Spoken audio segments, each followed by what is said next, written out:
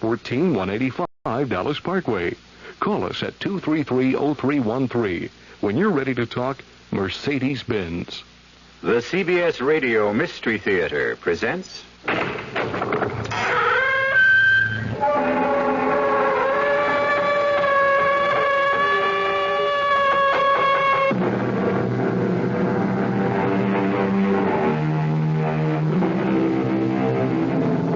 Come in. Welcome. I'm E.G. Marshall. Won't you join me once again for an adventure in mystery and suspense, where space is as boundless and as unlimited as your imagination, and time is measured by the beat of your heart. Most of us know who we are, but how many of us know why we are? Rich man, poor man, beggar man, thief. Is each man's lot ordained from the beginning and fated to be, or not to be? Or is it all a random throw of the dice, a casual flip of a coin? Do we tamper with fate at our peril? Who is it? Police. How do I know? You got a chain lock, lady. Just open the door a couple inches. You can see my badge. Oh, my goodness. What a relief. Please, come in. I saw this man. He was prowling around in the dark, outside in the back. I was so frightened. Can you describe him? Well, he was tall. How tall? Tall, about like you are. What else? And he had broad shoulders, like you have. Why are you looking at me like that? Please, don't look at me like... No! No, don't come any closer. Why would you want to hurt me? No! No! Please!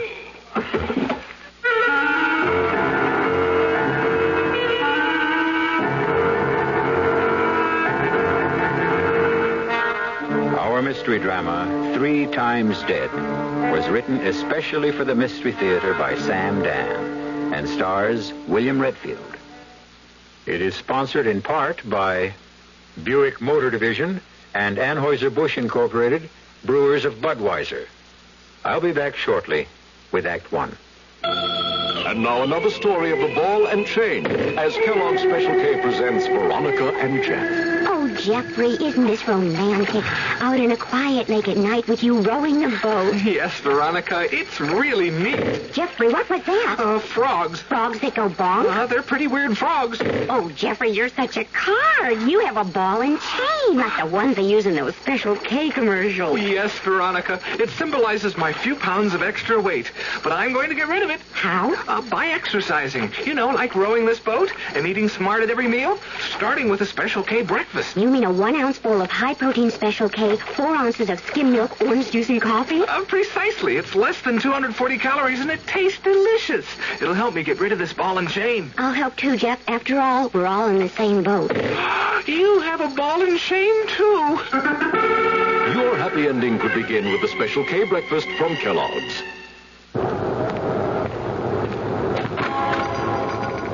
How do you do? Can I help you? Yeah, I just want a can of Rust-Oleum. What do you mean, I got some patio furniture that's getting rusty. And I know Rust-Oleum comes in lots of colors, and it'll stop that rust, and I want some of it. Look, this is a retail store, right? Right. You sell people like me the things we want, right? Right. And I want some Rust-Oleum, right? Right. So you're going to sell me some, right? And why not? Well, we think people should use Rust-Oleum only on weekends. Today's only Tuesday. If you took some Rust-Oleum home today, you'd want to try it right away. Once you saw how easy it is to use Rust-Oleum and how good it looks, why, you'd want to touch up everything that needs touching up, and that might take you through Thursday, and your boss will be calling to find out how come you missed work for 2 days. Now, do you think we want a thing like that in our conscience? That's why we sell Rust-Oleum only on weekends. But I'm on vacation. When the weekends come, use Rust-Oleum. Rust-Oleum.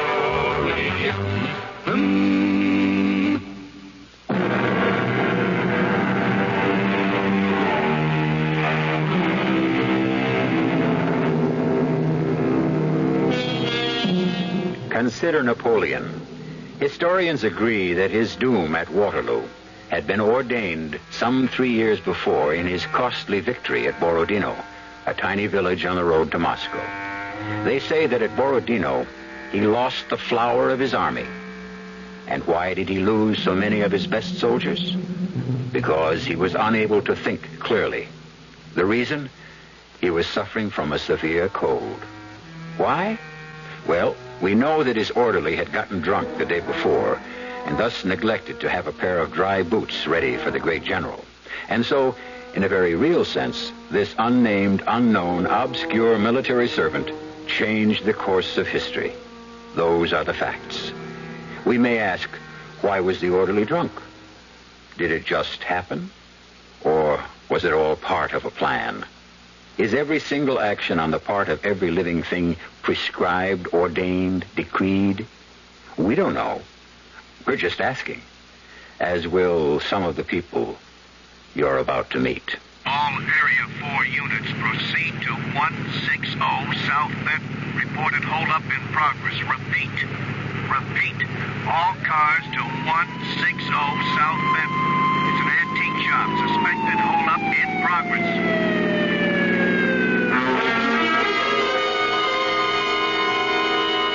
But I tell you, I have nothing. Easy. If you hit him any harder, you'll kill him. Listen, Grandpa. Be smart, huh? Take my money. It's in the drawer. Take my money. We don't want your money, Grandpa. All we want is that little statue. Now, you got it here somewhere. Get it. Please don't. You hand it over, Grandpa. Hand it over. Hold it right there. Drop those guns. Sure, officer. Sure thing. You okay, sir? I think so. There's two men. I know. Take it easy. Greenway, what happened? I guess they're dead. Hey, Red, get on the radio and get us an ambulance, huh? Sergeant, they both had guns. One was pistol whipping this old man. Sir, we'd better get you to a doctor. I'm sorry to have caused you so much trouble. They started to shoot as soon as they saw me. I guess I was luckier than both of them. Yeah, you did a good job. Hey, Greenway, what is it? I've been a cop for 8 years. It's the first time I ever had to draw the gun out of the holster. Can you drive? Drive? Oh, sure. Yeah, I don't think so. I'll get Smitty to take your car. You come back with me. Write up your report. Now? Sure, right now, while it's fresh.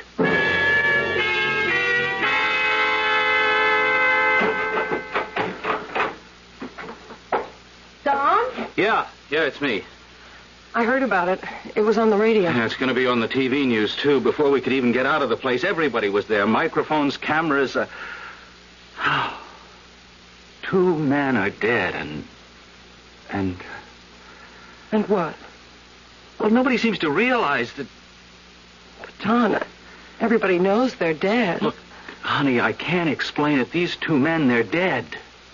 Their lives are finished, see? I ended the world for them. They don't exist anymore. That's what being dead is. Don, you had no choice. I know. It's part of your job. I know. I guess I never looked at that part of the job. I always had the idea I was a cop because I wanted to help people. You helped that poor old man today. You saved his life. I understand, honey. I know all the arguments. And what is it? I just never thought I'd have to go for the gun. Don. I feel as if some part of me is gone. What?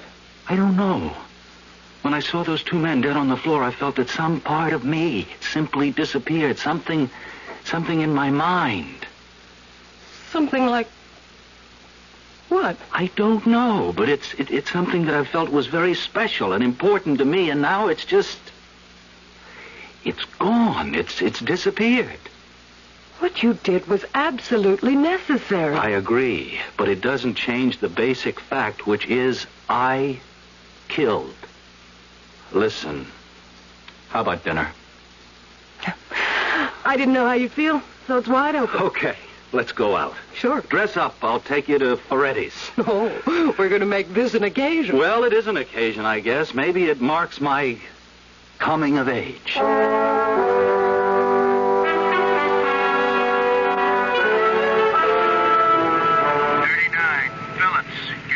4816 South Torrance Drive. Report a man is beating up his wife.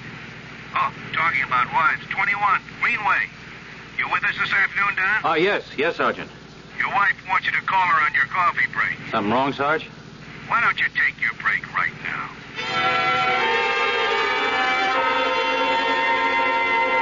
He said he wants to entertain both of us this evening at his home. Are you sure? He said his name was Mr. Sanchez, the one whose life you saved. Oh, I thought it was something important. It is important. Well, that is, he made it seem like a matter of life and death. Look, I already promised him we'd be there.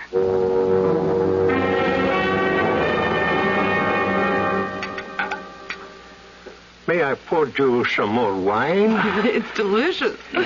My dear friend, I am so sorry I could not thank you earlier. Look, it's not necessary to thank me. I did my job, nothing more.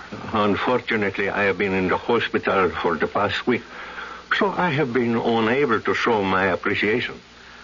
And tomorrow my business takes me abroad for an indefinite period, and so it must be tonight or never. Well, what do you mean? Consider this tiny statue. Oh, it's beautiful. Hardly 6 inches tall and is pure gold. It's exquisitely made. See? The figure of a woman, and twined around her, a serpent. Now, why do I show you this? Because this is the object those two thugs were after. Oh. But why? I mean, what did they know about it? Probably nothing. Perhaps someone had paid them to get it. Who? It could be anyone. That is, anyone who might be aware of the legend that surrounds this statue. A legend of Don. It is said that whoever owns this statue will be granted 3 wishes. Well, oh, no. Oh, don't mind him, Mr. Sanchez. He's always skeptical about everything. Now, do you know what year this is, Mr. Sanchez? All that went out with the Arabian Nights. Son, can't we have a little romance? You say that the statue will grant you 3 wishes, so why didn't you use it to save yourself when those hoods were beating you up? I did. What do you mean you did? I wished to be saved, and you arrived. Mr. Sanchez, I arrived because I got a call on the police radio. But you arrived, and it was their 2 guns against your 1. And they fired first, yet you killed them both. How? What are you getting at, Mr. Sanchez? Everything or nothing. Now, I wish to make you a gift. Oh, no, I couldn't. Of this statue. Don! No, please, that's out of the question. Besides, why would you want to give it away since you seem to be convinced that it works? Because when I asked to be saved, that was my 3rd wish. Mr. Sanchez, I appreciate what you want to do, but it's illegal for me to accept payment for performance in the line of duty. This is not payment. It is a token, a gift. Look, I am leaving the country for an indefinite period. I am an old man. I cannot make any long-range plans. I may never see you again. There is no way to slice this to make it come out differently, Mr. Sanchez. Are you saying that there is no way I can show you my appreciation? No way beyond a thank you, and I've already received that. Ella, look, it's getting late. But, Don, Mr. Sanchez is very sincere. I know he is. It's still getting late. Before you go, consider. In the ordinary way, I should be dead. That was the obvious way. Fate was working. However, by means of this statue, I changed it. In doing so, I also changed your life. You are a different man because of me. I'm the same man I always was. You don't realize it yet. So, take this statue. Look, I'm very sorry, sir, but You may need it. You may even now be headed for a fate that you may wish to change. Mr. Sanchez, thank you for an excellent dinner and a very pleasant evening. Ella, tomorrow's an early day for me. Then there is nothing I can say to you? I'm afraid not.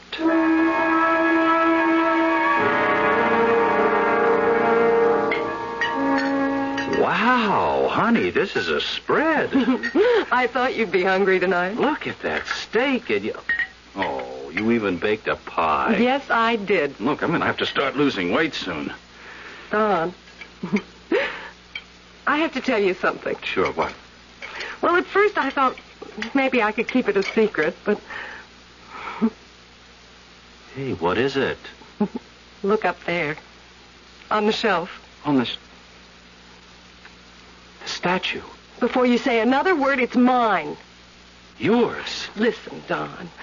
He stopped off here this afternoon on the way to the airport. He asked me to accept the statue. Couldn't you tell him that I can't? I told him. I even told him I couldn't accept it as a gift either. Well, so how does it happen that it's sitting Well, he said, let me sell it to you. Sell it? Let me sell it to you, he said, for $50. $50? It's worth at least $1,000. Don, he convinced me we might need this statue one day. Honey, for what? Who knows? Anyhow, it's my statue. I have the bill of sale made out to me. Here it is. Now, what would you like me to wish for? Nothing. Nothing? Nothing. And Ella, I want your word of honor that you will never use that statue to wish for anything. But, Don... I want your promise. But you can't be serious. Look, I'll tell you how serious I am. If you ever make a wish on that statue, I will break up our marriage. Now, can I have your promise?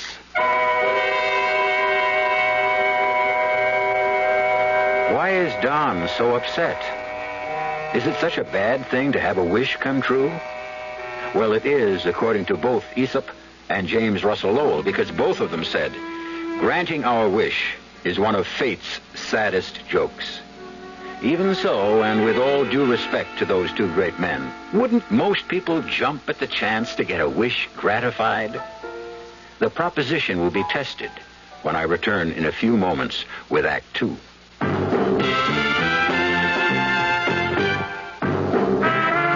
You don't see many people putting salt in their beer nowadays. Not that there's anything wrong with salt on radishes or French fries, but man, not in the king of beers. Truth is, the only thing salt can do for Budweiser is make it salty. An unwise thing to do to the only beer in America that's Beechwood aged. Unsalted Budweiser has become the most popular beer in the world. That's because in brewing Bud, the Budweiser brewmaster goes all the way for a taste, a smoothness, a drinkability you'll find in no other beer at any price.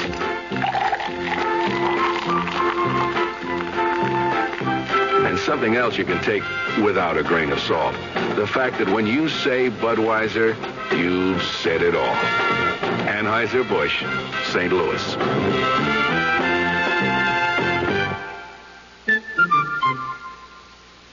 I never thought I'd admit it. I'm Susan X, and I used to be a deodorant switcher. I kept switching from one underarm spray to another, looking for one that gives me everything I want. And I found it. It's called Body Oil. Body Oil is different. It says so right on the label. Its deodorant is micro-encapsulated, so I get a fresh surge of deodorant every time I perspire. Now that I switched to Body Oil, I promise I'll never switch again. This is Al Wisk. Southern Methodist University and the Southwest Conference will be our topics Tuesday night on Sports Central Dallas. My guest will be SMU's athletic director, Dick Davis. We'll talk about the Mustangs and the expansion of soccer in SMU's athletic program. We'll look at what's brewing in the Southwest Conference, like the postseason basketball tournament. SMU athletic director, Dick Davis, our guest, Tuesday night, 6:15 to 7 p.m., right here on KRLD, the sports voice of the great Southwest.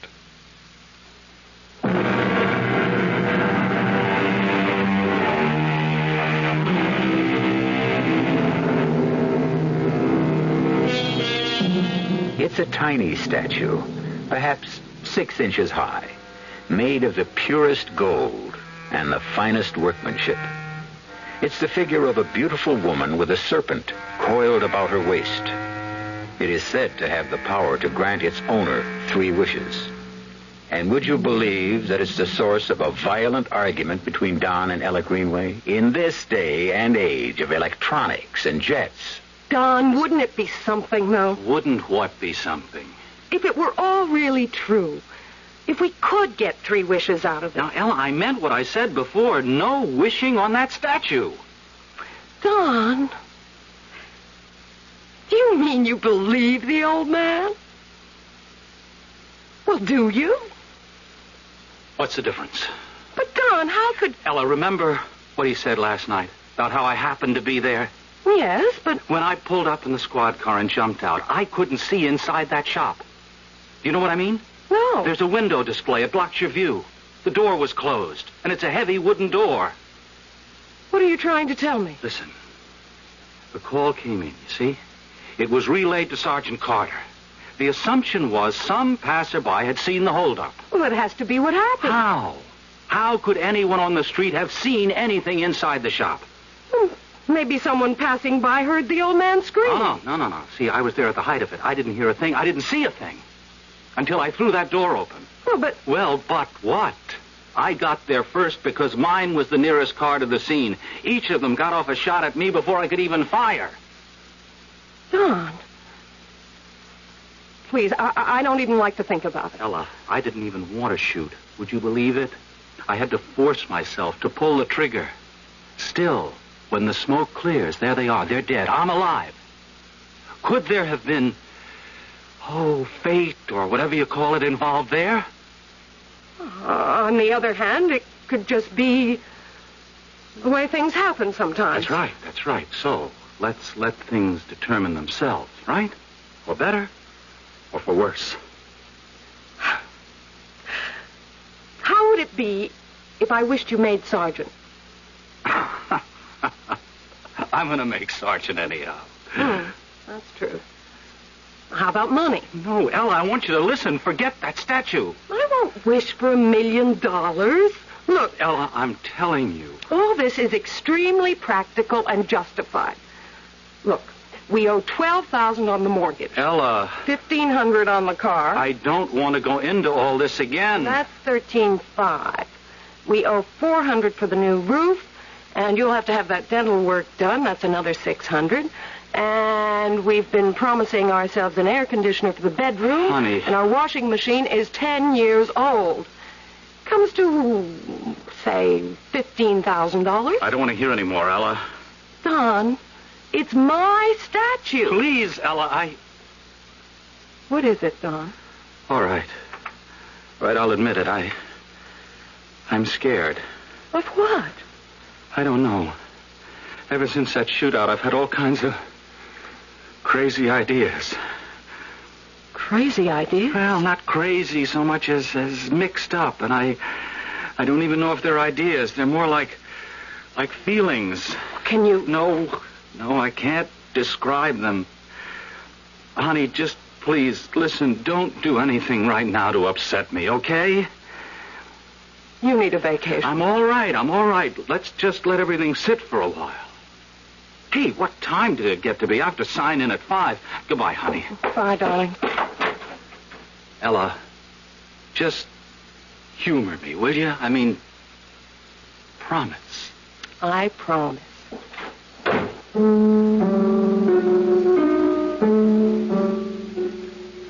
I promised. And I probably would have kept that promise. But I was loading the dishwasher. I turned the knob, and nothing happened. I kept clicking the knob, and nothing happened. I was so angry, so frustrated, I finally kicked it. And nothing happened. All we wanted was to live nicely, comfortably. It would take $15,000 to put us ahead of the game. Would that upset fate? I looked at the statue. I remembered the words that Mr. Sanchez had spoken when he left here. You look at the statue. to say to the statue, I wish for... I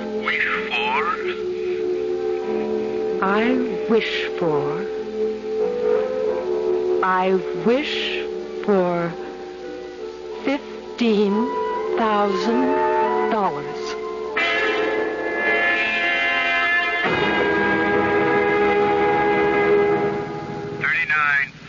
Go to 45 Stuyvesant. Lady complaining about a streaker. 86 Heatherton. Some drunk is annoying people. Cancel. Area 4, stand by. Checked in 86 39 14 21. 21. I'm at Collins and Walker. It's a holdup. Merchants Federal, North Main. Perpetrators escaping in blue station wagon headed toward Interstate Highway. At 21. 21. Head south to Washington and cut them off. All cars toward Washington and Interstate Highway. 21. 21. You turn east on Washington. Blue wagon headed toward Collins intersection.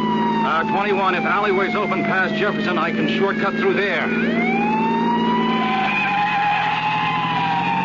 21. I'm in the alley, coming out on Washington. 21. They just went by me. 21, they turned left into Turnbull. I'm following. All units west on Turnbull. West on Turnbull. 21, he's trying to swing around. He's crazy. 21,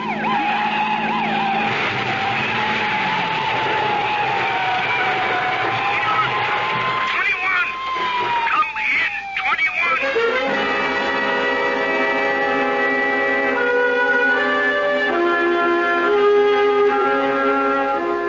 21. Mrs. Greenway? Sergeant Carter. Where is he? Oh, they just brought him down from the operating room. Just tell me. Don't try to break it slowly. I have to know. Well, as of right now, he's still alive. Oh, thank God. We had him trapped. They tried to turn around and get by him. It was a head-on crash. I want to see him. Sure. Come inside with me. Come in. I'm Dr. Morris. Doctor. He's still unconscious. But wait.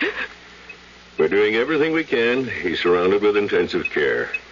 But really... Mrs. Greenway, there are different methods of handling a thing like this.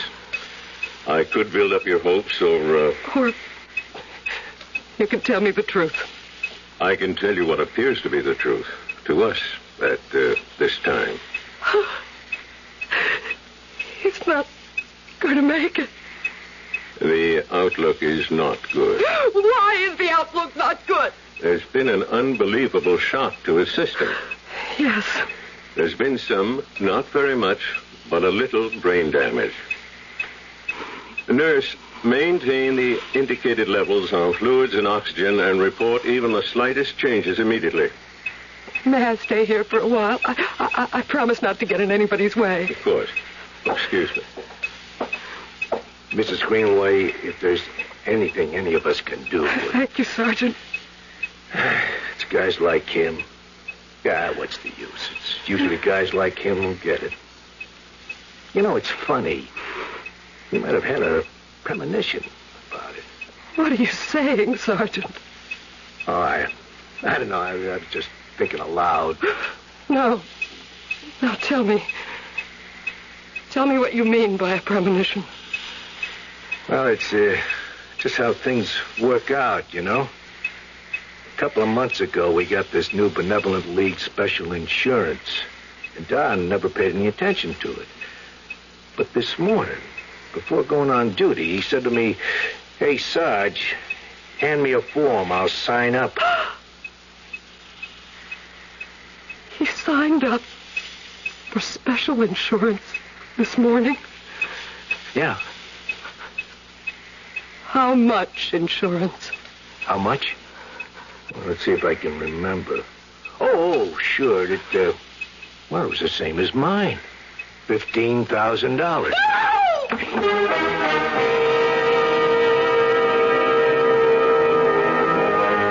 This morning, Ella Greenway stood before a tiny gold statue and wished for $15,000. Taken by itself, We could call it an act of superstition. Now, 14 hours later, her husband is dying, and we find he has just insured his life for, you guessed it, $15,000. Rarely is superstition so scientifically supported by mathematics. We'll have another set of numbers when I return shortly with Act 3. Hello, Ms. Goldilocks here, and welcome to my professional taste testing laboratory. Oh, Papa Bear, could you bring that case of sugar-free Diet 7-Up over here? Another case? Miss Goldilocks, you're drinking this sugar-free Diet 7-Up like there's no tomorrow. You can't still be taste testing it. Oh, no, Papa Bear. Sugar-free Diet 7-Up has already earned my seal of approval. It's fresh, light, natural, delicious. I drink it because I love its taste. Now hurry up. Okay, here. This sugar-free Diet 7-Up really tastes delicious. Ladies, if you're tired of switching from one diet drink to another, take some advice from Ms. Goldilocks. Try sugar-free Diet 7-Up and you'll say, yes, this one's just right. I'll bear witness to that, Goldie. You know, if we didn't have the name The Gentle Sound, I honestly don't know what we'd call the music. We try to create an environment, sort of an environment for living, you know. And naturally, we want it to be comfortable. You are the words, I am the tune playing. And not so oddly, I guess, we've ended up with a unique sound. The music, the little comments we add that used to live.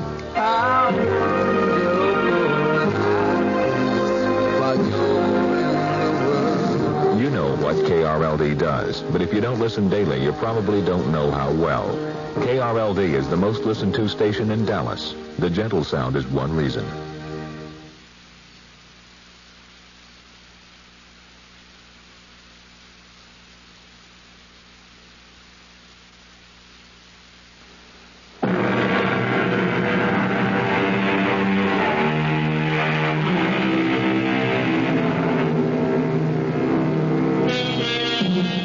If you could have 3 wishes, would you take them? Ella Greenway was warned. Stay with what fate has planned. Accept destiny. Don't improvise. But all she wished for was a modest sum of money to keep up with the cost of living. However, it turns out the price she must pay for the money is her husband's life. 1 wish down. 2 to go. I don't want the money. I don't want that. Mrs. Greenway. Huh? Mrs. Greenway? What? Oh, where am I? Are you all right? Are you all right now? Oh, I had a dream. I dreamed I was called to the hospital because Don had been killed. And no, it wasn't. It isn't a dream. Don is dying, and I'm here in the hospital. Doctor. You fainted, and I can understand why. It's been a terrible shock. Dr. Morris? Oh? Very well, I'll be right up there. Doctor, that was about Don, wasn't it? Yes. I can tell by the tone in your voice. It's not good. I never told you it was good, Mrs. Greenway. But now it's worse. He's getting worse. He's sinking quickly. It could be a matter of minutes. Well, Please tell me. Yes. He could die at any time. Sergeant Carter, take me home. But don't you want to Take me home. Take me home as quickly as you can. Take me home.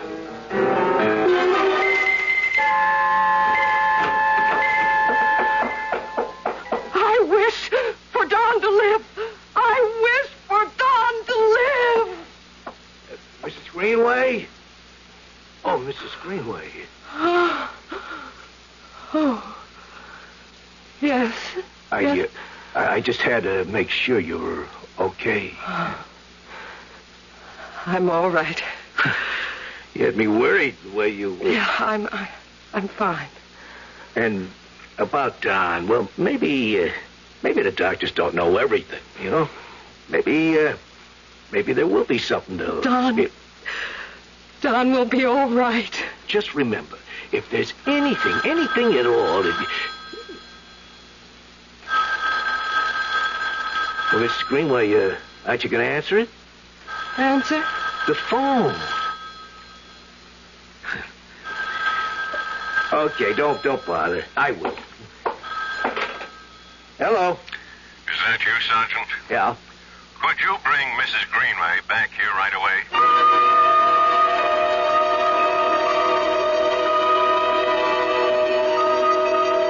We never saw or even heard of such a remarkable turnabout. You could almost say it's a miracle. Well, why not say it? There's one thing for sure. Mrs. Greenway never gave up hope, never lost faith. Look at that man. He's got his color back. Respiration, pressure, heartbeat, everything. Everything is perfectly normal. I still can't believe it. Don. Ella? Ella, is it you? It's Ella. Where are you? I'm here, Don. You're going to be all right. You're going to be all right.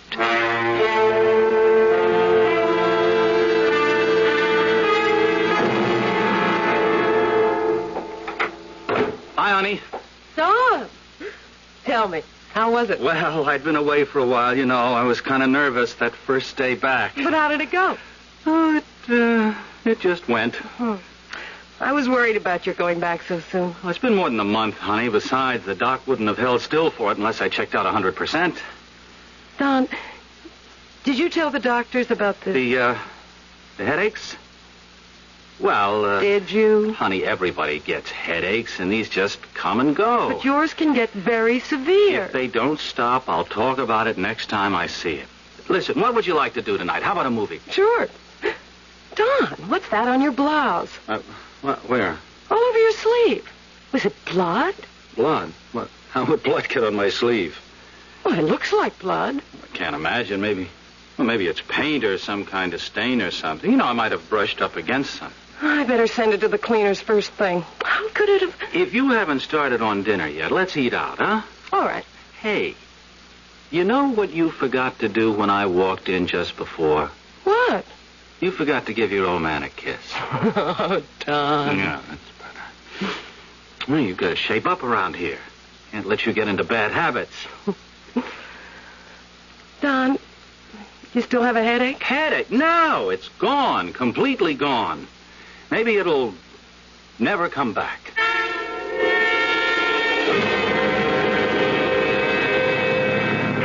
All right, we got some new little goodies for you boys in blue out there. Be alert for stolen Gold Arrow convertible. License plate 1232N, as in nobody. Brand new Toro sedan, shell pink, yes indeedy. Plate number 5498. 21 calling in. 21 calling in. Yes, 21. Sarge, I think I should come in. Something wrong, Don? Oh, I think I'm starting to get a headache. Where are you? 3100 block on North Sheridan. Well, this is on your way. Just check it out. A woman, apartment 3A, 560 Cheyenne. That's 2 blocks west of you. Woman reports prowler in the vicinity. She must be a nut. She calls an average of 3 times a week. But take down her story. It makes her feel better. Then come in. Okay.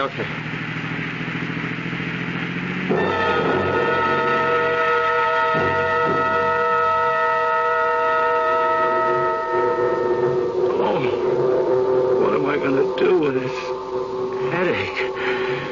Oh, let me see. 3A.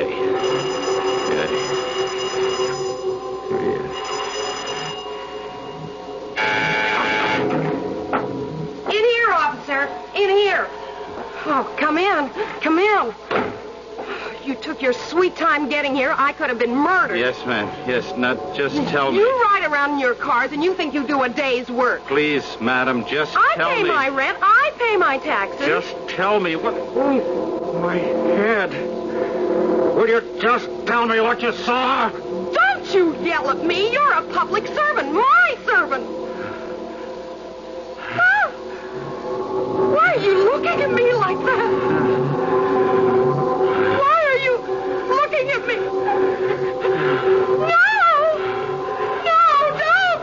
Don't, please! No, please! No. My head. What a relief. I never want to have another one of... Wait a minute. What am I supposed to be doing? Yeah, I go to apartment 3A. 560 Cheyenne. Woman saw a prowler. I'm here. What the... Lady, are you...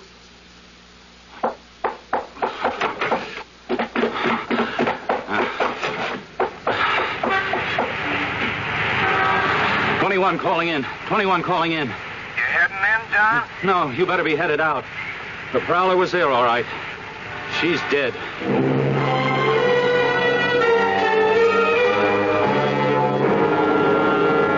What is it, Doc? Won't know till the autopsy. He hit her a few heavy blows, and that was enough to kill her. She was lying there. I could see she was dead or close to it, so then I called in. Then what did you do? I had a look around the back. Anything? Nothing. From what I can see here, she tried to put up a little bit of a fight anyhow. See? Yeah. Slight trace of blood under this fingernail. She might have scratched him. Well, Don, write it up. Okay. Then you can go home. Home? Yeah, didn't you ask to come in because you had a headache? Oh, yeah, but I don't have one now. I feel great.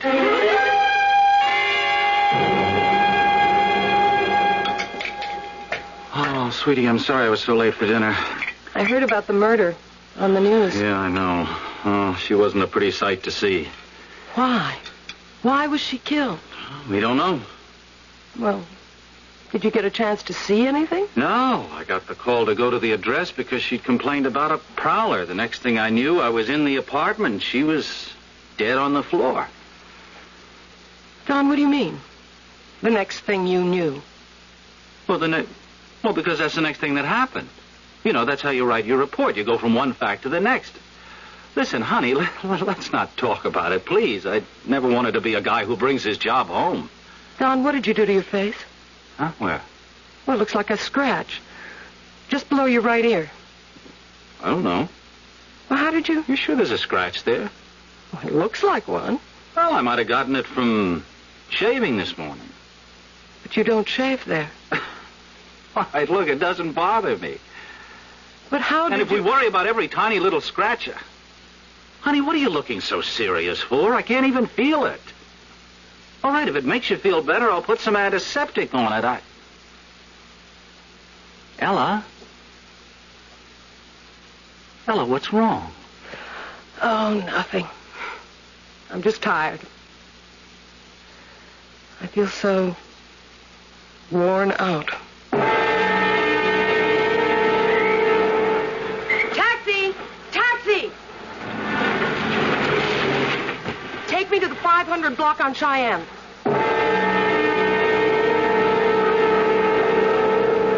554, 556, 558, 560. Outside entrance. Inside door, and it's locked. Locked. Why, hello, Ella. Sergeant Carter. Oh, what are you doing in this neighborhood? Oh, just shopping. There's some very fine shops. Ella. Yes, Sergeant. Tell me, since Don's been home from the hospital, have you noticed anything unusual about him? Unusual? In what way? Oh, I don't know. He has complained of headaches. Headaches? He may have come back to duty just a little bit too soon. Although I must say it hasn't interfered with his performance of duty. He's a great cop. Well, see you around.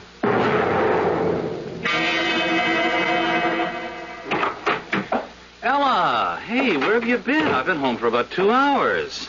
Oh, I was out. It's okay. I made supper. Chili. What do you think? Pull up a chair and enjoy a treat. Huh? Don, how do you feel? Right now, I feel fantastic. I've never been in better shape in all my life. I look at you and I don't know how to begin. Begin what? Don, the cleaner said you had blood on your sleeve. That was the other day. And the other day, there was a knifing. Some old tramp had been... Wait a minute. What are you saying? And yesterday, you went to the scene of another killing. You had a scratch, as if someone... Ella, is this your idea of a joke? Hear it all first. You went to this lady's apartment. Now, if she was already dead when you got there, how did you get in there? The door to the hallway is locked. You have to ring the bell. Donald, how did you get in there? How did I get in there? What? How do you think I got in there? I rang the bell. No. Listen. No. What are you making it so complicated for? I rang the bell. She sounded the buzzer. She let me in. She let you in? Well, who else would have let me in? She lives all alone, doesn't she? But Don. Oh, Don. Look, I got this headache again. Don, listen to me. I have to lie down. Something's terribly wrong. When I get this headache, I can go crazy. It really wasn't murder. You didn't know. I knew. When I feel this way, I can kill. Carter. Sergeant Carter. He was there again today for the same reason I was. He suspects. Will you shut up? You need help. Don, oh, darling, don't. Don't, please. Don't look at me that way. Don, don't look at me that way. No, it isn't even human. Look, keep away. Don, it's me. Don't.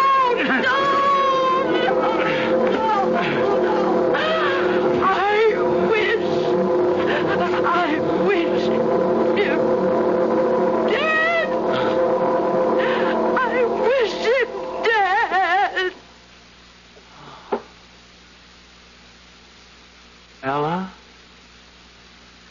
Ella? Oh, Ella, everything hurts so much. I just want to sleep.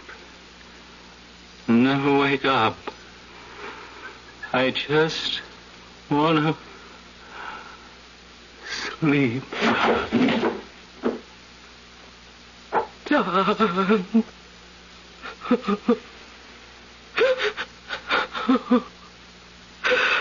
Oh, Don.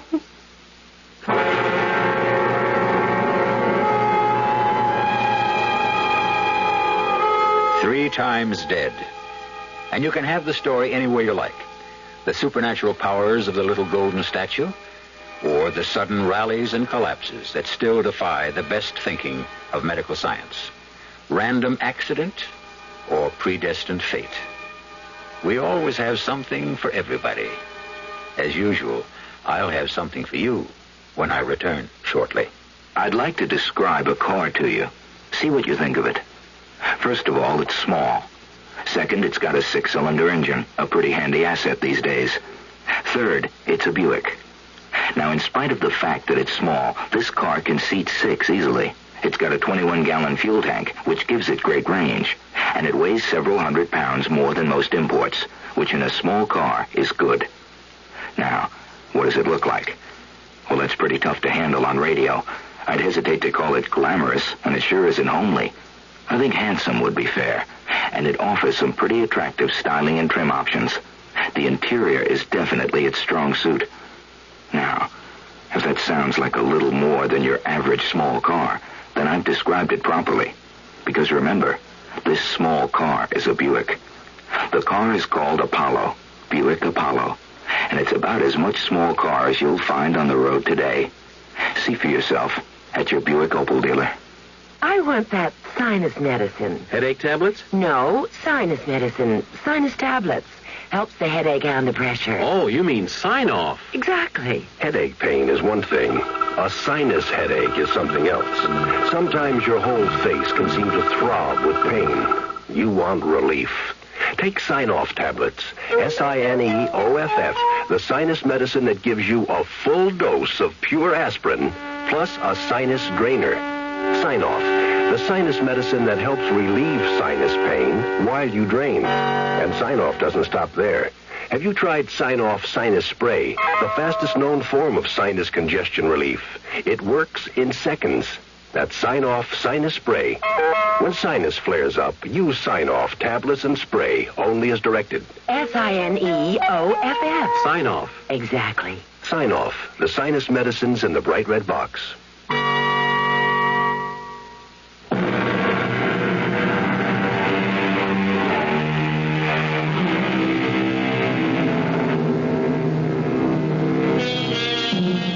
I wish I could tell you what happened to the little statue, but I can't. Ella Greenway's house was robbed a few years ago, and the little statue was part of the loot.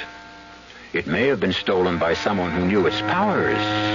On the other hand, it may be kicking around some antique or gift shop. Remember, if you see it, it's a beautiful lady with a snake twined about her waist. And if you should see it, would you buy it? Our cast included William Redfield, Suzanne Grossman, Sam Gray, and Dan Ocko. The entire production was under the direction of Hyman Brown. Radio Mystery Theater was sponsored in part by the Kellogg Company, makers of Kellogg's Special K cereal, new sugar-free diet 7-Up, and Sign-Off, the sinus medicines. This is E.G. Marshall inviting you to return to our Mystery Theater for another adventure in the macabre. Until next time, pleasant dreams.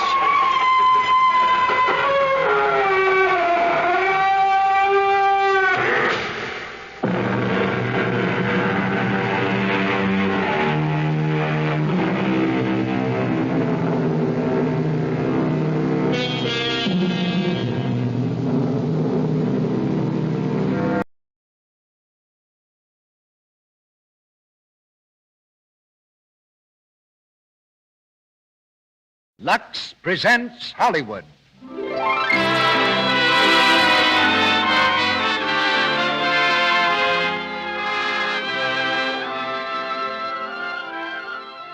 Lux Radio Theater brings you Loretta Young and Miriam Hopkins in The Old Maid, and as our special guest, Miss Zoe Akins, author of The Old Maid.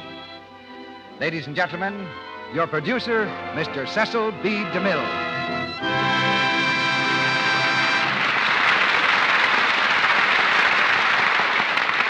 Greetings from Hollywood, ladies and gentlemen. Tonight we bring you the drama of A Strange Masquerade, the story of a woman who remade herself for the eyes of the world, who suppressed forever the yearnings of a great heart and lived a magnificent lie. Charlotte Lovell was called an old maid, but tonight we reveal her romantic secret. We go back to the days when she was young and beautiful and discover the reason for the deliberate sacrifice that her life became. The Old Maid is an intimate play. So intimate that it could never have been written by a man. It reveals too great a knowledge of the feminine mind and heart. And to this knowledge, Miss Zoe Akins, who adapted the play from a story by Edith Wharton, brought a deep human sympathy, which gave her characters a universal appeal on both stage and screen. The Old Maid was a Pulitzer Prize drama on Broadway and recently became a memorable Warner Brothers picture. In studying the script for the first time, it occurred to me that the term old maid is gradually passing from use. Today we have bachelor girls and single women, but few old maids. Perhaps that's because the words denote a rather drab appearance. And nowadays a dull, drab appearance is old-fashioned when a help like Lux toilet soap is available.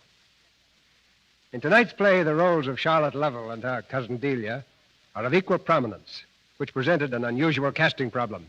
We needed two actresses who could be convincing both as girls of 20 and women of middle age. And we needed stars who were willing to appear unsympathetic at times for the sake of the play. And we found them in Loretta Young and Miriam Hopkins. And now we begin a story as old as the human race and as new as the sacrifice some mother must have made today. The Old Maid, starring Loretta Young as Charlotte and Miriam Hopkins as Delia. The curtain rises on Act One.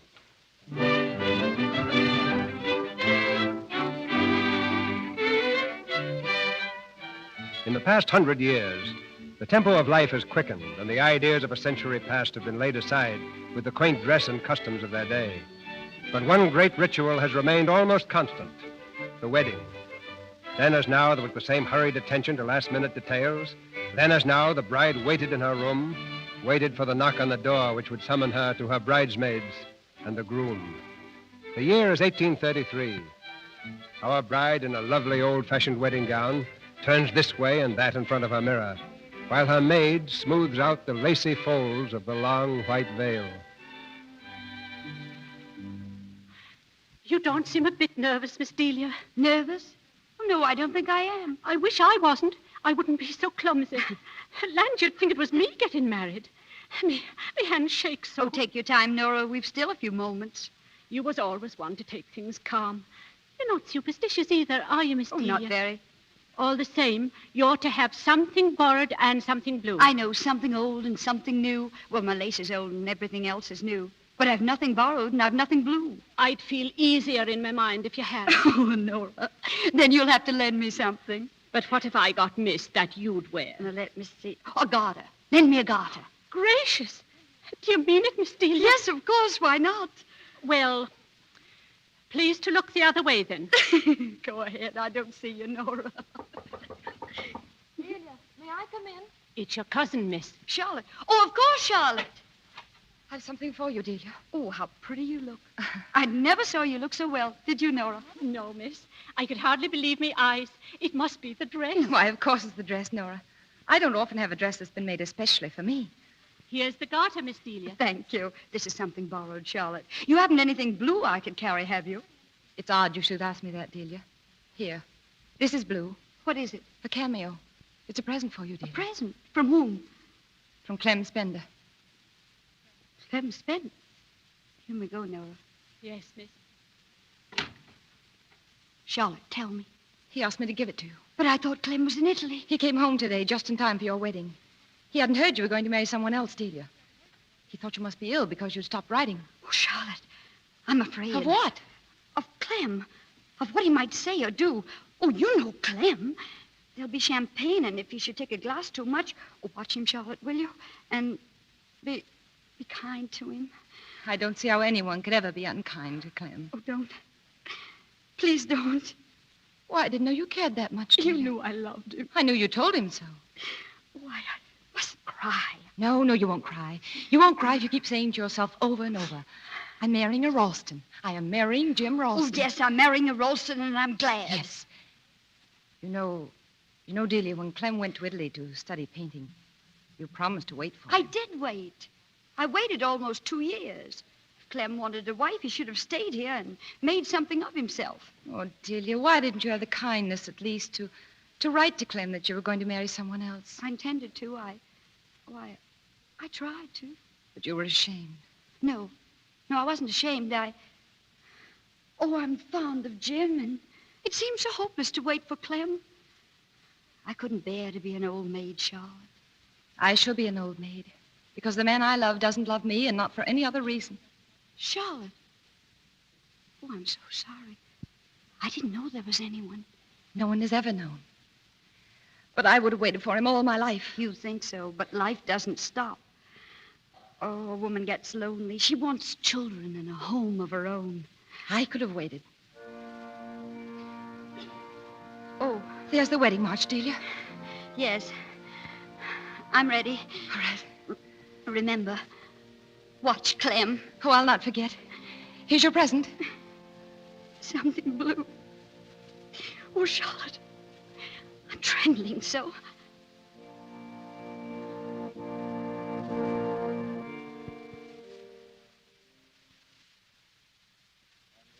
hath joined together, let no man put asunder. I now pronounce you man and wife. Nora! Nora! Oh, wasn't she beautiful, Miss Charlotte? Nora, where is Mr. Spender? Where did he go? Why, through the hall, miss, toward the balcony. Oh, thank you, Nora.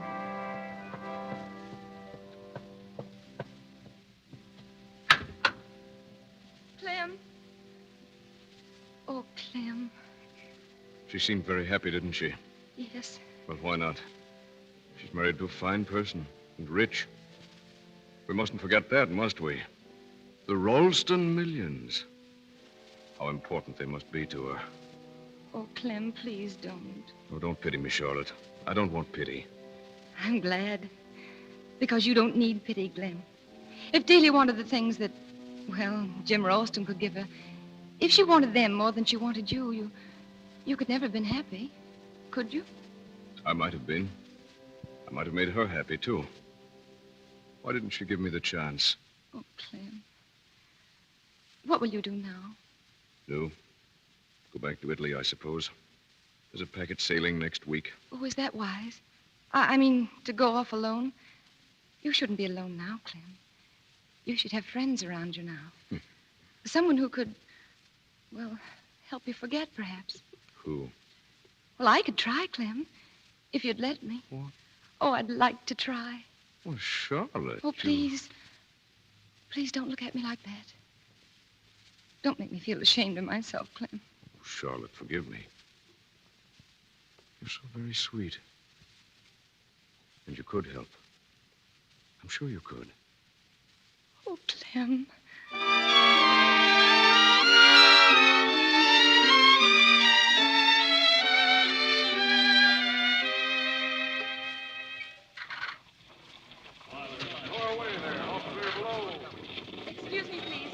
Excuse me, let me through, please. Just a moment, lady. All visitors are ashore. Yes, I know. We're sailing in 10 minutes. I know, I'm a passenger. Oh, good evening, ma'am. Go right aboard. Oh, thank you. Mind that hoist. We're loading in a bit of a hurry, ma'am, and it's dark. I'll be careful. Clear the decks there. Do you want someone hurt? Move along now, miss. The tide's with us sharp on the hour.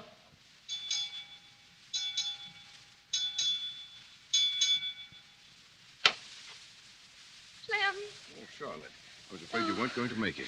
Well, I had to wait till they were all asleep. Charlotte. Yes. Are you quite sure you're not sorry? Oh, no, my darling. I'll never be sorry. Well, I'll let you unpack your things. All right. I'll be out on deck. Clem. Yes? Clem, I must write a note to Aunt Carrie. Of course. I'll have a boy come to pick it up. All right. Goodbye for a while, darling. Clem. Hmm? Kiss me. Oh, Charlotte. Mm. Goodbye, sweetheart.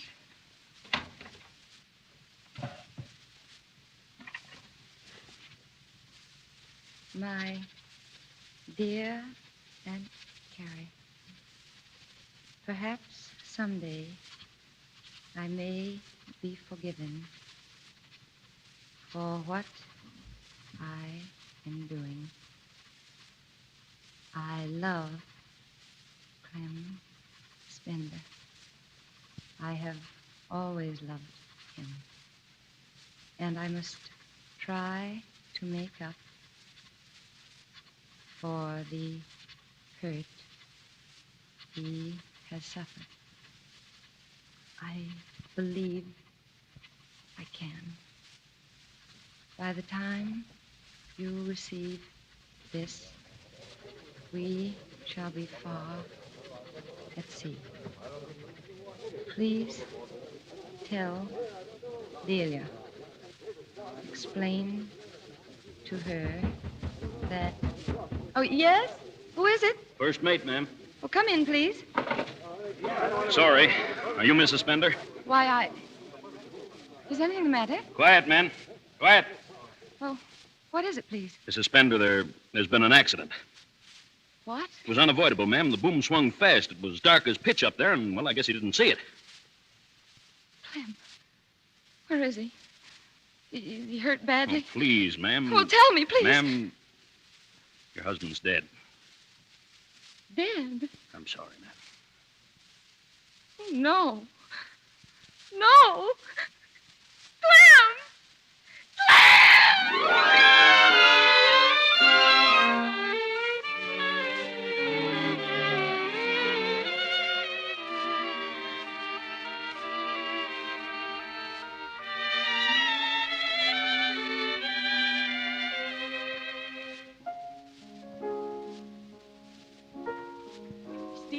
Miss Delia.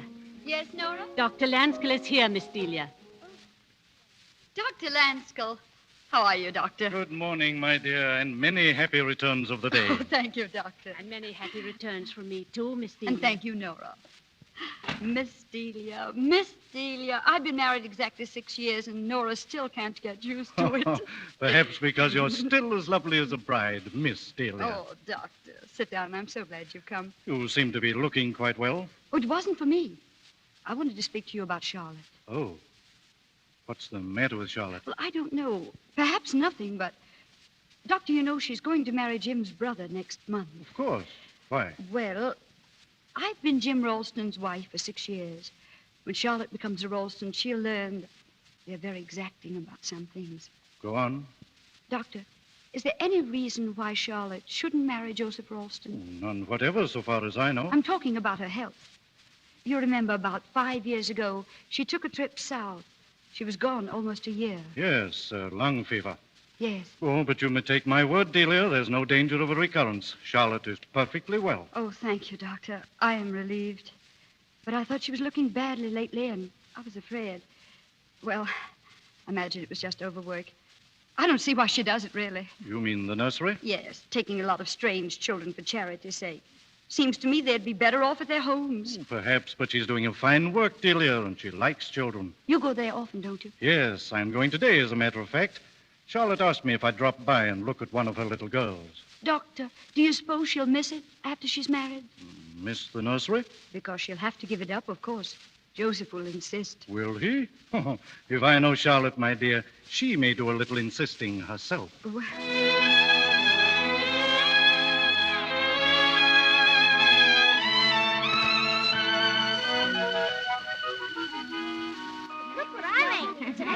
Good night, girls. Good night, children. And remember, be early tomorrow. We will. Good night, Miss Lovell. Good night, dear. Good night. Good night. Good night. Bridget. Bridget, where are you? Coming, Miss Lovell. Tina's supper's on the table Oh, now. thank you, Bridget. Tina, dear, your supper's ready. I want to play. I know you do, darling, but aren't you hungry? No, ma'am. Well, just the same, you must eat. Now run along into the kitchen. All right. That's a good girl. Bridget, did you give Tina her milk today? Oh, yes, ma'am. Oh, thank you. I'm afraid Tina needs more attention than the others. Yes, I noticed she was a little pig-head. Well, it's not only that. She's had a cold, of course, but... Well, the chief difficulty is that she's very shy, and the other children like to tease her because... because she's a foundling. May I come in? Oh, Dr. Lanskill, of course. I've brought some very distinguished guests to see you. Well, here, let me light the illuminating gas in the passage. Too late, Charlotte. Delia. Well, how nice of you to come. And Joseph. Good evening, darling. I told Delia I was stopping by to see you, and she wanted to come. Oh, not of her own free will. Oh. She's never been here before, you know. But that doesn't mean I haven't been interested, Charlotte. Of course not. Where are all the children? Oh, they must have gone by this time, haven't they, Charlotte? Well, all but one. She lives here with Bridget. She lives here? Yes. Oh, may we see her? Well, Oh, yes, of course. Bridget, will you bring Tina in, please? Yes, ma'am. How is her cold, Charlotte? Well, I thought you might look at her, Doctor. Oh, come in, dear. This is Tina. Good evening, Tina. Don't be shy, darling. This is Mrs. Ralston, Tina. Now, what do you do? Curtsy. Oh, that's right. Tina. Tina what? What's your other name, child? Clementina. No, your other name. She doesn't understand, Delia. How old are you, Clementina? You're 5, dear. 5. And don't you know your parents' name, Clementina? No, she doesn't. Oh. Bridget, you better take Tina now. Yes, ma'am. Oh, no, let us stay a moment. Do you want to stay, Tina? Yes, ma'am, I'd like to stay if you do. Well, oh, how affectionate. Yes, ma'am. I never saw her take to anybody like that before. She's very sweet, isn't she? Tina, Bridget is waiting, dear. Good night. Good night. Good night, Tina. Oh, she's a lovely child. I wouldn't worry about her cold, Charlotte. She looks much better today. Delia, I'm afraid I've got to run. Can I drop you at the house? Oh, so soon? Well, if I must. Goodbye, Charlotte, dear. Goodbye, Delia, and thank you for coming. Good night, Charlotte. Good night, Doctor. Are you coming, Joseph? I'll see you later. All right. Good night. Well, are you ready, Charlotte? To go? Oh, no, I have some things to do yet, Joseph. Can't they wait, dear? I'm afraid not. Charlotte, do these children need all of your time? Well, no, not all. Why? Then I should think you could spare some for me. I'm very jealous, Charlotte. Jealous of my waifs? Oh, darling, you needn't be. Why, you can give me what I want most for them. What is that? Oh, your interest, your advice, your presence. My presence? Where? Here, Joe, with me. Charlotte, you're not really counting on still coming here every day after we're married. Why, certainly. It never occurred to me that I wouldn't. It never occurred to me that you would. Well, why shouldn't I? Why should you? Well, you know, because of all these unfortunate children mean to me and all I mean to them, because it's my duty. Duty? A married woman's first duty is to her husband, her home. Joseph, you mean because I'm making a good marriage, I'm supposed to get rid of these poor darlings as if they were dolls I'd finished playing with? Oh, no, I can't. I won't. You refuse? Well, they need me, Joe. And I need you. Oh, but it's not the same. I'd be giving them only a little part of each day. Why can't I do that? Because people might think it odd. Oh, people. That shows you're a Ralston, Joe. Afraid of everything that everybody else doesn't do. Charlotte. It's not fair of you to ask me to give up these children. Very well, it's not fair, but I ask it all the same. Joseph, let's not talk anymore. Not now. Goodbye, Joseph. Don't say that. After all, what I'm asking isn't much. You'll see that. I'll be waiting for you to send for me when you do see it. Tina. Tina! Did you call, ma'am? Why, no, I just wanted to see Tina to kiss her goodnight. Here she is, ma'am. All ready for bed. Good night, Tina. Night. Oh, my darling. My sweet little angel.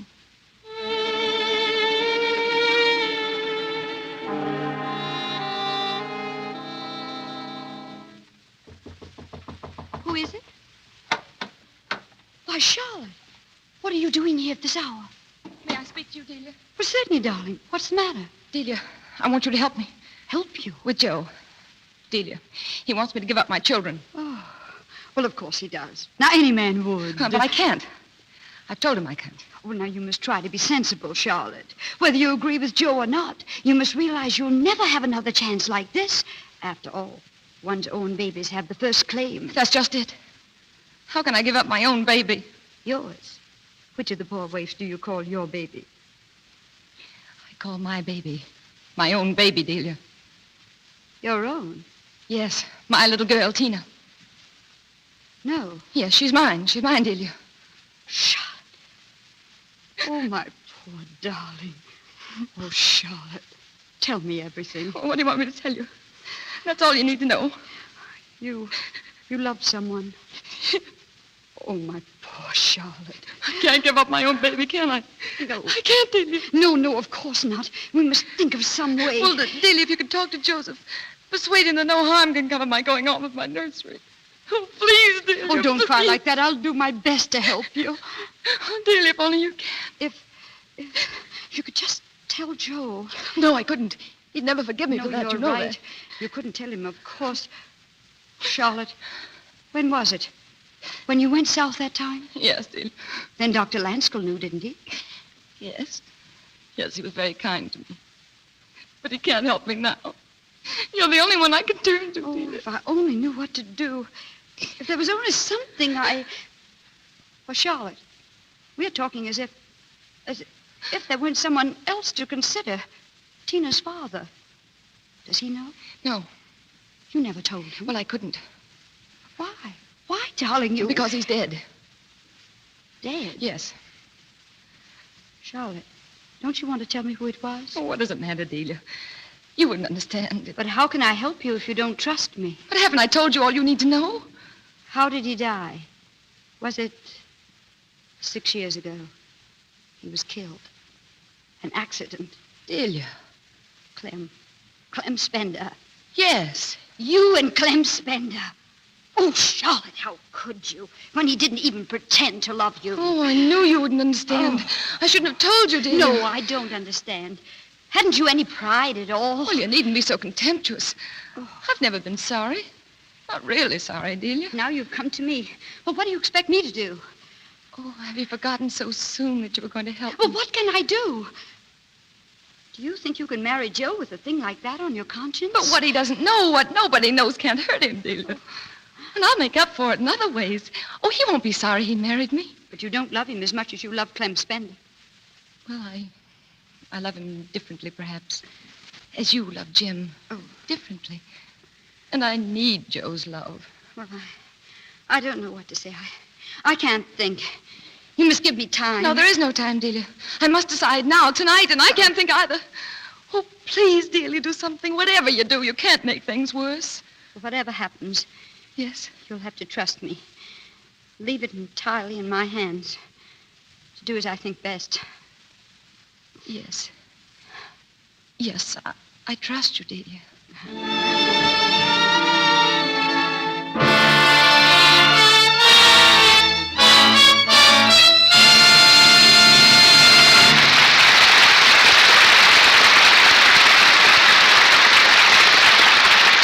That was the first act of The Old Maid. Act 2 sets the course that determines the rest of Charlotte's life. But during this intermission, Mr. Ruick has a short presentation for you. Before our stars, Loretta Young and Miriam Hopkins, return in Act 2 of The Old Maid, let's hear what our trio have on their minds this evening. Hello, Mr. Ruick. What's on your mind? Hello, girls. Well, first of all, I've been wanting to ask you what it was you were humming just before the show tonight. Oh, everyone's humming it, Mr. Ruick. It's called In an 18th Century Drawing Room. Oh, yes. It's a very romantic song about two old-fashioned lovers. The man in silk and lace, and the girl... Yes, the girl. What was she like? Well, here is one thing that we know. This lovely girl of long ago must have had a smooth complexion. It is natural to assume, for she was enchanting in that 18th century drawing room. He was in love with her, and it's the same today. Gentlemen still prefer beautiful skin, they say. Nothing else can compare, no other charm can win, and you'll have charm to spare if you have lovely skin. Why, girls, you've turned the description of a beautiful girl in an 18th century drawing room right into a message to girls in 20th century living rooms. Well, we want to remind them how lucky they are to have swift, easy complexion care. We want to be sure they appreciate Lux toilet soap. Most women do, because Lux toilet soap is real beauty soap. It makes your skin feel so much softer and smoother. That's because Lux toilet soap active lather removes every bit of dust and dirt that might otherwise remain to choke your pores. Active lather gives you the protection of perfect cleansing, and every woman knows how important that is to complexion beauty. Don't take any chances on losing your complexion appeal. Use the soap that 9 out of 10 famous Hollywood stars use every day. And never forget that 3-minute Lux toilet soap complexion care at bedtime. Smooth, soft skin is so important to your appearance, your charm. Why don't you decide now to get 3 cakes of gentle white Lux toilet soap tomorrow? Our producer, Mr. DeMille. Act 2 of The Old Maid, starring Miriam Hopkins as Delia and Loretta Young as Charlotte, with Helen Wood as Tina.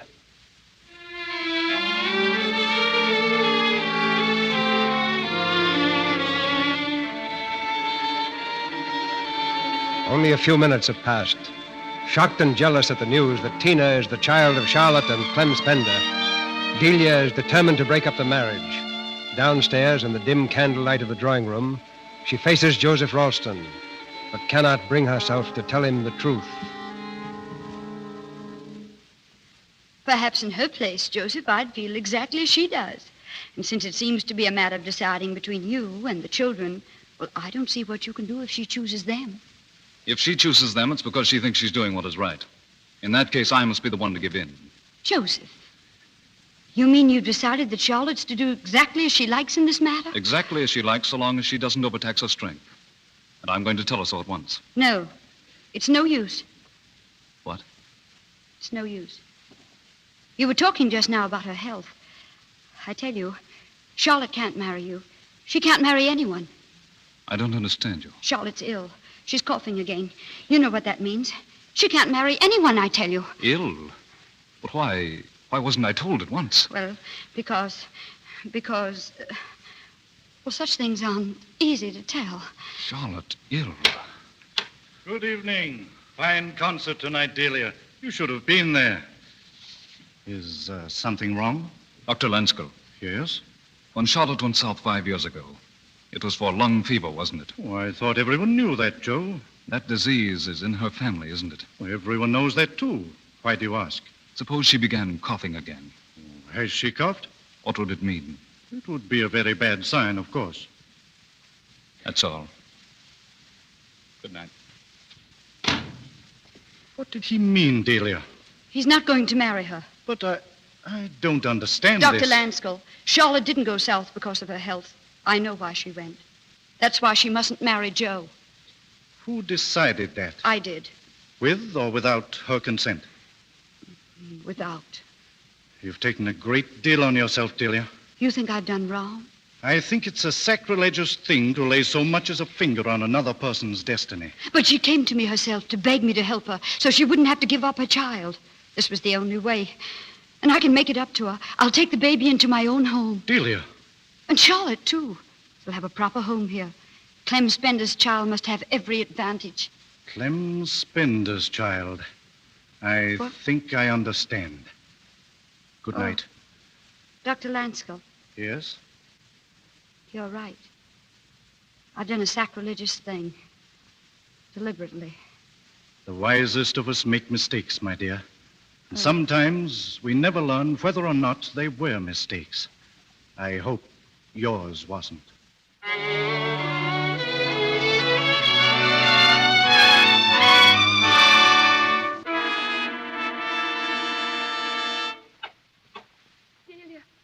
Delia, did you speak to Joseph?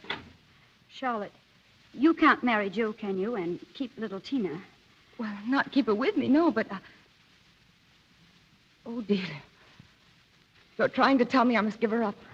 I promised to help you, didn't I? But I didn't promise that you should marry Joe, too. Well, I've done the best I could. You and little Tina shall be together always. But, Joe, you didn't tell him, Delia. I couldn't bear that. What did you tell him? That you were coughing again. Oh, Delia. Well, I had to tell him something. If you were to keep the child, the engagement had to be broken. So you frightened him away. I see. He's dreadfully unhappy, but he accepts your decision. My decision? Well, mine, then. And if I don't accept your decision, what if I tell him the truth? What if he should say he'd forgiven me? If there'd been any hope of that, would you have come to me? Oh, give up these foolish thoughts, Charlotte, and try to realize what it's going to mean to be with your child always. That's what you wanted most, isn't it? Well, yes, but Well, I've done what I could. I've spoken to Jim about it. You're to come here. You and Tina. Here? In this house? Yes. Oh. But not as her mother. Well, that would be impossible. She must never know. You realize that, don't you? Yes. Yes, I do. Don't, Charlotte. Don't. Everything will be all right. Oh, I promise you.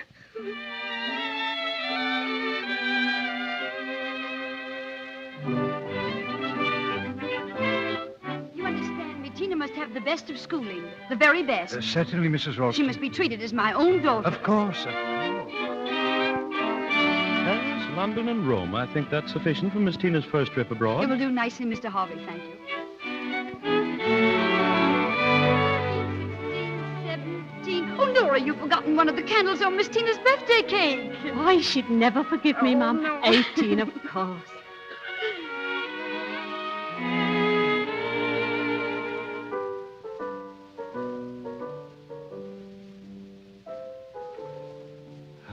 Tina plays beautifully, doesn't she? Charlotte, did you hear me? Yes, Doctor. I was saying Tina plays very well. Yes, she does. But she'll be late for the ball unless she starts soon. You know, when you consider how pleasant life is in this house, you must feel a deep satisfaction in having managed to give Tina such a home. If Tina's life has been pleasant in this house, it's Delia who's made it so, not I. She calls Delia Mother. Oh, we won't talk of your own sacrifices for the child, Charlotte. But Delia's done her best, too. Her best to spoil her from the day Jim died 12 years ago. There's nothing now, nothing at all that Tina doesn't have or can't have by asking for it. Oh, well, I must be going. Doctor, you leaving? Yes, Delia, I have a patient to see on my way home. Good night, Doctor. Oh, Tina. Oh, let me see you. You're very beautiful tonight. We're going to a ball. Dr. Lanskull, you know Lanning. Oh, of course. Well, how do you do, sir? May I help you with your coat? Oh, thank you. Well, good night, all. Good night. Doctor. Tina? Yes, Aunt Charlotte. Tina, the carriage has been waiting for 20 minutes, and horses don't like standing on a cold night like this. They're going now, Charlotte. Yes, we're just going. It doesn't matter if we're late at a ball. It's not unbecoming to anyone to make a habit of being on time. I know. The early bird catches the worm. Take care of the pennies, and the pounds will take care of themselves. Tina, I see nothing to laugh at. People who have no regard for punctuality usually have no regard for other things. Aunt Charlotte, please. Must you always find fault with me? You're not perfection, my child. I know I'm not perfect. Tina, but... dear, you'd better go. I'll wait outside, Tina. Very well. Oh, Mother, I wish you were coming too. But this is a young people's ball, darling. You're young, Mother, and Aunt Charlotte doesn't mind being alone. Tina. Please. Mother, do you like my hair like this? Lanning said it's lovely. I hope everyone likes it. Tina, why must you always think that people are interested in you? Why shouldn't I? Aren't they? My dear, what will people think of you if you talk like that? Just what she deserves, probably. Mother, tell Aunt Charlotte to stop finding fault with me. Tina! Someone must find fault sometimes. You think Mother spoils me, but she doesn't. It's just that she understands me while you don't. Tina, Mother don't knows what speak it to is Aunt... to be young and have everyone fond of her, while Please. you... Now go. Good night, Mother. Good night. And don't be too late.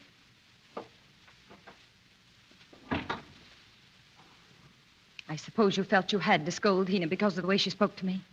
I wanted to realize what it is to be respectful. She thinks I can't understand her because she considers me an old maid. Shut Yes, a ridiculous, narrow-minded old maid. What else can she ever think me? Oh, my dear. Oh, you needn't pity me. She's really mine. I do scold her. But I don't want to be hard on her. As it is, I always practice what I'm going to say to her if it's anything important. So I'll sound like an old maid aunt talking and not a mother. I know, Charlotte. I know. Delia, have you noticed that Tina has changed? Changed? Since when? How? Since Lanning Halsey has been coming here so often. It's very natural for him to come often. He's very much in love with her. Yes. But do you dislike it? I mean, as a husband for Tina. Tina cannot afford to pick and choose. But there's nothing against Lanning, is there? Except that he seems uncertain as to his choice of a profession. Uncertainty about a profession may cause uncertainty about other things, too. I don't understand you, Charlotte. He hasn't asked Tina to marry him. How could he? He earns nothing, and his allowance will be stopped if he marries against his parents' wishes. Oh, but Charlotte, you... Unfortunately, Delia, my girl has no fortune and no name. And every careful mother we know has warned her son against becoming interested. But after all, Tina's happy with us. She doesn't need to marry anyone. Tina, an old maid? Never. My child shall have her life. Oh, Charlotte, why do you twist my words? I mean, the Tina's young. She isn't 20 yet. She can wait. No. We've waited long enough. What are you thinking of, Charlotte?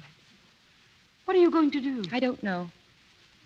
You'd better go to bed, Delia. There's no need in both of us waiting up for her, and it's my duty, not yours. Very well. Good night, Charlotte. Good night.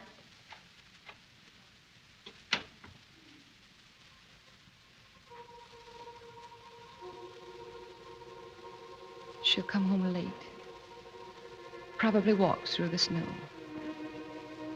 What, Tina? You walked home with Lanning? Why, you imprudent child in this wet snow. You shouldn't do these things, Tina. You were always a delicate child. Do you know how late it is?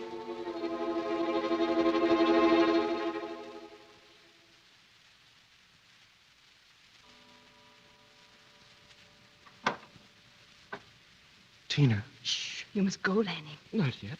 No one's about. This is very wicked of us. Is it? Why? I don't know. Oh, Lanning, I loved it. The snow and the moonlight and icy trees in the square. And being with you at last all alone. What are you doing? I'm taking off your wet slippers. I loved it, too. But I should have taken better care of you just the same. Oh, silly. Now for the other foot. Both little feet have to be warm, or little Tina may be ill. Oh, Tina, what if you should die? You won't, will you? Promise not to. Oh, Lanning, you silly. Tina. Oh, darling. That's the first time. And I shall never kiss anyone but you. Ever. Tina. Aunt Charlotte. Do you know what time it is? Oh, I'm sorry, Miss Lovell. I was speaking to Tina. Aunt Charlotte, stop. Tina. Oh, Mother. I've not been able to sleep. I heard you come in. It's late. I know. I'm sorry. You'd better go now, Lanning. Yes, Mrs. Ralston. Don't scold him. This is Tina's fault, not his. Any boy would have done the same if she'd permitted it. No, it's not her fault. Delia, tell him not to come here again. It's your house, or I'd tell him myself. Aunt Charlotte, take that back.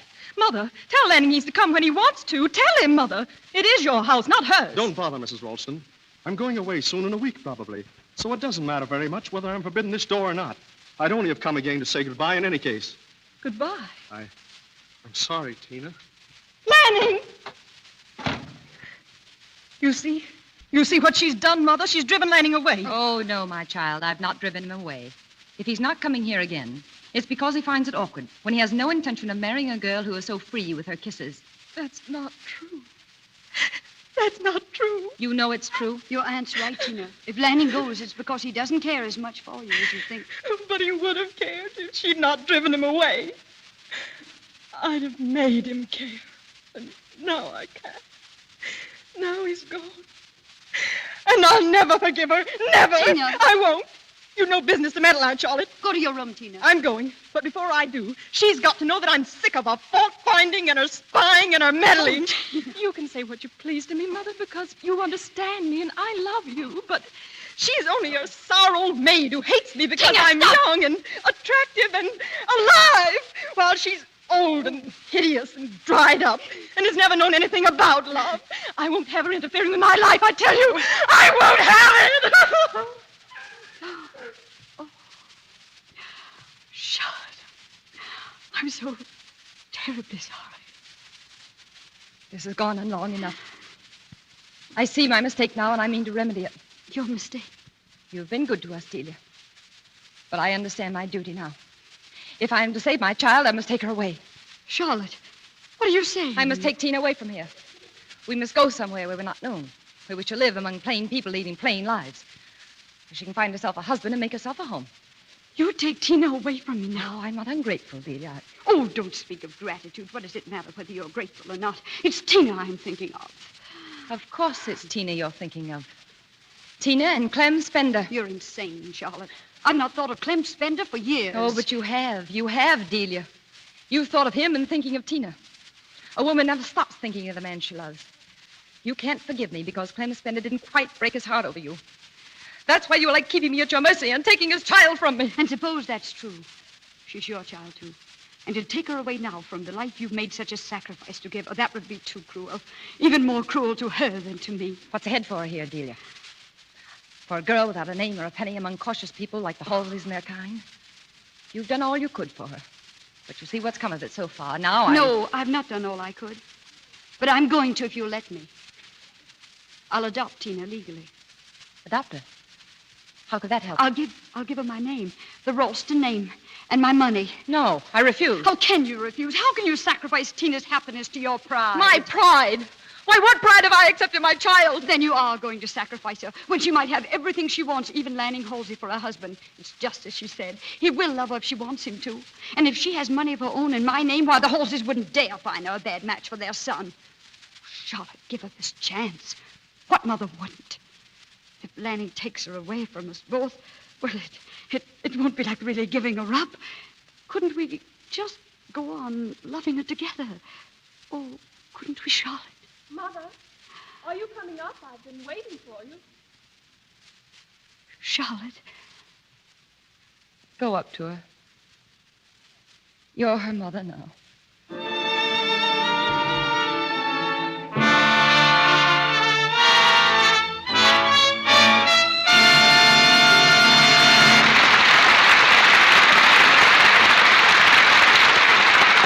The curtain falls on the second act of The Old Maid. But the love Charlotte feels for her child cannot be denied so easily, as we see in a moment when our stars return for Act 3. Right now, here's a gentleman with a brief and pointed message. Miriam Hopkins, Loretta Young, and Helen Wood will be back in a moment for the third act of The Old Maid. But before they do, I'd like to tell you about some conversational bridge that I overheard the other day. Conversational bridge? Why, what's that, Mr. Ruick? Well, my wife was having a bridge party, but the ladies didn't seem to be playing cards. Of course, I'm crazy about Irene Dunn. Did you see her in When Tomorrow Comes? She always looks so pretty. I'll bid a heart. I'll pass. She is lovely, but my favorite is Madeline Carroll. Wait till you see her in Honeymoon in Bali. What beautiful hair and skin, even in the close-ups. Sure bid, dear. But did Jane bid hearts or clubs? Say, for sheer gorgeousness, you want to see Joan Bennett in The Man in the Iron Mask. Can that girl wear stunning costumes? Well, anyone as good-looking as she is can wear a bungalow apron and look like a million. See here, girls, can't we just review the bidding a minute? You see, no matter where you are, you'll hear women discussing the screen stars. They admire them, often follow their lead in the kind of clothes they wear or the beauty care they use. The makers of Lux Toilet Soap take real pride in the fact that 9 out of 10 screen stars use Lux Toilet Soap. And they're just as proud of the fact that thousands of charming women all over the country agree with the stars that fine white Lux Toilet Soap is the right soap for their complexions. Now, here's the reason Lux Toilet Soap gives your skin such gentle, beautiful care. It has active lather that removes dust and dirt, every trace of stale cosmetics. Active lather gives your skin the protection of thorough, perfect cleansing. It isn't only screen stars who must pass close-up tests. Every woman knows that the eyes of her friends, the eyes of those who love her, notice how she looks. They notice whether her skin is smooth and clear or dull and unattractive. Use cosmetics all you wish, but don't take chances with improper, careless cleansing. Use Lux Toilet Soap regularly, every day. Make it your bedtime beauty care. You want your skin to stay smooth and lovely because it's nice to hear people say how attractive she is. Start your Lux Toilet Soap care tomorrow, won't you? We pause now for station identification. This is the Columbia Broadcasting System.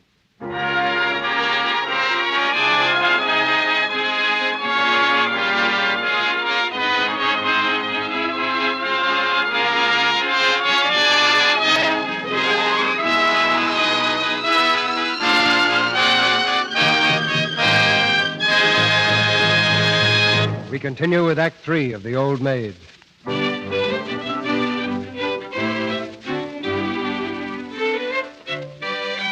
Months have gone by, and Delia's plans for Tina have borne fruit. It's June now, the evening before Tina's marriage to Lanning. In the drawing room, the last preparations for the wedding are being made. Everything's done that can be done tonight. I've been to the kitchen. I've told Melissa Grimes she'd better count on 200 plates of ice cream. I can't think of anything else. Neither can I. Aunt Charlotte, you've been wonderful. Hasn't she, Dr. Lanscow? Very, and personally, I think the only thing left is to go to bed. You must be tired, Charlotte. The bride's the one who should be sent to bed. Say good night, Tina. Yes, Tina, you should go to bed now. But I'm not sleepy, Mother. You can rest, whether you sleep or not. Yes, you should go up now, Tina. All right, but will you come up and say good night to me, Mother? Of course. Because tonight, oh, Mother, I'm so happy. Too happy. Too happy, dear. You know, Dr. Lanscow, Lanning says we've all been straws whirling around on a sunlit torrent ever since Mother adopted me and his parents said he might get married. They've been sweet to me, but if Mother hadn't cared enough for me to give me her name and the money, they'd have not wanted him to care either. Oh, nonsense. Oh, I know, Mother. I know what I owe you. I owe you everything. You know, I used to wonder who I really was, but I don't care now. I'd rather have you for my mother than anyone in the world. Oh, Tina, dear, stop chattering. I must see about the doilies. Excuse me, Doctor. Of course. Tina, you mustn't run on so before your Aunt Charlotte. She's done just as much for you as anyone. Yes. What do you think, Dr. Lanscow? Aunt Charlotte gave me all her grandmother's jewels. Oh, you're a lucky girl. I've seen them. I know I am. And my wedding veil. She wanted me to wear the wedding dress that she was going to wear once, too, and didn't. It seems odd to think that anyone ever wanted to marry Aunt Charlotte. Tina, you must go off to bed. Now, hurry, dear. All the same, I won't go to sleep until you've come in and said good night. I told you I'll come. Now, run along. Good night, Dr. Lanscow. Good night. I must go, too. You know, I think poor Charlotte is happy at last. I hope so. Doctor, I know you thought I took too much on myself when I kept Charlotte from marrying Joe that time. I've not forgotten what you said about meddling with another person's destiny. But I know that you've paid for your mistake, if it was a mistake. Good night, my dear. Thank you. Good night, Dr. Lansco.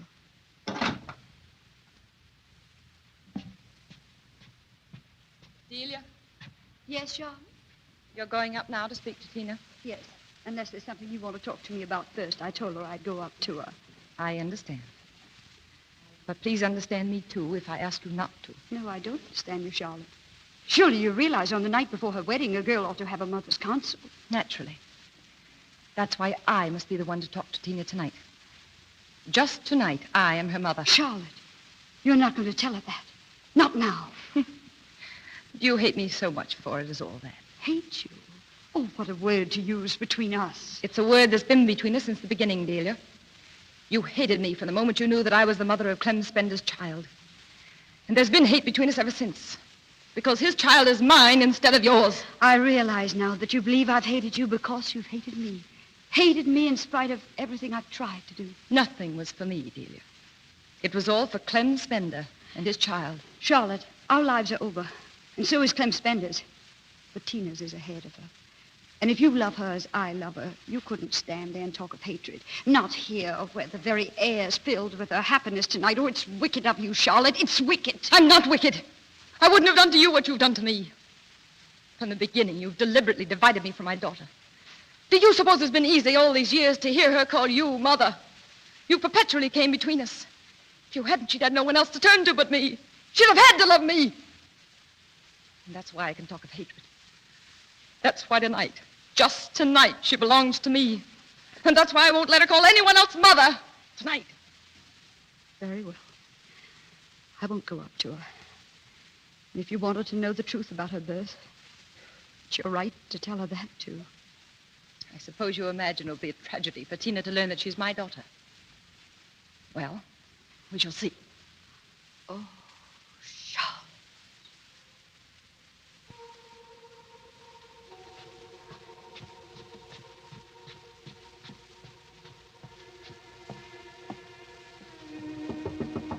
Who is it? Who is it? Is that you, Mother?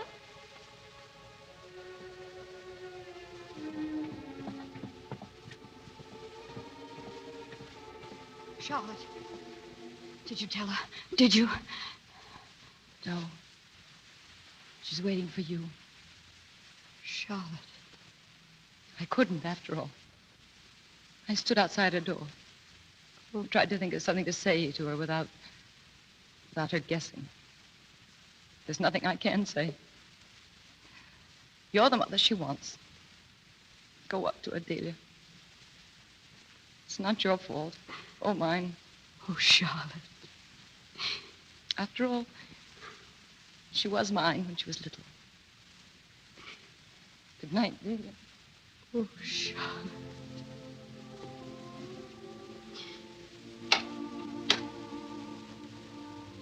Tina. Come in, Mother. I've been waiting for you.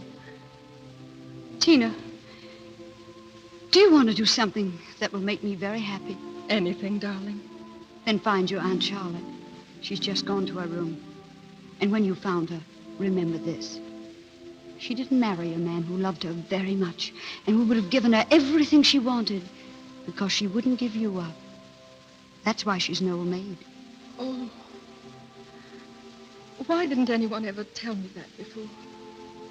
Well, sometimes people don't think. Sometimes they're selfish. But you remember. And you try to make her glad of the choice she made without letting her know I asked you to. And I've always been so horrid. And there's one thing more. Yes? When you go away tomorrow, at the very last moment, you understand, after you've said goodbye to me and to everyone else, just as Lanning helps you into the carriage. Yes? Lean down and give your last kiss to Aunt Charlotte. Don't forget. The very last. I won't forget. And I'll go to her now.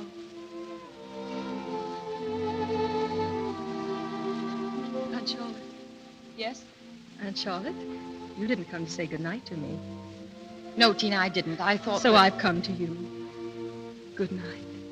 And, oh, Aunt Charlotte, I'm so grateful for everything. And I love you so very, very much.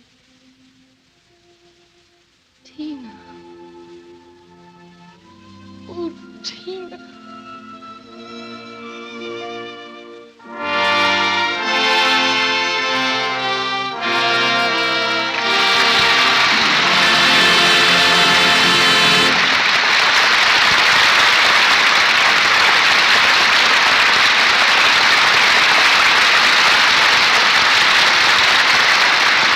The curtain falls on the third act of The Old Maid. In a moment, our stars, Loretta Young and Miriam Hopkins, are returning for a curtain call. First, however, I'd like you to meet the author of tonight's play. There are two groups of playwrights who've contributed to the vitality of the American theater. The first group is made up of those who write one successful play and are never heard from again. In the other category are those who've written not one but many hits. Writers like Zoe Akins, author of The Old Maid and our special guest tonight. At the last count, she had seen 22 of her plays produced. And there's a brand new one called Starvation on Red River, soon due on Broadway. Miss Akins, you should be used to taking curtain calls by now. Unfortunately, they're not always curtain calls, Mr. DeMille. Sometimes one looks round for the closest exit and runs instead of walks. But I do remember one night, the first time I heard an audience shout, "Author," and found myself somehow out on a stage.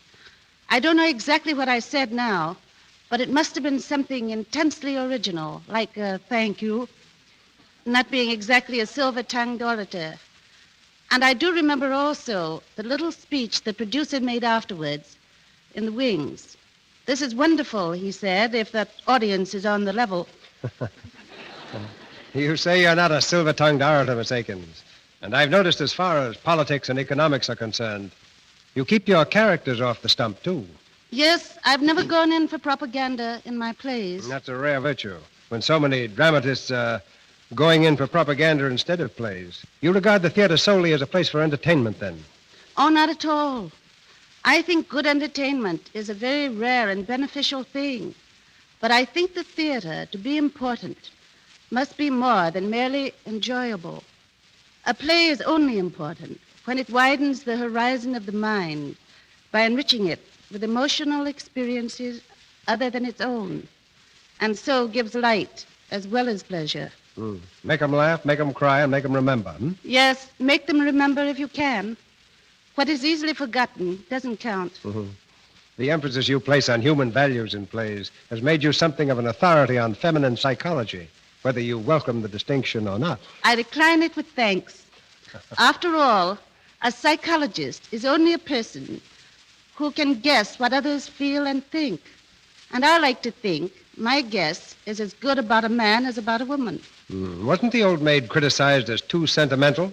That is, before the audience flocked to the box office. Yes, it was. And I don't know why, unless it's because the ladies wore hoop skirts instead of slacks. There isn't a sentimental line in the play, to my way of thinking. You know, the Oxford Dictionary defines sentimental as being prone to shallow emotions. And after all, jealousy and love and hate are the strongest stuff of life. And when I first read Edith Wharton's story, I thought it was intensely modern in the way it dealt with these forces.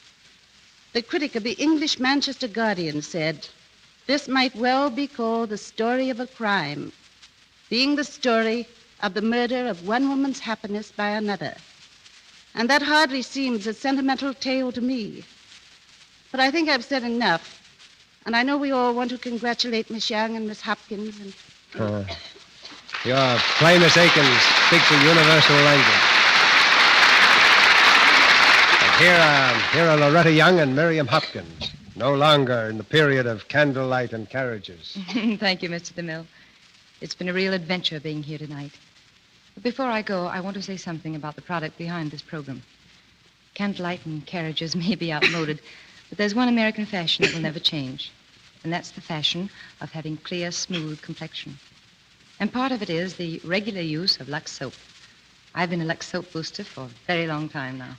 I agree with Loretta. Lux soap is a definite help to a good complexion. Now, won't you tell us what the Lux Radio Theater play is going to be next week, Mr. DeMille? Next Monday night, we're going to present Only Yesterday. And our stars will be Barbara Stanwyck and George Brent. Only Yesterday is a love story of unusual tenderness. The drama of a woman's love which endured through every hardship that time and circumstance created. Everyone who likes a real love story will thoroughly enjoy Only Yesterday. Oh, that's a beautiful play and a fine cast, Mr. DeMille. Good night, and thank you again. Good night, Loretta. And it's also been a great pleasure to have you with us, Miriam. Thank you, Mr. DeMille. I've enjoyed it, too. Good night. Good night. That was fine acting we had tonight.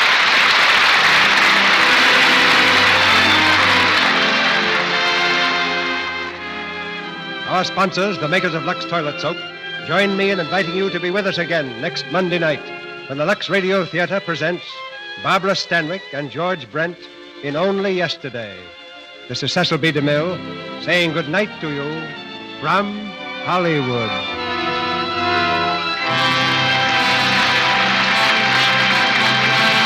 This is Melville Roy, inviting you to enjoy the increasingly popular Lux daytime program, The Life and Love of Dr. Susan. In today's episode, Dr. Susan helped perform a delicate operation on her own son. Tomorrow, she will learn the startling result. Listen then. For the time and station, see your newspaper. The Life and Love of Dr. Susan comes to you in addition to the Lux Radio Theater. Heard in tonight's play were Juanita Quigley as Tina as a child, Doris Lloyd as Nora, Jack Lewis as Dr. Lanskel, Fred Shields as Clem Spender, Fred Mackay as Joseph Ralston, Harold Daniels as Lanning Halsey, John Fee as clergyman, Lou Merrill as mate, and Howard McNair as seaman. Loretta Young's current picture is Walter Wanger's Eternally Yours. Miriam Hopkins appears through the courtesy of Warner Brothers Pictures and is now appearing in their production of The Old Maid. Louis Silvers is from 20th Century Fox, where he directed music for Drums Along the Mohawk.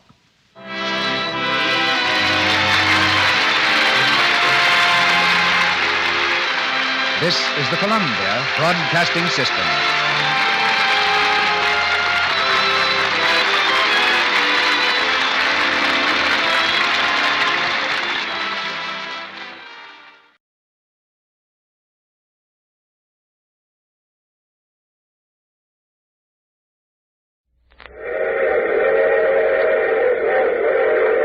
The Mutual Broadcasting System presents I Love the Mystery.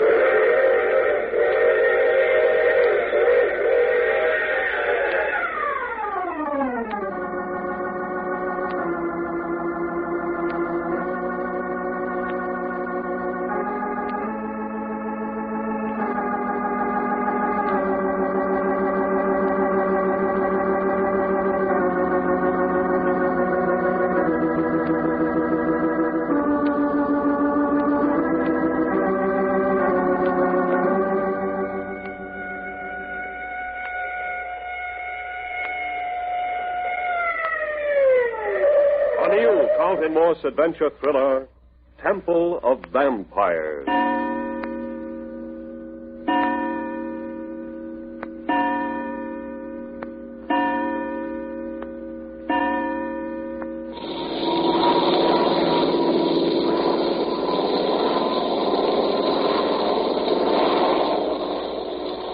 See now, Reggie, how long ago did we leave Matagalpa?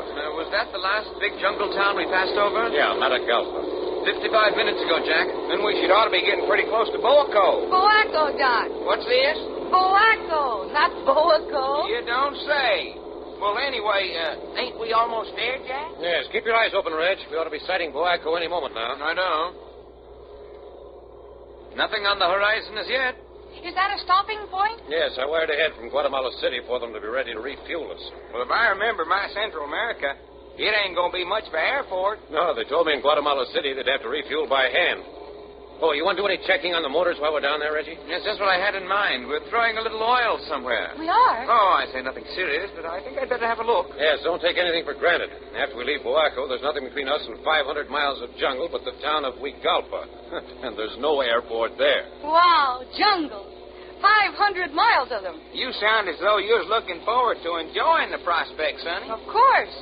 Anything to make me forget that awful Richard curse and all those murders. Well, a little jungle goes a long way for my money. What happens after we leave Boaco, Jack? Well, we fly between the Huapi Mountains and Lake Nicaragua. Lake Nicaragua? Is it much of a lake? Only 50 miles long. 50 miles? Well, that's an infant ocean. A lot of Indians all along the lake, I understand. From the lower end of the lake to San Jose, Costa Rica is another 150 miles. And that's our destination for tonight? San Jose, Costa Rica? That's right, Sugar, and we'll be getting in there around 8 or 9 o'clock. Yeah, if we're lucky. Should be still light enough to land without flares. Gee, San Jose, Costa Rica. Doesn't that sound like fun? And then what do we do? Well, Sonny, then's about the time and place that I start looking for trouble. What kind of trouble? Well, I don't know about the rest of you, but I know what kind I'm looking for. Yes. You'll no doubt find it, too. Doc, you don't mean something tall, dark, and lovely. Honey, the girls down in this part of the world have the biggest black eyes and the longest eyelashes of any girls in the whole wide world. Oh, my. How can you bear to wait? I can't, hardly. And you, Jack, what sort of trouble are you going to look for? I am reserving the right to pick and choose my brand of trouble when we get there. And man, oh man, is there plenty to pick and choose from. Anything you want, from an ordinary gambling house brawl with cutting knives to black magic and native voodoo rites. Really? Well, you never saw the like of it. Well, Sonny, the last time we was down this way, Reggie almost got himself skinned alive trying to save a half-breed girl from an Indian sacrifice. Did you save her, Reggie? No. But, Doc, that wasn't near San Jose. That was in the back country further east. Oh, sure, of course it was. But it's all the same in this part of the world. Stuff not only happens, it comes right up and smacks you in the face. You boys must know a side of Central and South America I never knew. You've been here before? Yes. Of course, I always stuck pretty close to the civilized areas. Well, Doc's laying it on pretty thick. The average traveler's as safe in Central America as he is in his own doorstep. You got to go looking for trouble here, the same as in any other part of the world. Uh-huh. What about you, Reggie? Me? Yeah. What sort of trouble are you going to look for tonight? Oh, look here, I think I'll take it as it comes. I think I'm going to feel cheated, however, if I don't find somebody who wants to do a bit of brawling, sailor fashion. A brawl? Why, Reggie, and you look so gentlemanly. What would make you want to fight? Money, politics, women. Oh, look here, does one need a reason? Oh, my goodness. What sort of men have I got mixed up with? Did you ever daydream, Sonny? Oh, so this is daydreaming. What kind of trouble will you be wanting? Oh, I hadn't thought. Let's see. Are the men as handsome as the girls are beautiful? And you'd better forget that. Why, Jack, why? Well, we're going to have other things to do besides look after you. Yeah, honey, we're only going to have one night in Costa Rica. We don't want to spend all our time down here saving you from a fate worse than death. Oh. Well, you heard me. Now, you boys look here. You pay attention to your own brand of trouble. Let me take care of mine. Quite, I'll buy that. And see that you remember it. All right. Jack, Boaco coming up. Good. Did you spot the airport? Not yet. Do you mind taking a squint through the glasses? Oh, here they are. Oh, thanks. Looks like quite a place. Yeah. How queer the way it seems to be laid right down in the middle of the wilderness. Now, I got it, Reggie. Field's right straight ahead. On this side of the town? Yes, better start dropping down. Down we go. Watch it, Sonny. Uh-huh. How long will we be here? Not more than 20 minutes, I hope. Swell. Just long enough to stretch my legs. And my stomach's telling me it's time to eat. Me, too. I hope they have better coffee than we got in Guatemala City. I'd better circle the strip to get the feel of the port. Seems to be a bit small for a ship this size. Good idea. Yeah, I see they're expecting us. They've got a stack of 5-gallon cans of gasoline out on the field. You mean they pour the gasoline in 5 gallons at a time? That's how they do it down here. All right, hang on. Here we go down. Hold everything.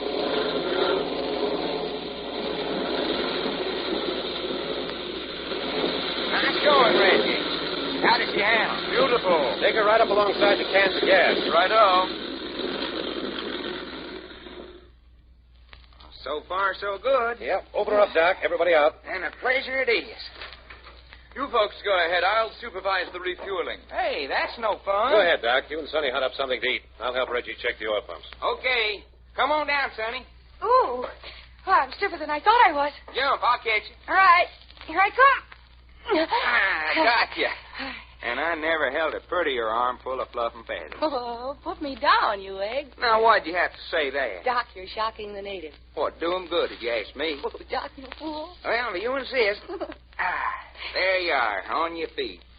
And not a bad armful of girl, if anyone should ask. Did you just notice? Yes, sir. I'm beginning to wonder where you've been all my life. Don't tell me I roused the sentimental Texas boy in you. Well, something went and made my heart go flip-flap.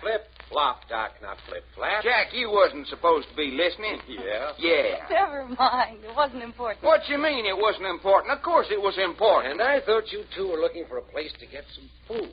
Where are you going, fella? Well, I got to take care of the clearance papers and pay for this gasoline. I'll join you later. Well, how about it, Sonny? Oh, yeah. I'm crazy to look around. Okay, come on. We won't see any of the town, I guess. No, it's over that way. Look yonder at the Indians in blankets squatting on the edge of the field. They act as though they didn't believe their eyes. I don't reckon airplanes are one of the things they see the most down here. Goodness. Positively hot. Lady, you're in the tropics now. I know. It's like a new world. Down here on the ground, Boaco looks more than ever like it was carved out of the wilderness. And what a wilderness.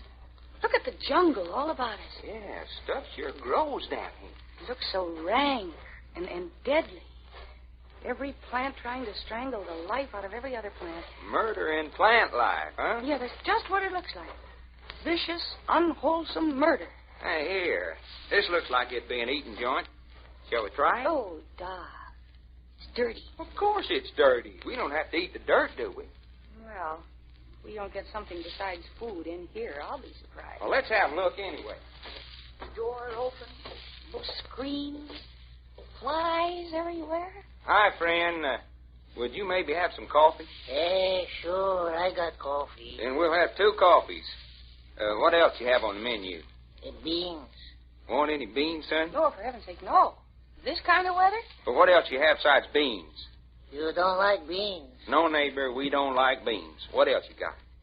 Maybe you like some frijoles?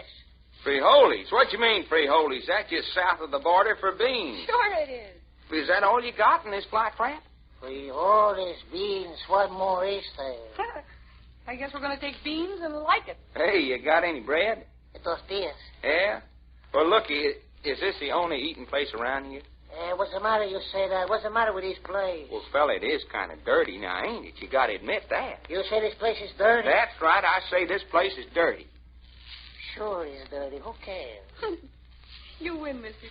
Give us tortillas, frijoles, and coffee. Now you talk sense. You gringos make me sick to my stomach. All gringos make me sick to my stomach. Well, I guess we're all ready to take off now, Jack. All right, pile in. Dr. Sharp, close her up. Let's get going. Hey, Sonny, what did them beans do to you? They give me indigestion, plus heartburn, plus the hiccups, plus 1. Well, I hardly touched them. But it was good coffee. All set, Doc. Let her go. Okay. Watch it.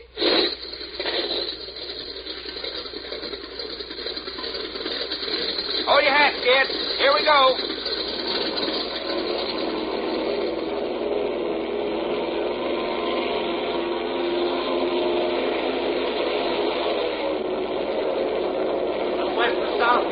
West to south she is. Should hit Lake Nicaragua in about half an hour. Then follow along the shoreline. Good. You folks can relax and sleep off your beans. You know, I like that stop best of all. I really got the feel of the jungle tropics. Lazy and dreamy. Just a little bit rotten and dangerous. Yeah, that's life in the tropics as she has lived. Our first real Hello, taste. everybody. What's that? I just said hello. Jack. I say, a dolly infant. Why, Jack, it's a little boy.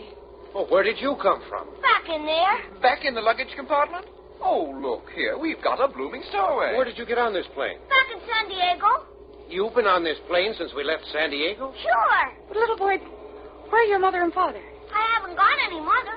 My father's back in San Diego. This is great. But don't you know you shouldn't have done this?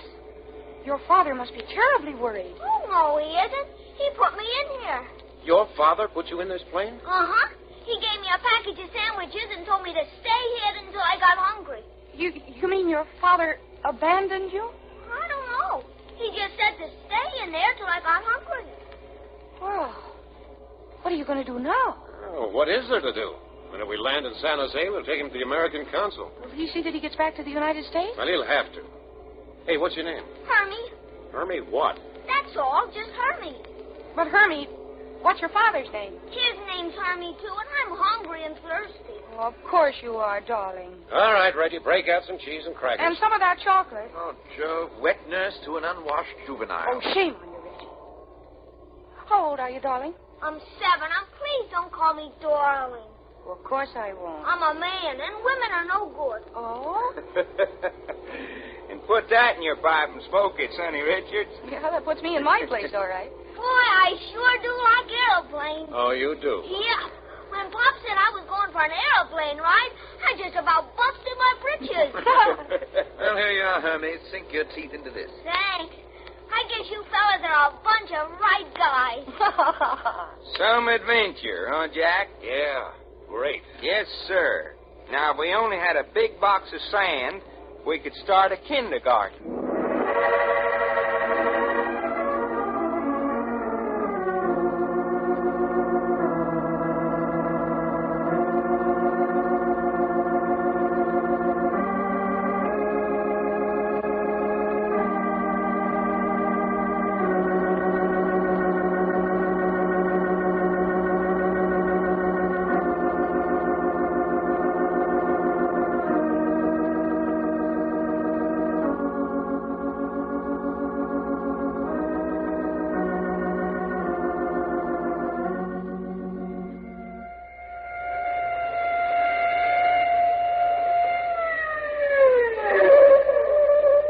Further adventures of Jack, Doc, and Reggie will come to you at this same hour.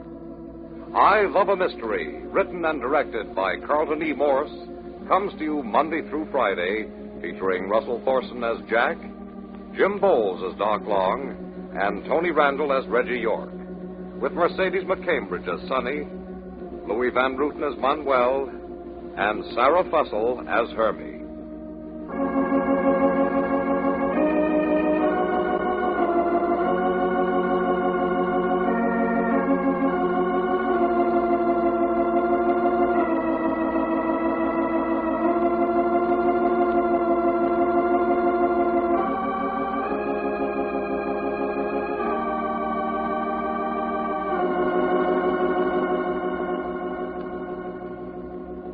This is the Mutual Broadcasting System.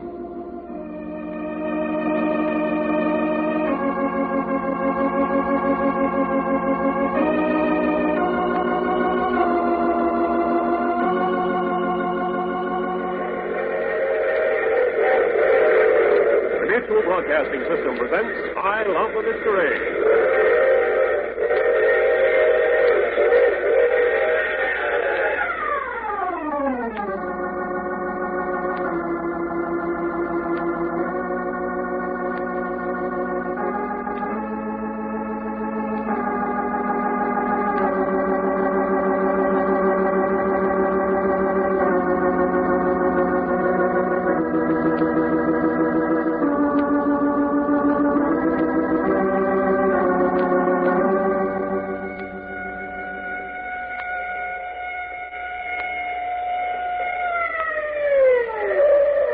Carlton Morse adventure thriller, Temple of Vampires.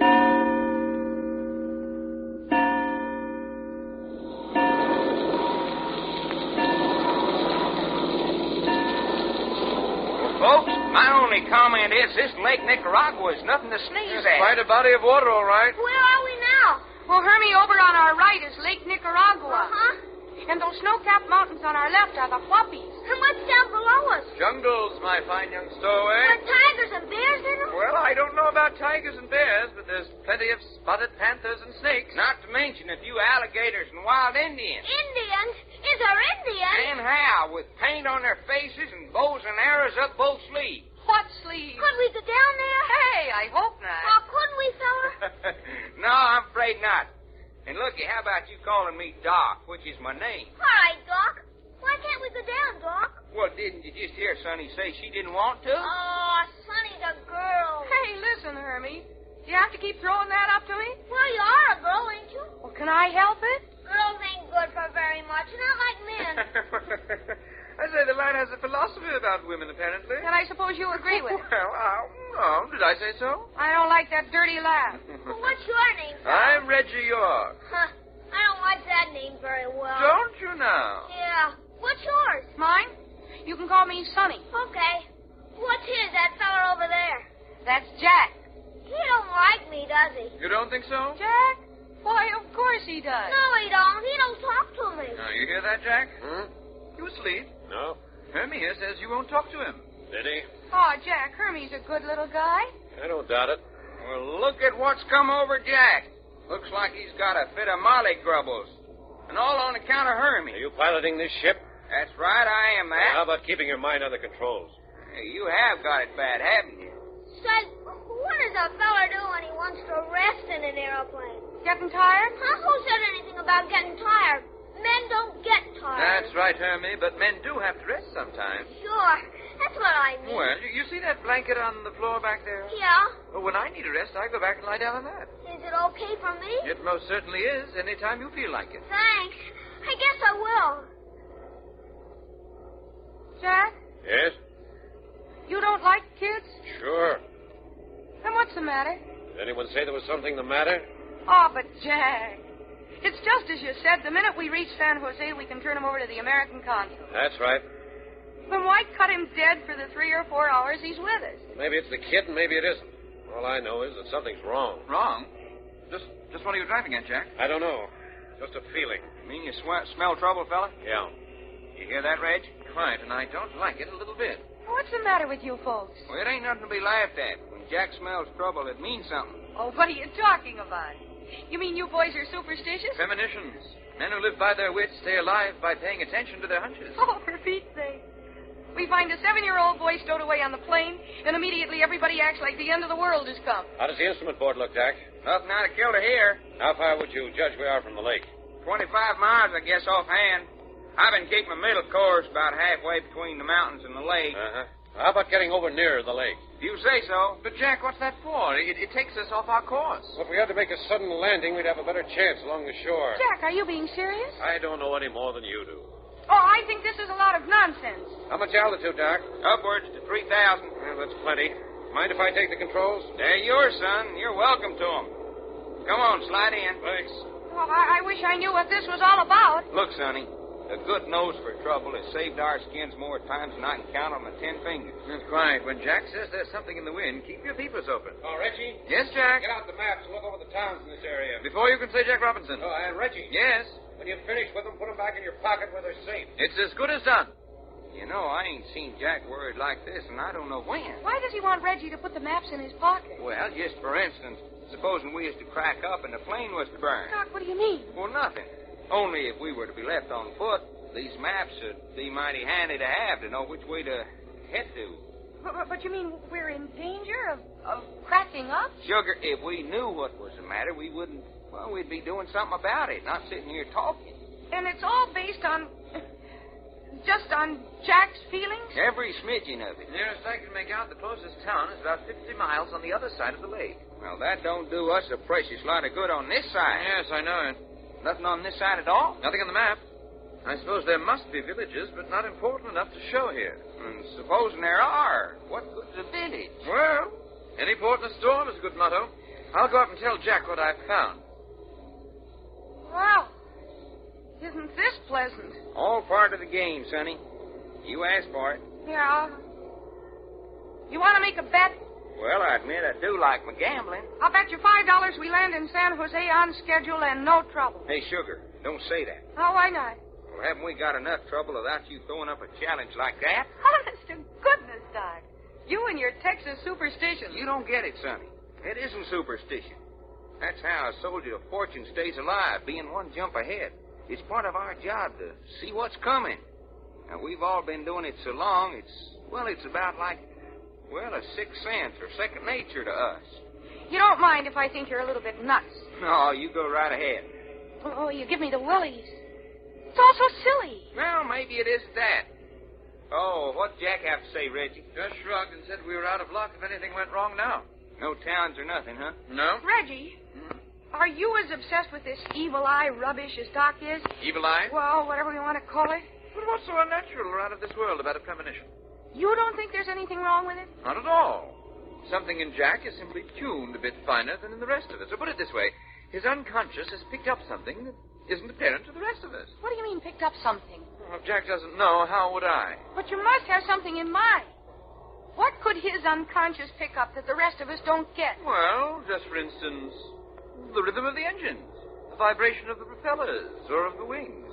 Something so slightly off normal that even his conscious mind doesn't get it. And yet it's registered in that subconscious instinct that warns of impending danger. Or again, it might be the weather. Maybe he got a whiff of a storm. And his instinct for approaching danger has been so much more highly developed than ours that he'd get it before we did. That's it. Well, at least that makes some sense. Where do you think you'd be going? Back to see how Hermie the hitchhiker's doing. Most likely he'll be asleep. If he is, he should have something over him. Well, anyway, we're doing all right so far. How you mean? Jack's maneuvered us right along the lake shore. Looks to be places to land in an emergency. Looks it from up here. But what'll it be like when we get down there? You think maybe those clear places might be swamps? That or quicksand, if not worse. Just the same, it would beat landing in the top of a tree. Not if the swamps were wriggling with alligators, which sometimes they are. That's a jolly thought. And that's one thing that Doc Long's mother never intended, for him to end up in the stomach of no alligator. Oh, Sonny, do you sleep? Poor little tyke. All tuckered out. Can you imagine a little kid like that taking what comes without a whimper? A soldier of fortune in the making, I say. The heart of a freebooter. He looks like he had plenty of pushing around in his 7 years at that. Yeah, I was noticing. He could do with some feeding up. It took plenty of intestinal fortitude to stay hidden back in that luggage compartment for 10 hours. No kidding. A boy who can feel like that. There it comes. Reggie, you mean? Fasten yourself to your seat. But she's caught on all right again, Jack. I don't know what she's going to do. Fasten your seatbelt. Hold the kid to your left, Jack. Just a minute. I'll get him. Here, Sunday. I'll show you how to fasten yourself in. It's going to be bad. I don't know. There. That'll keep you from getting tossed around.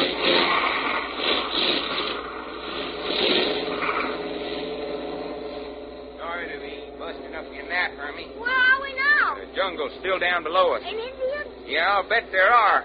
Here, I'll buckle me in and then hold you on my lap. I'm too old to be held on people's laps. This is just to keep you from getting bounced on your ear. We're losing altitude fast. Well, the closer we get to the ground with the help of the engines, the less we'll bounce. You glad you came, Sonny? Yeah, doggone it. No matter what happens, I'm glad I came. That's the old fight talk. That's all I can do. You're fastened in. Let her rip, Jack. We're ready for anything you've got for us. Are we going down? That's right, Hermie. How will we see Indians? If that's all you see, fella, you're going to be the luckiest little boy in the world.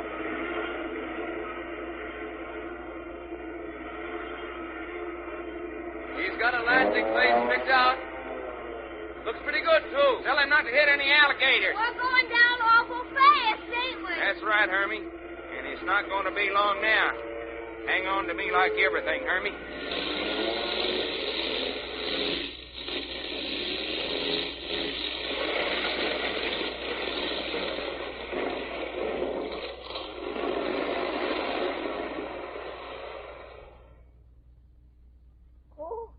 Oh, golly. Hey, that's better than the shooter-shoots even. Anybody hurt? And why would we be hurt? That's about the prettiest piece of landing an airship as anybody's ever going to see. Anybody got any idea where we are? I say, take a look out the window. Holy jumping catfish. What is it, Doc? A doggone cathedral. Cathedral? Good Lord, a New York skyscraper rising right up out of the jungle.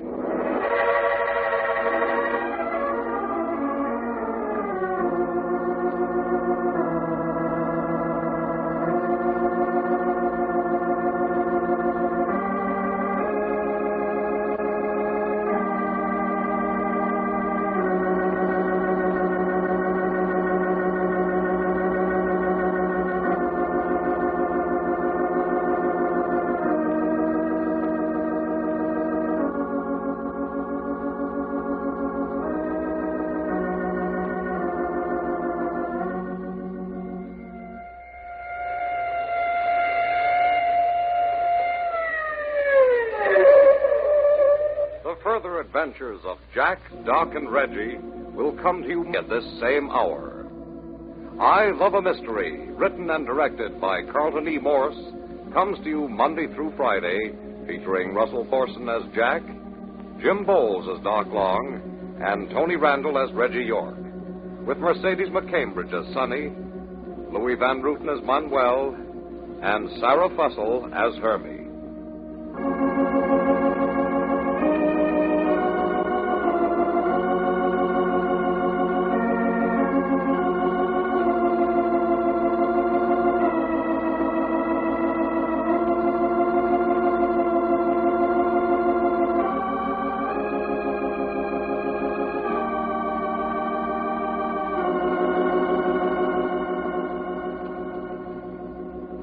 This is the Mutual Broadcasting System.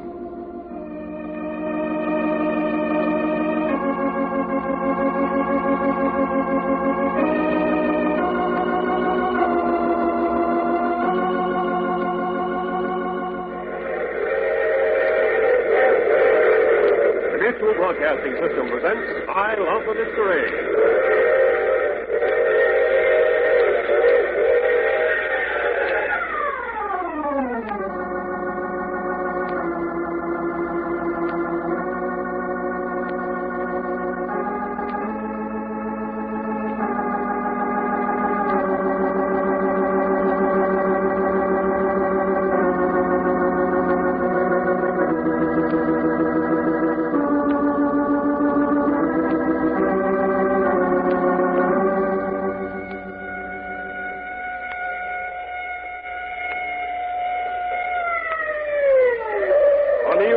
Morse adventure thriller, Temple of Vampires.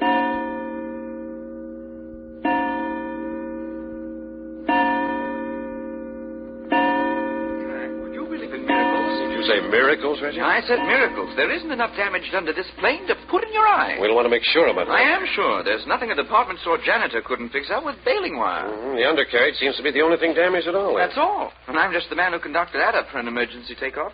But what I don't understand is why the motors conked out on us in the first place. I think I have the answer to that. Well, then let's have it. Well, they were in perfect working order when we made the last stop at Boac. I made sure of that, as you very well know. All right, then there's only one thing it could be. The gasoline. Jove, so that's it. Yeah, I think that gasoline was watered. I say, you think the officials deliberately... Well, maybe the officials at the airport didn't know it was watered, and maybe they did. That doesn't enter into it. But I'll give odds that's our trouble. I say, what a rotten trick. But look here, Jack, if we're stuck out here in this jungle with watered gasoline... Well, we got plenty of chamois. If that's the trouble, we'll have to find some way of straining it. Straining 200 gallons of gasoline through a chamois? It can be done. Oh, what a man has to do, he does, but what a job. Besides, strain it into what? Haven't got enough trouble without you thinking up more? Hey, I told Doc and Sonny not to get out of sight. Where are they? Behind you, down there at the edge of the lake. Oh. Have they got the boy with them? No. Hermie is hoping to see an Indian. He's liable to get his wish. This looks like pretty unhealthy country. I sent Doc to look along the shore for signs of inhabitants, but that was just hoping against hope. That's crying. No such thing as good natives in this part of the world. How far into the jungle would you say that old temple is? Quarter of a mile, I suppose. How would you guess it is, anyway? Maybe some old Aztec ruins. Oh, look here, aren't you a little bit mixed up, Jack? The Aztecs were up in Mexico. Well, all I know is it's not inhabited. You can tell that much from this distance. See, I've just had a thought. Maybe we're the first white men ever to set eyes on it. Climb up in the cabin and bring out 3 revolvers and some ammunition. Good idea. We won't try to work on the plane tonight, I don't imagine. No, we got to find out what we're up against first. What about a little food? A couple cans of tomatoes, cheese, and crackers, and a bar of chocolate apiece tonight. I'll break them out while I'm inside. How's it coming, Jack? Oh, Doc. Well, where's Sonny and the boy? Well, they're coming along. Anything desperate the matter of the plane? Nothing smashed we can't fix. Hell, now, ain't that a relief? What about you? Find anything? Not one doggone thing. Not anywhere. On both sides of this clearing, that rope comes right up to the edge of the lake. And I swear to my grandma, you never saw such a growth. All along the lake, huh? A human being couldn't possibly get through that jungle of vines and trees, Jack. And even if we could, the place is running over with snakes and bugs and I don't know what kind of vermin. Did you warn Sonny and Hermie about drinking any of this water? I did that. All right, Doc. Heads up. Oh, there you are, Reggie. Put up your dukes and catch these. Now you're talking, Reggie. Shooting pistols and ammunition. Here's yours, Jack. I loaded them all around. Thanks. Put some extra shells in your pocket. I already have. And here's tonight's dinner. Oh, tie the cans up in a piece of canvas, Reggie, and then come on down. We're not eating now? No, we're going to do a little exploring. We'll take the food along. You think there'd be some way of getting through to that temple thing over there? I doubt it. Well, of course there is. There's bound to be somebody living over there. Reggie and I just decided there wasn't. Huh? Well, what you talking about? You mean that you think that that's nothing more than a deserted building standing out there? Well, look at it. All of one corner's crumbled in. Huh? Well, look at it yourself. Yeah, now you call attention to it. Does look like it's seen better days. But just the same, well, I'd mighty well like to see what's over there. So would I. There you are. You want to take it, Jack? Hand it down. Before you come, shut the door of the plane and lock it. Right, we'll do. Hey, what's that for? If there's any prowling natives around, we don't want them going through our stuff. Well, if there's a native in these parts, he's sure enough keeping out his sight. I'll say that for him. There she is. Oh, that's Sonny. I hear her, but I don't see her. Hey, Sonny, where are you? You ain't supposed to get out of sight. Come here, all of you. We found the path. Found the path? Sonny, can you hear me? Yeah. Stay right where you are. We're coming. Come on. Let's have a look. This way. Can you see me? No, but we're coming. Jack, a path would indicate human beings. Not necessarily. You think not? It could be a path used by wild animals coming down to the lake for water. Here we are. Over here. There we are, over here. Hermie's turned into a doggone explorer. Got an idea he's on a picnic. Hey, Hermie and I saw those orchids hanging from the tree there, and we came over to look at them, and there was the path. I helped to find the path, didn't I, Sonny? That's right, Hermie. I'm good at finding paths. Ground's too hard to show any footprints. And doggone it. Well, it ain't headed in the direction of that old temple. Starts off that way. So, what'd be the objection to following it? Doc, you now go ahead. Sonny, you stay in the middle with Hermie. Reggie, you bring up the rear. Fine, but step lively or I'll be on your heels. Well, what's that for? What do you suppose it's for? Oh, I don't know. Where do you think you are, on Main Street? Come on, Doc.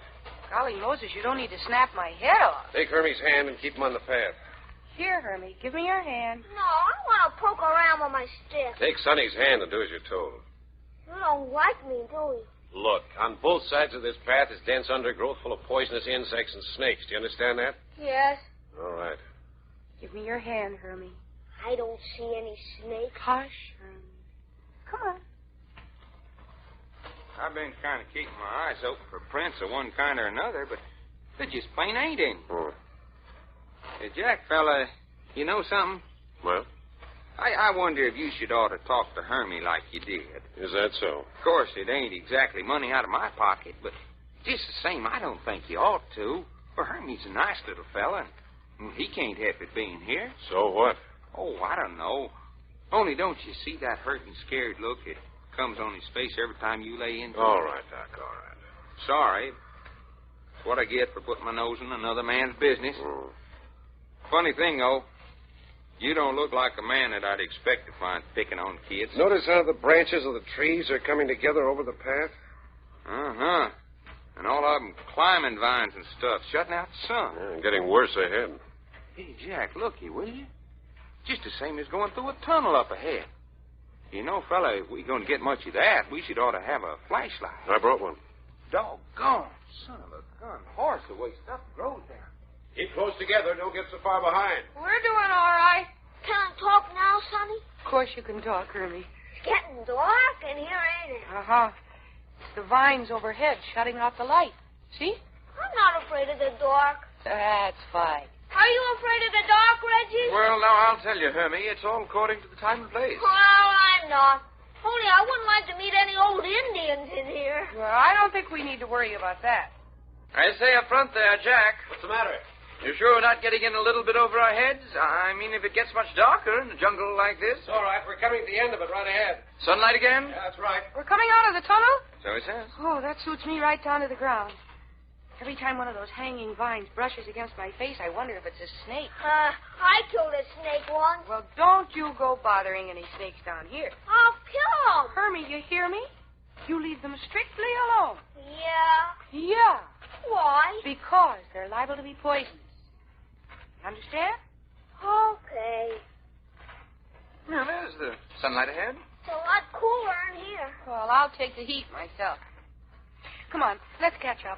Is Jack married to you? Oh, goodness, no. Whatever gave you that idea? Is anybody married to you? Nobody. Then how about you waiting for me? Ha ha, that's a deal. Now, here we are. Out in the light again. Just a minute. Doc and Jack are down on their knees up ahead. Yeah, they act like they found something. What are they looking at? Hey, Sonny. Yeah? Jack wants you and Hermie to stay where you are for a minute. Well, what is it? What's the matter? Never mind. You stay there. Reggie, come on up here. Hey, but you gotta tell me. You can't just leave Hermie and me like this. All right, if you gotta know, it's a dead man. Funny thing about him, too. There's not a wound on him any place.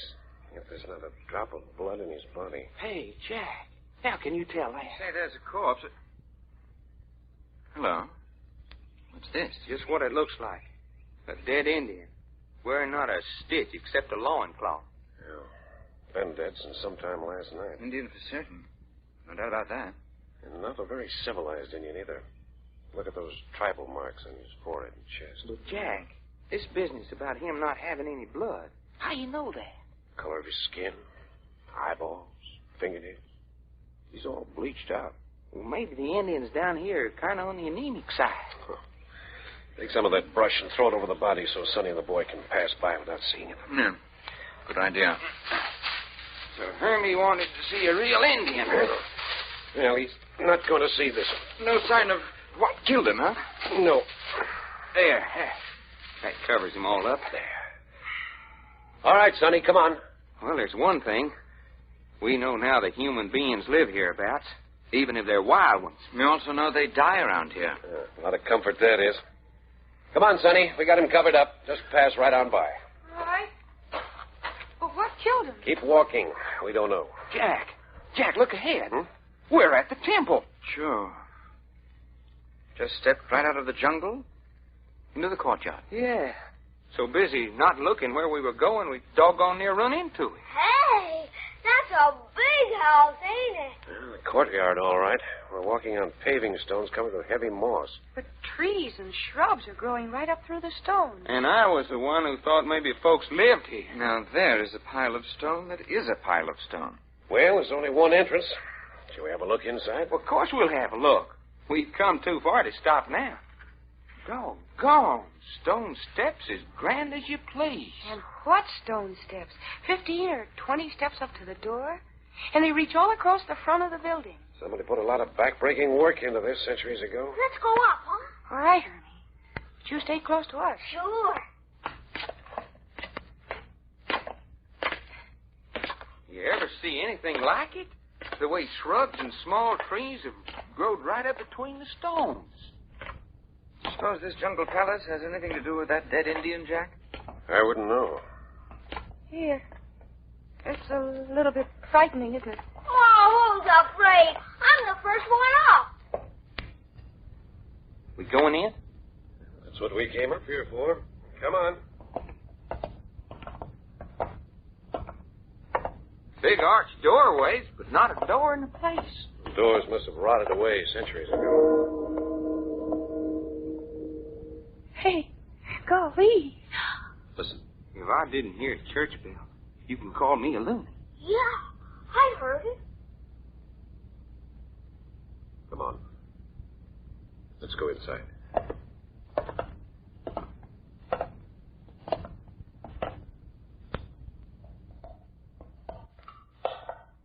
Well, will you look what we've found. What a tremendous place. Nicaraguan government could hide its whole army in here. Jack. Yep. Jack, did you see what I just saw? What the? Something just flew from one side of the temple to the other, way up yonder. Probably an owl. Owl, my grandma. It was as big as a man, and it didn't have no wings. What's more, it was wearing a human skin, and that's all.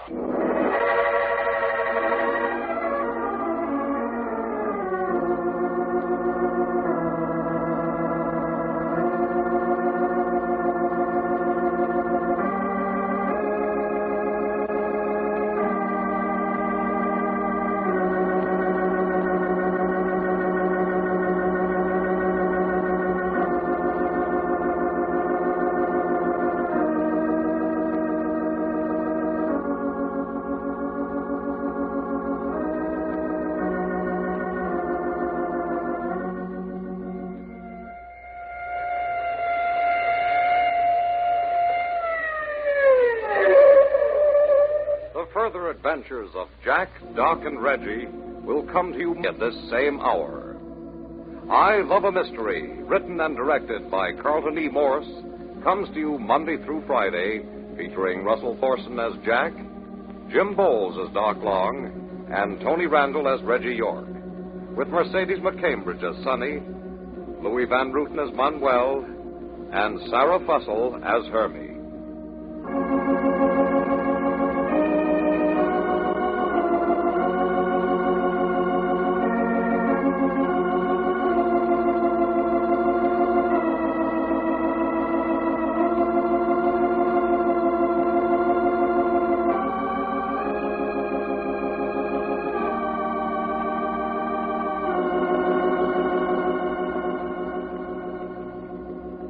This is the Mutual Broadcasting System.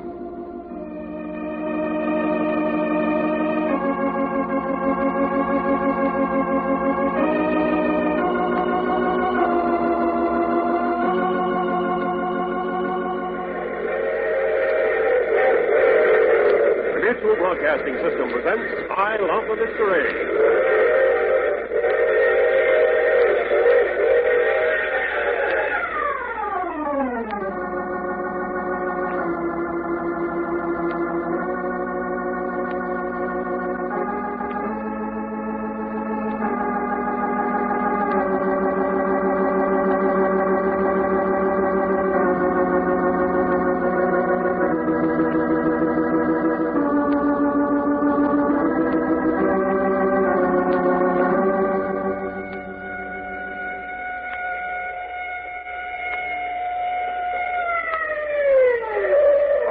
Carlton Morse adventure thriller, Temple of Vampires.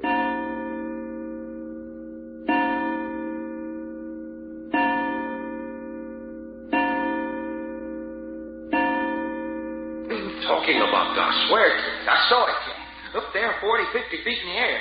It started from that wall over there on the left and floated as easy as you please across to this here wall. It must have been a bird. A bird with human skin? Oh, look here. I saw it, doggone it. Only, and the thing didn't have no wings either. And it was big as a man? That's what I said, big as a man. Now, look, Doc, you can see how silly that is on the face of it. Why, it's a good 150 to 200 feet from one wall to the other. I know that. And I still say I saw it. But nothing could pass through the air that distance without wings. Well, if there'd been wings, I'd have seen them, wouldn't I? And a bird as large as a man would have tremendous wing spread. Yes, and the flapping of such wings would make a tremendous noise in a place like this. And more than that, there aren't any birds as large as men. All right, you smart fellas, have it your way. So I didn't see anything as big as a man float through the air up there in the half dark. Well, it was almost certainly the deception of light and shadow in the gloom, Doc. You may have thought you did. Skeptics, that's what you are. You're just a bunch of dim-wit skeptics. Anyway, what do we do now? And is Hermie all right? Uh-huh. He's sitting out on the steps with a hamper of food, eating a piece of chocolate. Well, there's no use looking for inhabitants in this place. But Jack, this is a genuine ancient temple out of some lost civilization. Let's not pass it by so casually. Well, help yourself. What do you want, a 40-cent tour? Nevertheless, it won't hurt to nose around a little. Gee, it makes you dizzy just looking up to the ceiling. Imagine a civilization centuries ago intelligent enough to construct a temple this size. Bit of a feat, all right. Must be a clear 100 feet from those highest rafters under the roof to the floor where we stand. And don't our voices sound funny? Listen. Hello! Hello! Ha! Oh. Listen. Gee, that's the second time we heard that bell. And dad blame it, Jack. I still say if a bell rings, somebody must ring it. Yeah, I suppose you think it was your wingless, man-sized bird who's doing it. Okay. All I'm saying is, why don't you come up with a better explanation? Naturally, in a temple of this size, there must be bell towers. Bells probably exposed to the weather. When the wind blows, the bell rings. Oh, so now the wind's blowing, is it? It wasn't when we come in. Might easily be 100 feet in the air. Oh, look here. Standing and talking isn't getting us anything. Well, let's move about, huh? All right.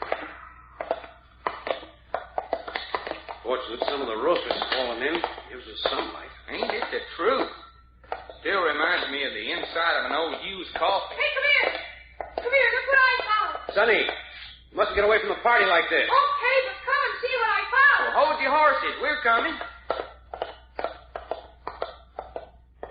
What's so exciting over in this department? Look. Uh-oh. Stone stairway going up along the wall. Uh-huh. Almost missed them in the shadows. Say, will you look at this? Narrow stone steps climbing up the side of the wall, going right up toward the ceiling, and no outside railing to hang on to. Must lead to some rooms or something up there. Can't just be steps to the roof. Well, I know one way of finding Aunt's crying. Shall we go up? We'll do nothing of the kind. Huh? What's eating you, sugar? No. I vote against it. Well, what about it, Jack? What hurt's it going to do to have a look? Well, some of us could go. Those steps are too dangerous for Sonny. Besides, we've got to keep an eye on Hermie. Well, he's still out on the steps. I've been keeping an eye on him. Well, I'm not climbing those stairs. High places make me deathly ill. Well, then, how about a couple of us going up and the other one stay below here at sun? Well, do you think that's a good idea? I mean, is there any good reason for going? How about it, Jack? Well, I would like to investigate those stairs, but I agree with Sonny. I don't like splitting up the party. Huh? Well, why not? You've forgotten the body of that Indian out on the path? But you said yourself that didn't have anything to do with the temple. I said I didn't know. Yeah, just the same, Jack. We should know all we can about this place, and we will always be within calling distance. Yes, we may be here some time. We should investigate. Well, there you are. Here's 3 matches, son. Make them different lengths. We'll draw straws. The short straw stays with Sonny and keeps an eye on her. All right. Well, Doc, you're first. Draw one. You bet you. There. Ready? With pleasure. And this one is yours, Jack. Well, I got a whole match, so I'm one of those to go. Okay, Reggie. Let's be seeing your match. Right. Ha-ha-ha. Mine's the longest. You stay behind with Sonny, Doc, my lad. Wouldn't you know it just again? Well, I like that. Huh? You like what? Crying because you have the opportunity of my company. Yes, Doc. Where's your Texas chivalry? Well, all my life it's been like that, a conflict between adventure and female women. Love a pulling me one way and adventure's hauling me the other. Whoa, isn't that just too doggone pathetic? Come on, Reggie. Okay. We won't be gone any longer than necessary.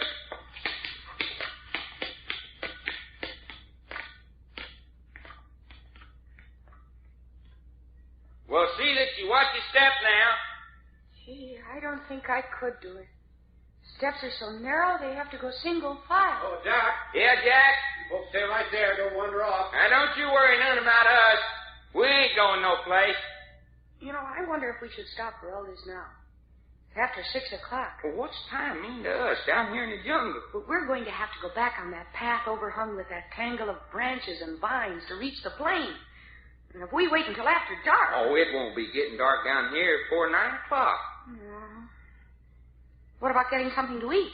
There you go.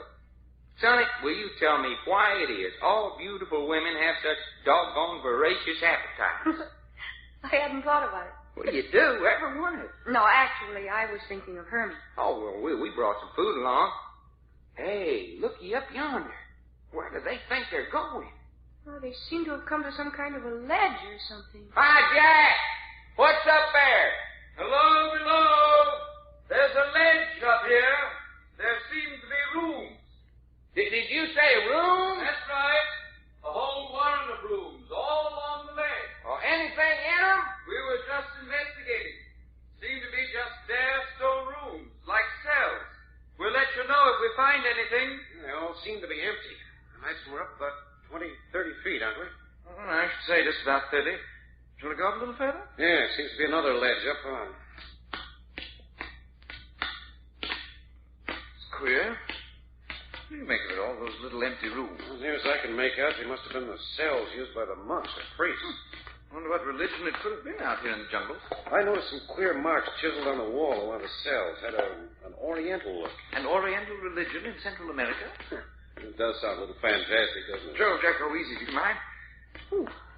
We're getting up in the air. Don't look over the edge, Reggie. Don't worry about me doing it again. Second ledge is just ahead. Oh, quite. Oh. Climbing steps gets in the knee joint here. There. Well, will you look here? This ledge is even wider than the one below. And will you look here? More cells. They must have kept an army of priests in this place. Come on. Let's have a look at some of them. Jack, I'm fairly well afraid I wasn't made for high places. I wish they wouldn't get so far away. You can hardly see them in this dim light. Looks like they're going up on another ledge. Doggone. They look a long way up there, don't they? Doc, I've lost them. I can't see them anymore. Well, they must have found some more themselves. But they said they keep in sight all the time. Now then, Sonny, Jack and Reggie's been looking out for themselves for quite a few years now. Ooh. And the stiff neck from looking up so much. Hey, you and me both, honey. Kink in the back of my neck. Doc, the bell again. Yeah. Doggone funny we can't place where it's coming from, ain't it? Surely the boys must have heard it. Hey, there they are. Reggie's waving and pointing to the other side of the temple. Oh, I don't see anything over there. He must mean that that's where the bell rung. What's he mean by those signs? Oh, just wigwagging. Everything's okay with it. Oh, why doesn't he yell? Not much use that far off in a place like this. Too much echo. You couldn't tell what he was saying. Oh, they disappeared again. Oh, why don't they come on down? Oh, it looks like they want to examine some more themselves. Man, oh, man, what a splash that feller'd make you. He slipped off that ledge. Oh, Doc, how can you even think such things? If you think that... Sonny. Hey, Sonny.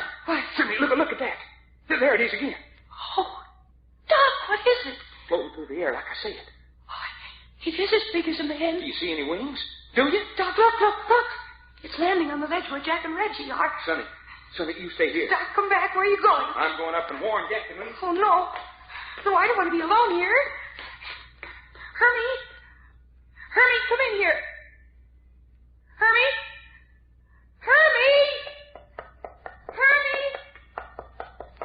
can you hear me? Hermie, where are you? Where are you? Hermie, darling, where are you? Answer me. Hermie? Are you out here? Answer me. Who is Hermie? Oh. No. You are afraid? Who are you? Where did you come from? I've always been here. No, but there is no one here. Oh, yes. I am here. Who are you? I am Manuel. Have you seen Hermie? Who is Hermie? A little boy. A little boy? Yes, he's 7 years old. He was with me just a minute ago, and he just disappeared. I may say so. This is very bad place for little boys. What are you?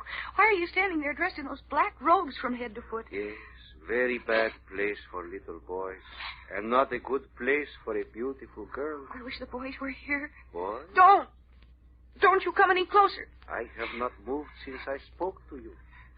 You should never have entered the Temple of Vampires. What? Why did you? Temple of Vampires? You did not know?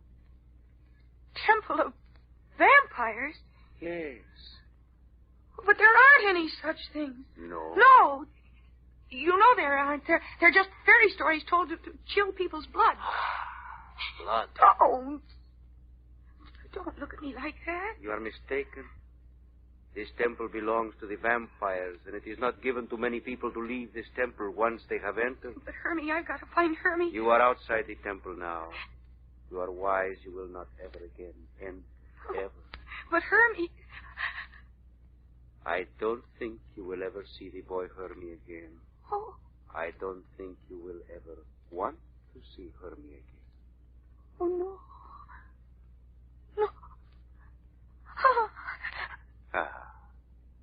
She sleeps. She falls to the floor to forget. Sonny, where are you? Jack, Reggie, Sonny's gone. Sonny, Doc, I told you not to leave her. I know it, but I thought I had to warn you. Sonny, where are you? Sonny, can't you hear? Jack, Reggie. Hey, here she is. She's as white as a sheet. Is she hurt? Oh, what's the matter? Here, lift her up. Oh, no. Yeah, she must have fainted. What is it, Sonny? What's the matter? Has he gone? Has he gone? Has who gone? It's just us, son. The man in the black robe. You saw a man in a black robe? He said we'd never see Hermie again. Hey, where is Hermie? The vampires. The vampires.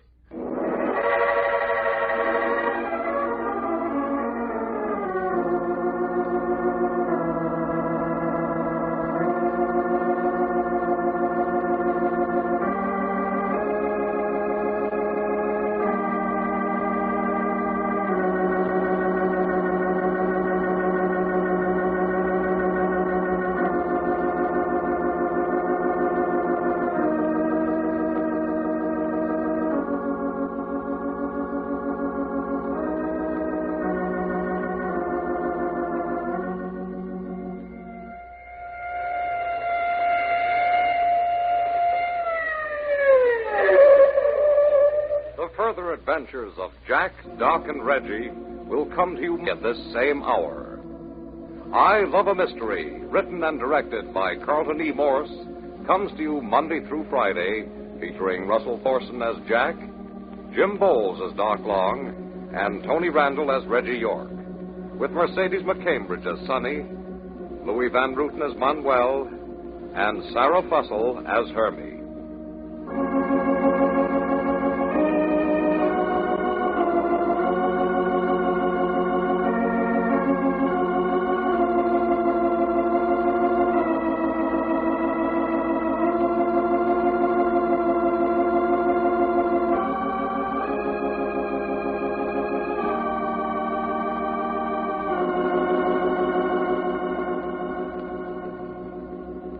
This is the Mutual Broadcasting System.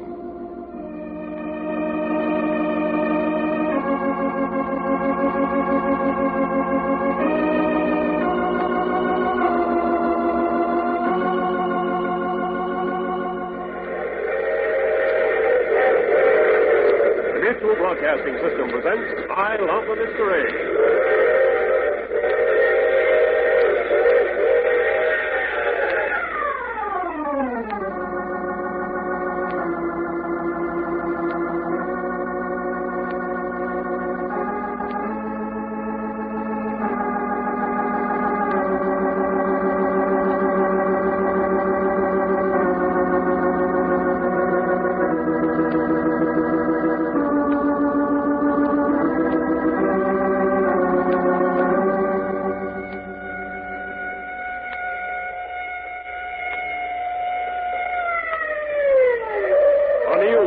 Morse adventure thriller, Temple of Vampires.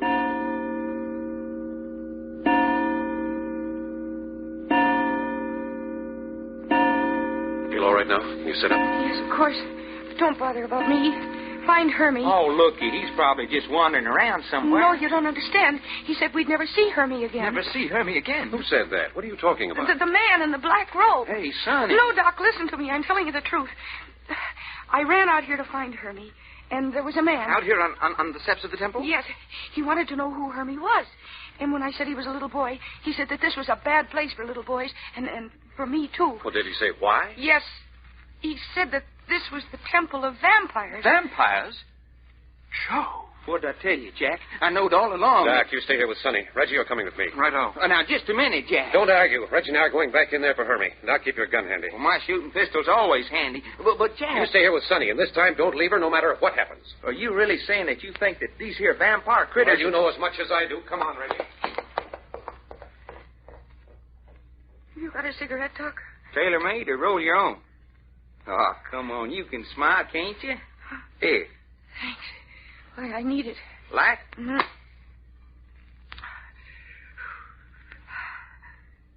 Oh, Sonny, your hand's trembling like a leaf. Yeah, I feel my hands. They're like ice. Oh, here now, sugar. And that way all over. Well, that ain't no way for a person to be down here in the tropics. Hey, maybe you're coming down with chills and fever. Hey, shouldn't we all be looking for Hermie? Now, you sit right where you are. But, Doc, Jack said for me and you to stay here. So relax. Well, I don't like it. Well, neither do I. Now, tell me what happened. Well, you remember we both saw that big thing floating through the air in the temple. Yeah. Jack and Reggie were up on the ledge. That's right. They were in examining one of them priest cells, and the thing landed on the same ledge that they was on. Yeah. Well, you ran up the steps to warn them. And being left alone frightened me. I looked around for Hermie, and he was gone. Just gone, huh? Yeah, and then I was scared. I ran around calling for him. Finally, I came out here on the steps, and there was a man here. Indian? No, he talked with a soft Spanish accent, and he was dressed from head to foot in a black robe. Did he try to grab you or something? No. He was gentle, and he was soft-spoken. The only thing was that I kept having the feeling that he was drawing closer to me. But the distance between us was always the same. He didn't move. Hypnotizing you, sounds like. Yeah. Well, anyway, I think it was his eyes. And he said we shouldn't have come here. That this was the Temple of Vampires. Now, you listen to me, son. I may be a superstitious Texas boy, but even I know vampires is in the same category along with witches and werewolves Oh, I mean, stuff stories are made out of. Yeah, they are, aren't they, Doc? There isn't any such thing. Of course, I've heard of vampire bats, but they don't have the shape of a human body. I don't know. All I know is he said that this was the Temple of Vampires and that this was a very bad place for little boys and for girls. Yeah? And then what happened? Oh, then everything began to go wrong. I felt myself falling.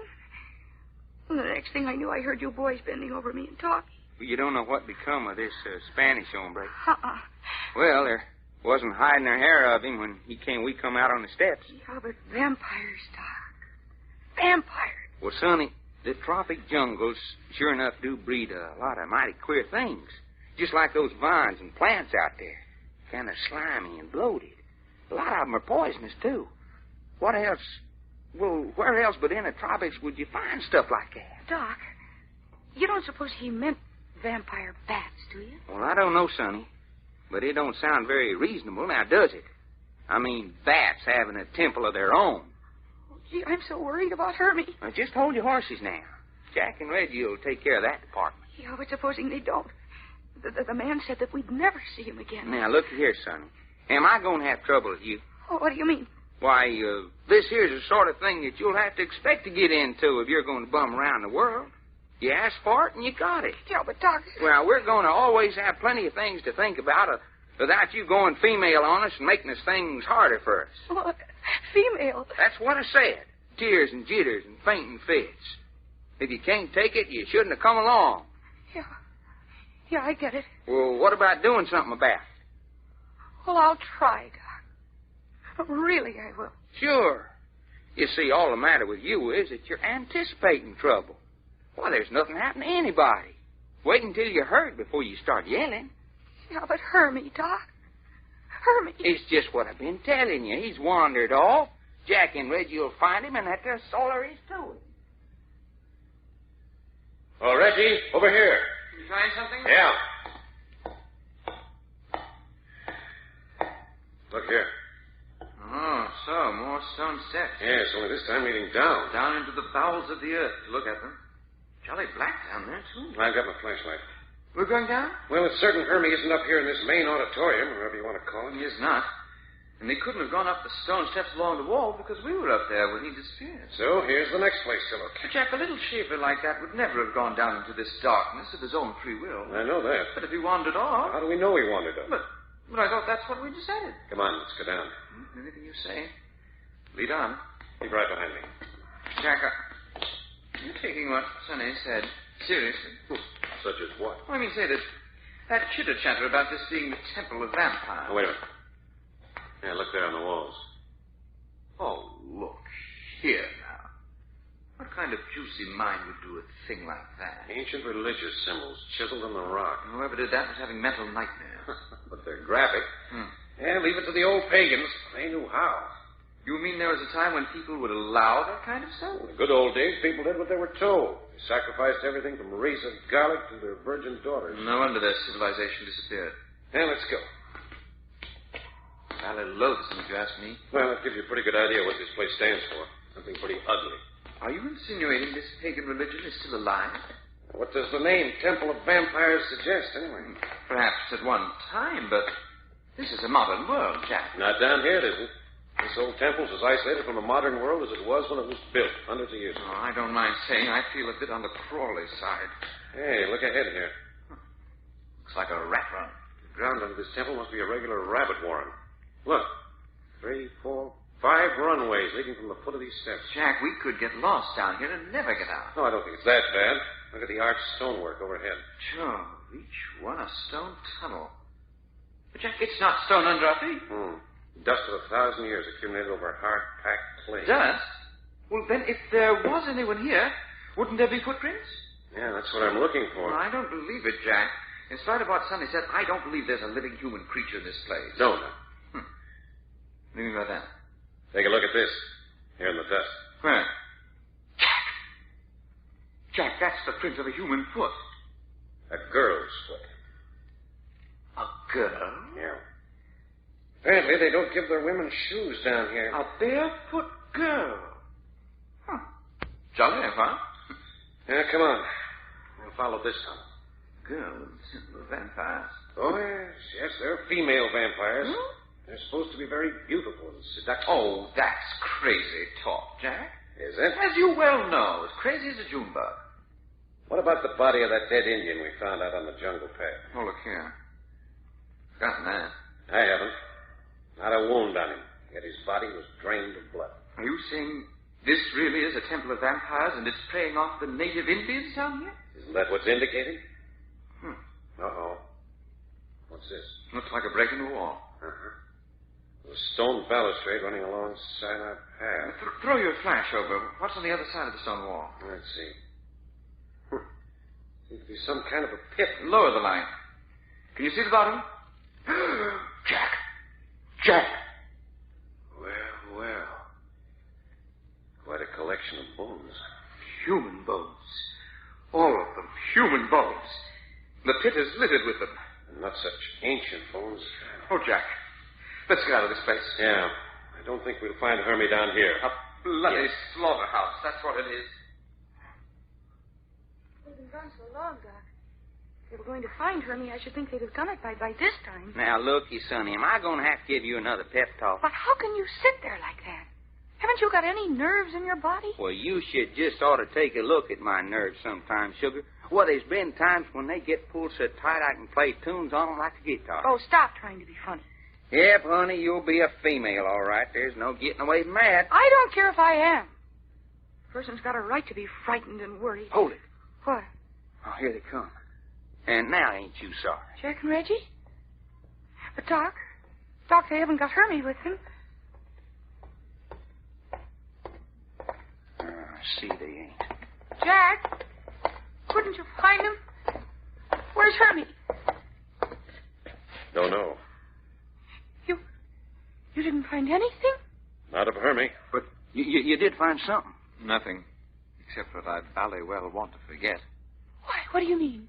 Forget it. Did you search everywhere, Jack? Well, that's impossible. It'll take days to go through all the passageways under this temple. Oh, what are we standing here for? Hello, everybody. Hermie. I wondered where all you folks went. Oh, Hermie, darling. Hermie, fella, where the blazes you been? Hermie, what do you mean by frightening us all like this? Hey, what are you crying about? Where have you been?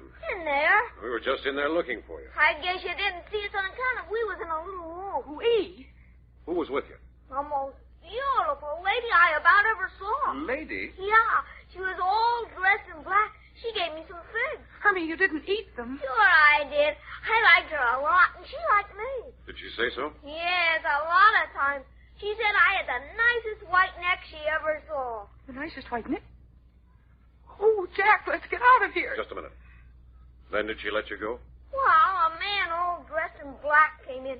He took me by the hand and said you folks were waiting for me.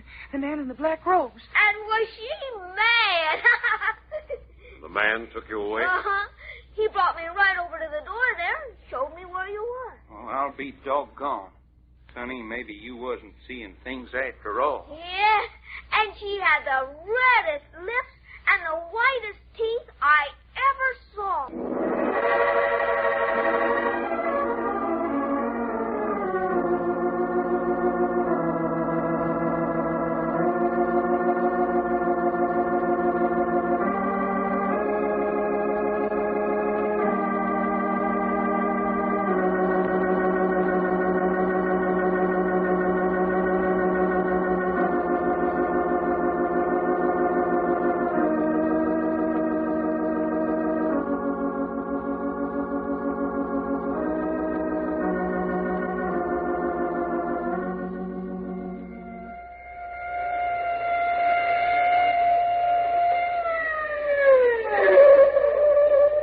Further adventures of Jack, Doc, and Reggie will come to you Monday at this same hour. I Love a Mystery, written and directed by Carlton E. Morse, comes to you Monday through Friday, featuring Russell Thorson as Jack, Jim Bowles as Doc Long, and Tony Randall as Reggie York, with Mercedes McCambridge as Sonny, Louis Van Ruten as Manuel, and Sarah Fussell as Hermie.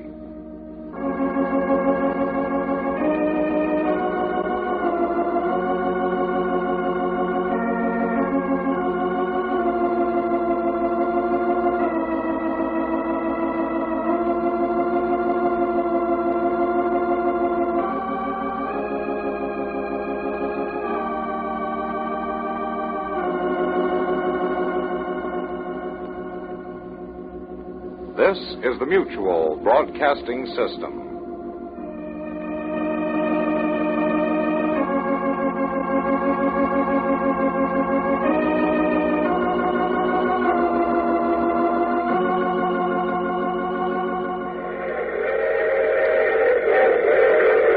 The Mutual Broadcasting System presents I Love the Mystery.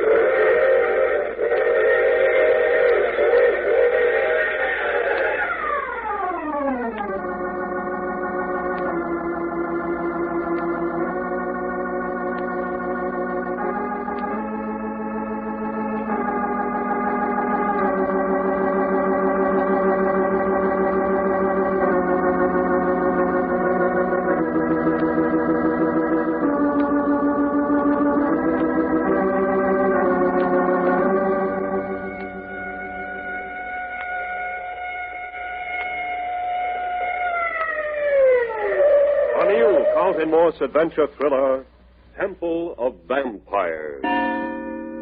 Now that we're all together again, let's get away from this place. Before I go, I want Hermie to show me the room where he met this woman. Sure, I'll show you. Jack, you don't mean you're going to take Hermie back in there? He'll be safe enough. Well, how about the time, Jack? It's past 7 o'clock now. It won't be too long now before it starts getting dark. It won't be dark for another hour and a half, 2 hours. Take a look at the sky, Jack.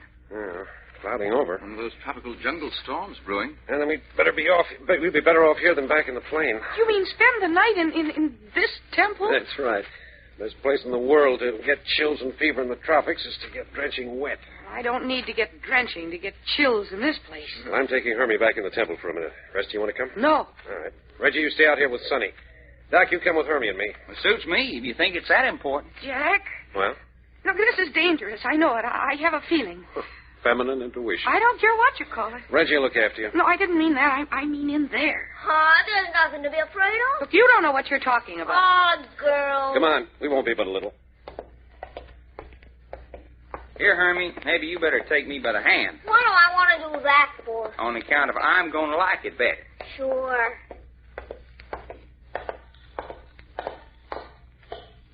Doggone, I ain't never got over how big this thing is. Darker in here than it was. It sure is, fella. That's a storm and night coming on. All right, Hermie, where's the room? Over that way. You sure about that? Hermie, you must be mistaken.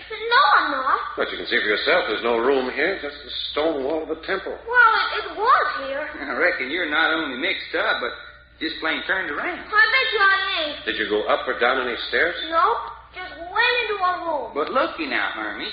You can see as plain as anybody. There ain't no room there. I don't see any. Which means there ain't any. There's that bell again. Listen. Hey, Jack, that's thunder. Yeah, there's the first indication of Reggie's storm. It didn't take no prophet to smell that one coming up. Come on, that means rain.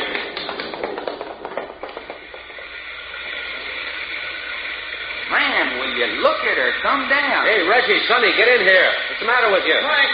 We're coming right with you. Hey, I never saw rain like that before. The mother of cloudburst with trimmings. Goodness. The rain's gone here. It rains. Didn't I tell you to keep out of the wet? Well, the wall gave us pretty good protection. Sonny didn't want to go inside. Well, I didn't expect anything like this. It don't monkey around down here when it turns loose. Will it last long? Well, jungle rains don't usually, not this time of year. Well, we're not going to try to get back to the plane tonight. Jack, you mean we've got to spend the night here? Yes? Well, where are we going to sleep? Well, we'll figure that out when the time comes. Well, how about those monk cells up the stone stairway along the wall? There are stone benches in them. You mean up on that ledge? Hey, look! Look! Jack, did you see that? Hey, what's the matter? One of those big things just floated across from one wall to the other, way up there in the air. I didn't see anything. Well, I did. Up there in the gloom. Must have been 40 feet above the floor. Did it have wings? Not a wing to his name. No. Just a great shadow floating through the air, big as a man. Maybe it was a man. Oh, don't talk nonsense, Ernie. Things are bad enough the way they are. Funny thing. You remember, Sonny, when Jack and Reggie was up on that second ledge up yonder, and you and me saw one of them things float over to the same ledge? Yeah. Well, when I got up there to warn them, there wasn't a sign of anything. But we saw it. Yeah, I know. Well, maybe it's just an illusion.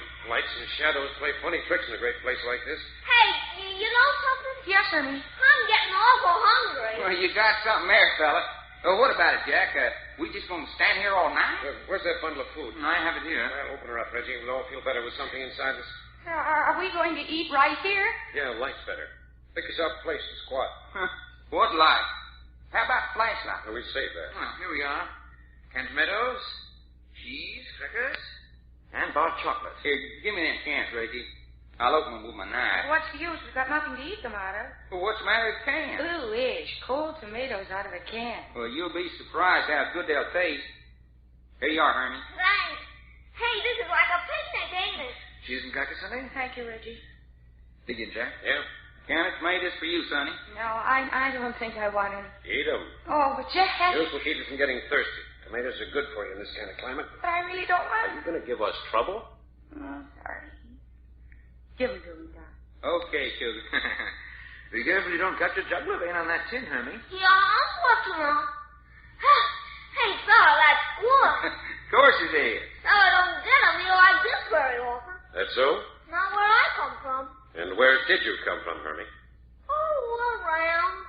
You and your father just bummed it around the country? Yeah, sure.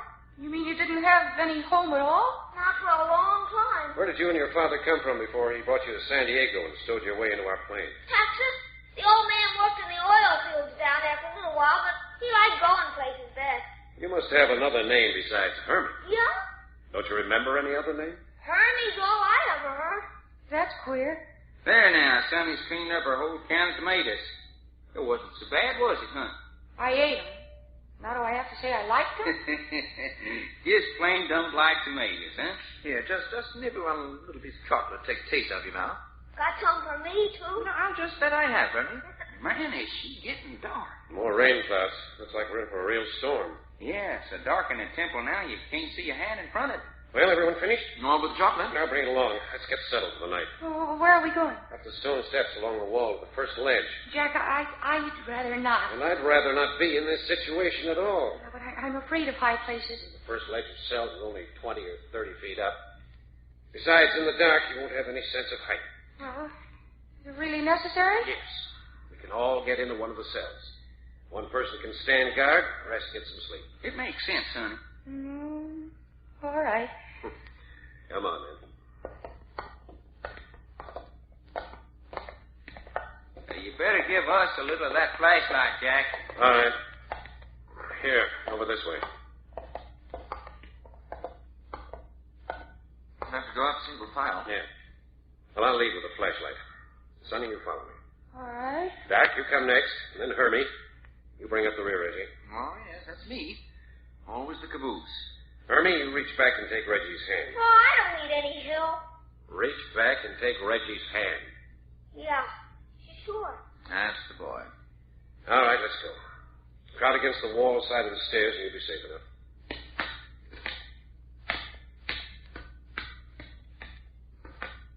Jack, I'm sorry, but I'm getting dreadfully ill. Here, give me your hand. Now, keep coming. I'm awfully silly about high places. Now, don't worry. Jack's got you by the hand, and I got you by the belt of your jacket in behind. You couldn't fall if you wanted to.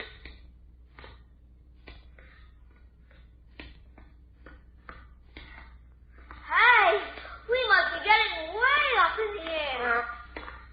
We'll soon be there now. All right, hold it. We're up on the ledge. Did you pick out which cell we're going to use? Yeah, the second one. It's the largest. Easy now. Keep against the wall. It's only about 3 feet to the edge, and then a sheer drop. Oh, I knew I shouldn't have eaten those tomatoes. Hang on, Sonny. It's almost over. All right, Hermie? Yeah. Say, I guess this is just about as dark as it ever gets anyplace. I guess you're about right. All right, now.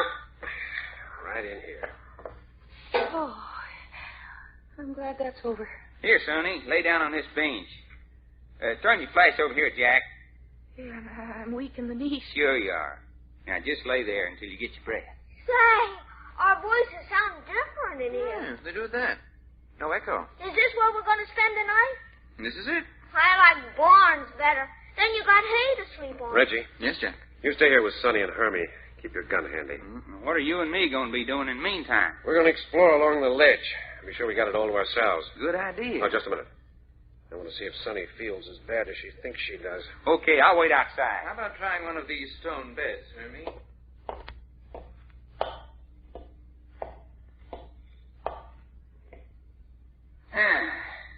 Well, I ain't never seen a place like this before. You have not? Hey, who said that? I say it. Well, I can't see you. Where are you? Right here beside you.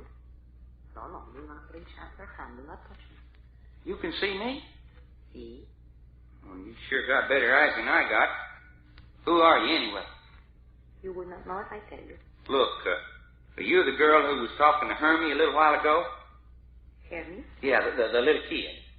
See, I talked with a little boy. You did, huh? Well, say, what's going on here anyway?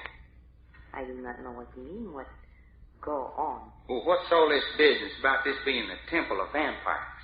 Yes, that is true. Are you a female vampire? That is a wicked thing to say. Oh, hey now, don't go getting mad. According to Hermie, you're the prettiest thing he ever seen. So? Yeah. He said you had the reddest lips and the sharpest, whitest teeth. What's the matter? He said that? He did that. Why do you think I have red lips and sharp white teeth? You got me. Why? Why you don't go away? Well, got caught in a rainstorm. Have to spend the night here now. So? Yeah. The little boy, he stay here too? Sure. Hey, what you interested in Hermie for? Interest? Yeah, he said you was crazy about it. Kept talking about his nice white skin. White skin? What you trying to do, give me the shivers? And there's something else I want to ask you about.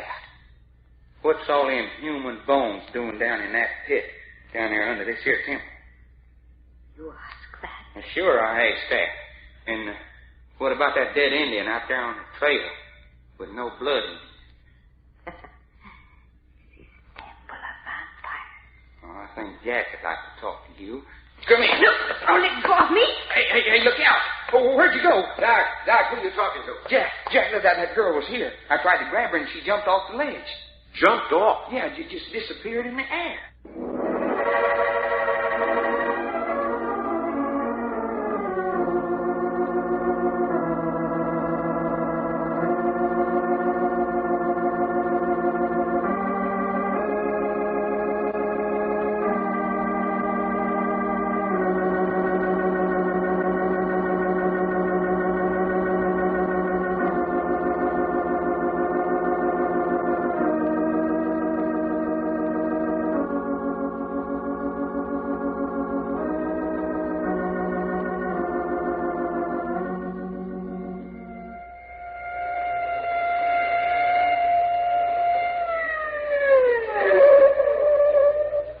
Adventures of Jack, Doc, and Reggie will come to you at this same hour. I Love a Mystery, written and directed by Carlton E. Morse, comes to you Monday through Friday, featuring Russell Thorson as Jack, Jim Bowles as Doc Long, and Tony Randall as Reggie York, with Mercedes McCambridge as Sonny, Louis Van Ruten as Manuel, and Sarah Fussell as Hermie.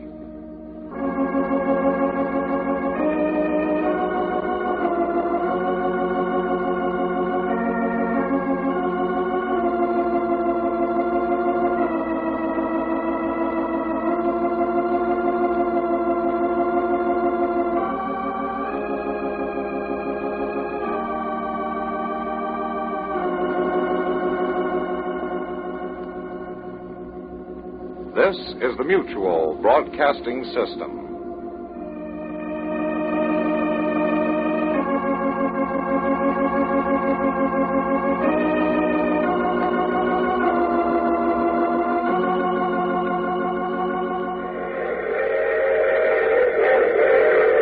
The Mutual Broadcasting System presents I Love the Mystery.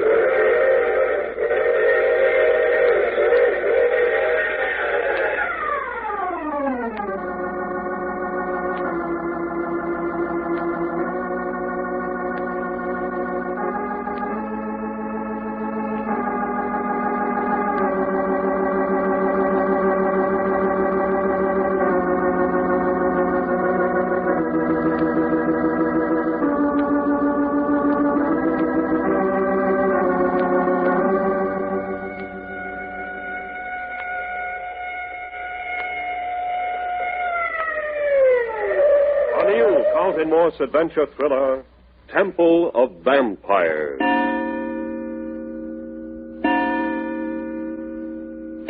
It's your time to get some sleep, Doc. On those stone benches?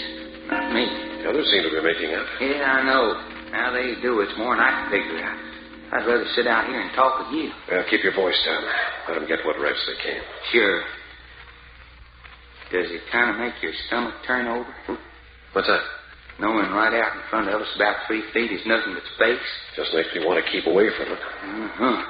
And that female vampire, whatever she was, just jumping out into it and floating off. You mean that's what you think she did? I ain't a fooling, Jack. She did it. Mm-hmm. And all right, then. You tell me what become of her. I don't know. But she didn't float off. But I had a grip on her. I felt her go out, and she slipped through my fingers. Maybe. And more than that, I was standing between her and the steps, so... Well, she couldn't have gone down that way. Now, you said that before. Yeah. You and I searched every priest's cell on this blasted ledge. That's right. And did we find any sign of her? No. So there was no way for her to get off this ledge but to jump. Now, tell me everything you can remember about her. Well, it was dark, of course, so I didn't see her. Yeah, I know. But she could see me. Did she say so? And she did. And even before that, I reached out my hand in the dark to feel where she was, and she stopped me. She said not to touch her. Uh-huh. What did she want? Well, she wanted to talk a little, the way I got it. And, Jack, she had the softest, silkiest little old voice. Did she ask any questions? Well, I don't think so. I asked most of the questions. Oh, wait a minute. There was one thing. What? Wanted to know if we'd be keeping Hermie here all night. She made a point of asking about the boy? Yeah, asked particularly. Did she say why? Seemed awful interested in his nice white skin. Maybe she likes him young. Well, white people must be pretty exciting to them after centuries of nothing but Indians. Huh? Meaning what? Vampires. Jack, you sure enough think I was talking to a little she-vampire? Very red lips and sharp white teeth are characteristics. Uh-huh, so I've been told. Yeah, in storybooks. Was she barefooted, do you know? Well, I wouldn't be knowing that. Why? I told you about Reggie and me finding the footprints of a girl in the dust in the underground chambers. Probably hers, all right. Unless there'd be a lot of them. You think maybe there might be? I don't know. Oh, yeah. Oh, yeah, I asked her about them human bones down in that underground pit. What did she say? Nothing. That's a great help. Yeah. What else did you ask her? I don't remember much. Oh, yeah, about that dead Indian of no blood in him out on the path. Yeah? Uh-huh, and she said, this is the Temple of Vampires. Knew all about the Indian's body. Acted like it. Jack, you know, that'd explain those big man-sized things with no wings that we seen floating back and forth across the temple. The dead Indian? No, that vampire girl jumping off this ledge. Maybe they do it all the time. Good trick. Make a lot of money in the circus if it's true. Yeah, I'll tell her next time I see her. No kidding, though. It does tie up in a way. Well, you better forget it. Doesn't make sense, huh? No. Yeah. Doc. Huh? What do you make of Hermie? Darned if I know. You like him? Well, how can you help it? It looks to me like a little feller just ain't wanted by nobody. Mm-hmm. Old man was no account and got tired of having the kid around his neck, so he up and stowed him away on our airplane. Doesn't seem to miss his father. The way I got his father figured, he missed him all right, but it's a good miss. Glad to be rid of him. Yeah. You got something different figured out? Yeah. I thought so. You've been down on him from the start. And that's not like you, unless you got a reason. How you figured? Did you notice his clothes? Well, not much, I don't guess. Interesting. Do you usually find an expensive and recently pressed and clean suit of clothes on the son of a tramp? Well, I'll be rolled over and found wormy. Hands clean, neck and ears clean. That's hard to do when you're on the bum, riding freight cars, thumbing rides. Yeah, don't I know. Jack, maybe you got something there. Another thing, it isn't natural for a 7-year-old not to know his last name. You mean he's the kid from some nice home that's run away and he's not telling us the truth? It adds up. With that, I don't explain you riding him the way you've been. I think it does. He's got coming anything he gets if he's run away from home, worrying and frightening his folks. Well, yeah, there's that all right. And as far as I'm concerned, he's going to wish he'd never seen an airplane by the time I'm through with him. He is a nice kid, though. No kid's nice for my money who hasn't got more sense of responsibility than that. Well, yeah, you might be wrong. Maybe. Hey, Jack. Now what? Somebody's coming down. Down below with a torch. Now, there's two of them. 3, 4, 5, 6. Well, would you be looking at that now? That must be some kind of an election rally. Now, they're carrying something. Circling around the altar. Must be 20 or 30 of them. Listen. Bunch of the rumba boys getting together.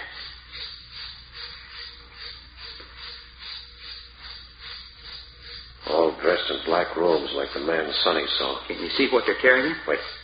Jack, it's the body of a man. Yeah, it's an Indian. Yeah, nothing but a loincloth.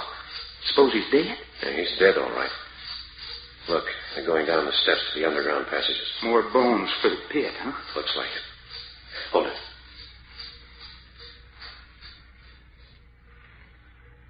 And there goes the torch parade. What sort of goings-on is that, anyway?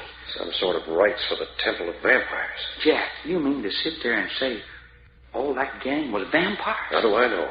At least they seem to be priests of the temple. Yeah, robes and torches and stuff. Hey, Jack. Now it's not. Did you just now get colder? You're getting colder in here? Am I having a chill? Must be you. Not to give anybody the creeps. Another dead Indian. Doc. Yeah? There's someone on this ledge with us. Hey, don't say that. You are quite right. Who said that? I say it. Who are you? You have keen perception to know I had come. How did you get on this ledge? You didn't come up the stairs? No, I did not come up the stairs. I asked who you are. I am Manuel. Manuel? You're the fellow who frightened Sonny this afternoon. That is the girl, this Sonny? Yeah. She is inside the doorway? She sure is, fella. Asleep. Ah, asleep. A beautiful woman asleep. Now, look, I don't like the way you said that. No. And if you've got any ideas about getting into where Sonny is, you better think again. I am in no hurry. You're not in any hurry about what? Doc, keep your voice down. You'll have everybody awake. And that would be too bad. I like to think of a beautiful girl asleep. Well, see if you can get off your mind just long enough to tell us how you got on the ledge if you didn't come up the stairs. Does it not suffice that I am here? Looky, fella, do you sure enough float back and forth between this here wall and that one over yonder? My means of locomotion interest you, senor? They sure do, and that's a fact. See, I pass from one wall to the other. No wings? No wings. Well, there you are, Jack. Say, it doesn't make it so. And is that pretty little old female girl vampire able to do the same thing? Girl vampire? The one who talked to her was over here on the ledge talking to me a while ago. Ah, Angelina. She an honest-to-goodness no-fooling she-vampire? Angelina is priestess of the Temple of Vampires. And I suppose you would be a vampire, too. I am priest in the temple. Oh, nice work. I am happy. What was that parade of monks with torches and shakers who passed down below us a few minutes ago? The blood sacrifice. Yeah, we saw them carrying the body of an Indian. Is that where you get your sacrifices? Among the native Indians? See. I think you get mighty old far tired of you using them for burnt offerings. We are their religion. Religion, huh? Everyone expects to make sacrifices to his religion. You mean the native tribes around here believe in vampire worship? Human sacrifice? You disapprove? Well, then, I reckon Indians are the only human beings you're interested in sacrifice. See. Except once in a great while when the white man strays within our boundaries. Just a minute, son. See? If you got any notion about using us in your vampire ceremonies, you just get the thought right out of your head right now. So? You heard me. Who's talking out there? Oh, Jack, Herm's away. Is that you, Doc? Hermie, don't go barging around in the dark. Why, Doc? Now, you forget that you're up on a darn high ledge here. What are you doing awake? Huh? You there too, Jack? I guess I don't sleep very good on stone. Now, here, sit down here. I'll put my arm around you. All right. Good evening, little one. Huh? Who's that? You do not remember me? Hey, you're the man in the long black coat. That is right. You took me away from the pretty lady. True. I did that. I wanted to ask you about that. Apparently, she didn't like it. No, Angelina did not like that. She was fascinated by the little one's soft, white skin. I still am. Angelina. Well, hello. You back again? See. Blame if you folks don't hop on and off this ledge like a bunch of sparrows. You remember me, little boy? Are you the pretty lady? See? I give you figs to eat. They were good, too. You are not afraid of me? No, I ain't afraid of nobody. Then you come to me now, huh? Sure. Let me stay where you are. Doctor, Yeah, I got him. Oh, I'll stay alone. Okay, but I still got a hand on him. You will not let him come. You folks listen to me. Vampires or not, a couple of slugs of lead aren't going to feel very good in your gizzards. And that's just what you're going to get if you don't clear out. Angelina. Eh? Go. But the small one hurt me. Go. The boy goes with me. Jack, she's got her. No, I don't want to. Jack, she jumped off the ledge with her. You mad wife. I'm here. Tell her to bring that boy back here before I shoot you. I will bring the boy back myself. Stay where you are. Call her. Tell her to bring him back. I will bring the boy back. It is the girl I want. Jack, why didn't you shoot? That's what's in this kind of darkness. But, honey, I could hear his voice floating out there. Well, I told you to hang on to him. Floating off out there in the arms of a female vampire.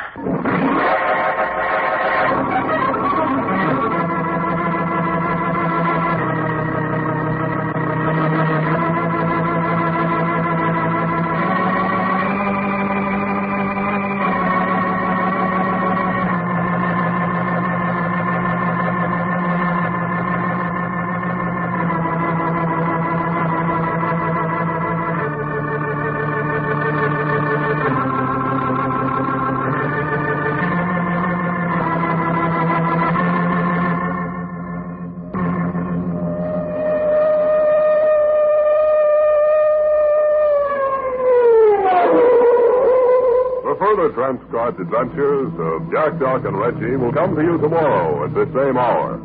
I Love a Mystery, written and directed by Carlton E. Morris, comes to you Monday through Friday, featuring Russell Thornton as Jack, Jim Bowles as Doc Long, and Tony Randall as Reggie York. Mike McCarthy speaking.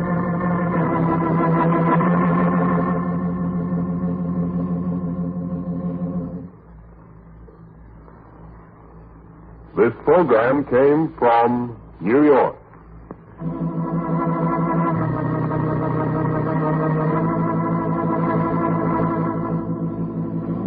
This is the Mutual Broadcasting System.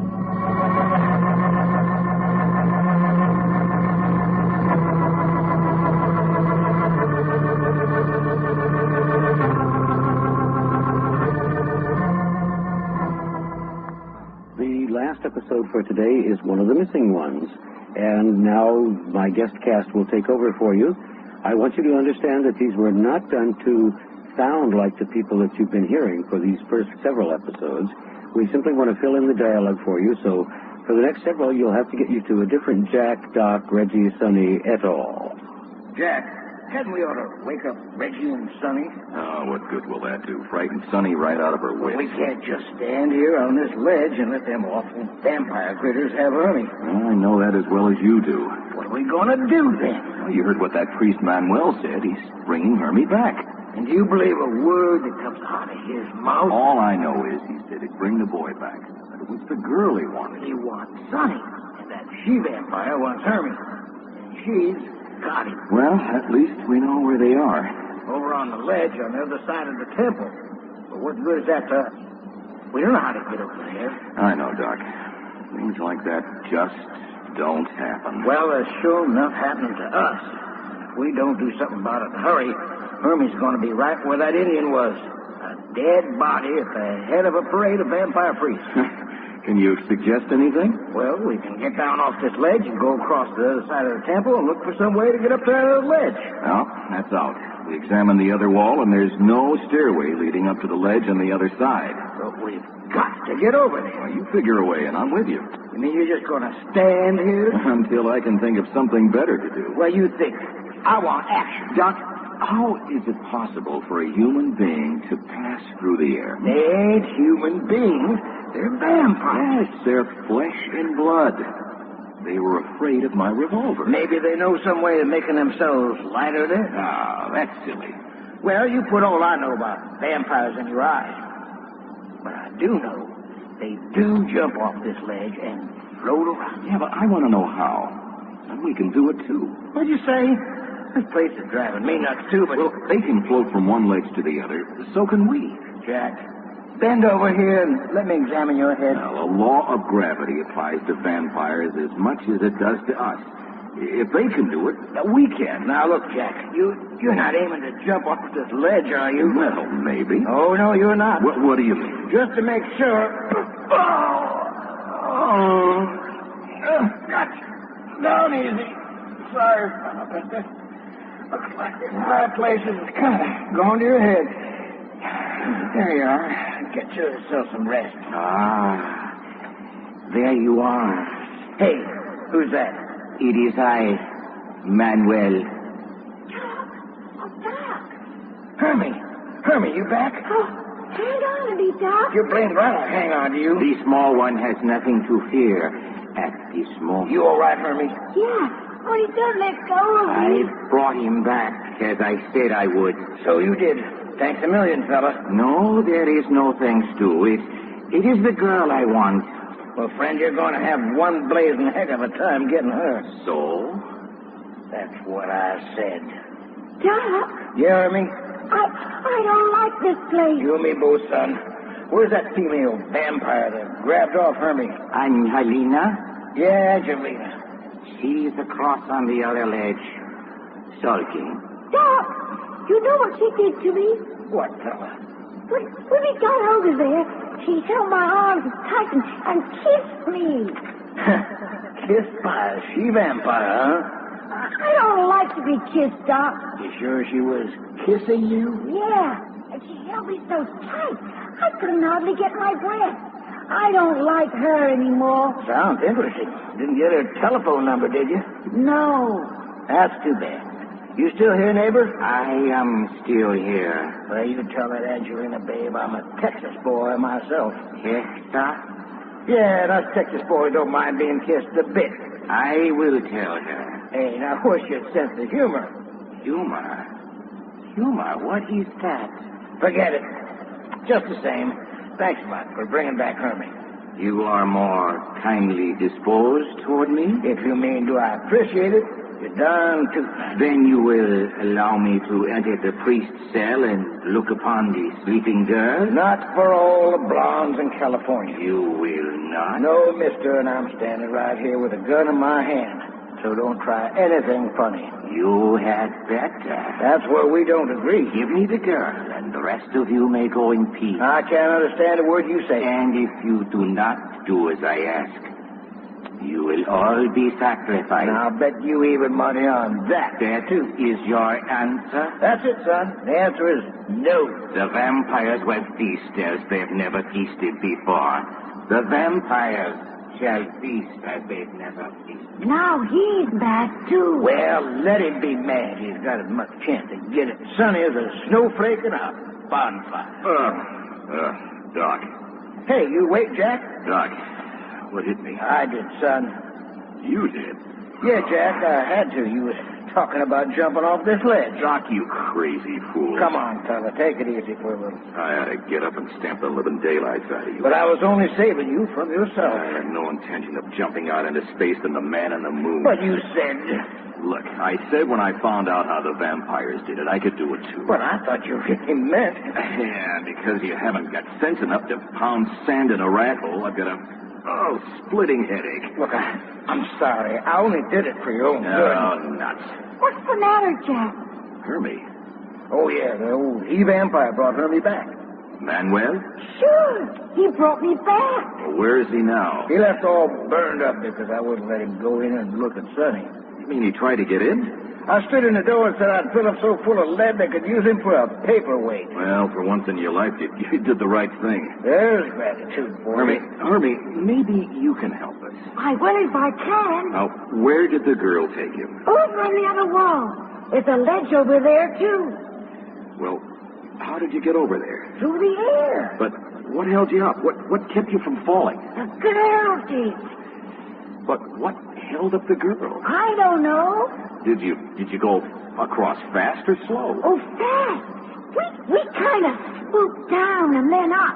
Swoop down and up. You mean you didn't go right straight across? No, down and up. Make anything out of that, Jack? No. How can I make anything out of anything with a large-sized headache? I'm sorry, fella. Honest, I am. Well, you ought to be.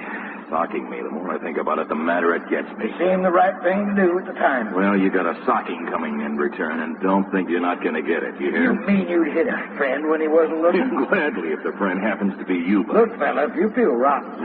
If I feel rotten... Okay, why don't you and Hermie go inside and try to get yourself some sleep? Well, it's still my watch. That's okay. I'm not the least bit sleepy. Neither am I, Doc. Well, you will be tomorrow. You go along with Jack. Go on, fella. All right. Can I depend on you not to pull some harebrained stunts? Now then, didn't I hold the fort while you were sleeping like a baby? And call me if anything happens. Of course I will. All right. Now, come on, Hermie. Come on. But I'd rather stay with Doc. You'll be safer inside. Besides, a boy your age needs some sleep. Well, will you let me lay close to you? What's that for? I ain't afraid. It ain't that. It's just that I want to be close to somebody. All right. Well, we'll share the same bunk. Oh, that's swell. It ain't that he's afraid. He just naturally wants to be close to somebody. Make myself kind of comfortable. Man, it is dark in this man's temple. You are alone? Don't do that. No? No, I wish you darn vampires quit sneaking up on a fellow. We shall go away? Are you Angelina? I am Angelina, the high priestess. High priestess, huh? See? Well, I don't give a tinker's hoot who you are. If you're back here with the idea of getting your hands on Hermie again, you'd better beat it. So? Why do you folks spend your lives roosting around on the ledges of this temple anyway? You act like a bunch of vultures. You say vulture to me? That's what I said, vulture. No fooling, Angelina. How do you do it? Do what? Swoop around in the air the way you and that damn well been doing. You do not know? Would I be asking you if I did? The little boy with the white skin. Forget the little boy with the white skin. See, he call you Doc Long. What about it? I call you Doc Long, too. See? Well, if you just got to call me something, why, that's my name. See, Doc Long. You know, I'd like to have a look at you. You've got a kind of cute talking voice. Not that I'm over fond of that chit-chatting with female vampires. You understand that? Doc Long? Yeah. What is Texas boy? Texas boy? See? Why, I'm a Texas boy. What is there about Texas boy? Well, now, you're talking about something I know all about, sugar. Us Texas boys just plain death on women. So? Yes, sir. Ain't no two ways about it. Honey, us Texas fellas don't figure we're grown-up men till we beat King Solomon's record. You know about love? Know about it? Why, Angelina, we're the boys who fought it out. That is good. Good? It's... Here now. Wait a minute. See? Are you kind of crowding a little? You show me about this love, no? Well, now... you put it like that. See, I put it like that. Well, look at what I got. Honey, you ain't much bigger than a minute. Is that bad? She wants to know if that's bad. But how come a little thing like you can carry Hermie through here in your arms? It's quite a hunk of shit. You put your arms around me, no? Now, just a minute. I thought I was showing you about love. See? Well, sister, you're way ahead of me already. You don't like it? You know there must be something about a vampire. You talk and do nothing. That's us Texas boys. Slow on the uptake. Man, once we get going, look out. I do not think you want to make love. You know, honey, I think you're right. For why? Well, to tell you the truth, vampires are a little bit out of my line. Ah, maybe if you see me, you think different. Maybe. Hey, Angelina. See? Take your arms from around my neck. Here now. Look out. Why, you darn low. Drag me off this ledge, please. Cat, trap, help. Doc, what's the matter? Come in, quick. Man, I thought I was a goner that time. What happened? That little double-crossing witch of a vampire did it. She came back? Got her around my neck and started dragging me to the edge. When I yelled, she let go and beat it. Why did she Why did you let her get that close to you? Well, you know how I am about women, Jack. Yeah, a little piece of lace will be the end of you yet, buddy. A little piece of lace with a girl inside of it. Why, son, that's a beautiful death.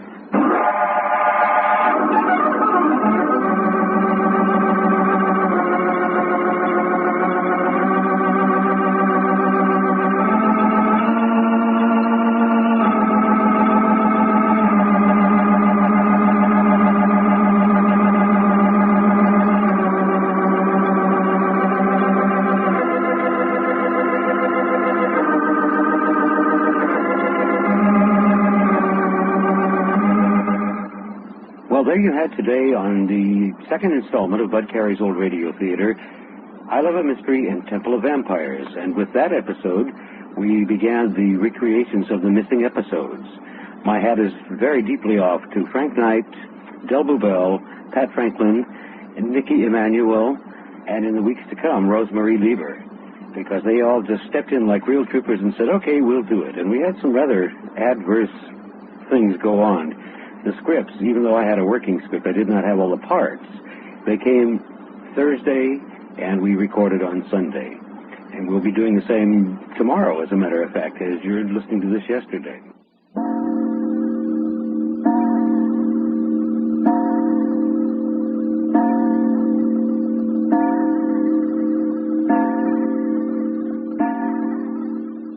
Temple of Vampires. 5 o'clock in the morning in the ancient Temple of Vampires, somewhere in the Central American jungles. The nightmarish experiences of one long night in the decayed cathedral are over. Now in the light of day, it's hard to believe the terrors of the darkness ever existed. That the girl Sunny actually talked to the high priest in the Temple of Vampires. That the boy Hermie was carried off the high ledge and through the air in the arms of a beautiful girl vampire and safely returned. That this same lovely female creature tried to throw Doc Long to his death from the high ledge, and that Jack and Reggie found, below the floor of the temple, a great pit littered with human skeletons. All this is hard to believe, because the rainstorm passed with the night and the sun is streaming in, so that even the old temple has taken on the air of benign sanctity. You can open your eyes now, Sonny. Just a few more steps down. I'm keeping my eyes closed until I feel my feet on solid floor again. Those stone steps are solid enough. Probably be here forever. I tell you, I can't stand high places. Well, we're hanging on to you, Jack, in front and me behind. Reggie and I are done. We're done all right, ain't we, Reggie? That's right, Narmy. There we are on the floor of the temple again. Oh, golly. I feel like I've just been rescued from something horrible. Ooh, doesn't that floor under your feet feel good? You really don't like high places, do you? When I think we spent the night up there in that ledge, well, never again. That was nothing. I floated through the air up there. Honey, you did what? Now, look, young fellow, we weren't going to talk about that. But I did, Doc. What's he talking about? Well, you weren't supposed to know whatever happened. How about that, Jack? But I want to know. Hermie, spill the beans. Okay. Last night, while you were asleep, that little female vampire, Angelina, swooped down on our ledge and grabbed Hermie, carried him over to the other ledge. Oh, no. Yes, sir, Sonny. She did. And then the man came and got me and brought me back. You were carried through the air up there 30 or 40 feet above the floor? Oh, it wasn't so bad. Come on, let's get out of here. I don't ever want to see the inside of this place again. I agree. Besides, it's time we got back to where we left off playing. Good. We'll get some breakfast and start to work on that undercarriage, huh? Yeah, I'm hungry. Well, you stay right here with us, honey. Sure. Oh, it's a wonderful morning. Aye, the whole world's full of sunshine this AM's would seem like. Oh, and listen to the birds. I guess they don't like it very much. Yep, busting their little hearts after the rainstorm. Yeah, okay, let's have over this way. You watch the steps for loose stones. Oh, and here we go on the mop. Roam over the stone so thick it's like walking on a carpet. We're going to have breakfast as soon as we get to the airplane, Sonny. You'll have to ask Jack. Are we, Jack? That's right. I like bacon and eggs.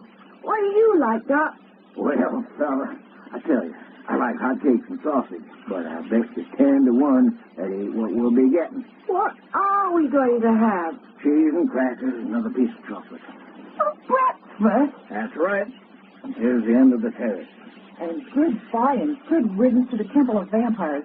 I hope that's the last we'll see of that. It'll still be in view till we get the plane in running order. Well, I guess I can bear it from a distance. Here's the path. Doc, you come up ahead with me.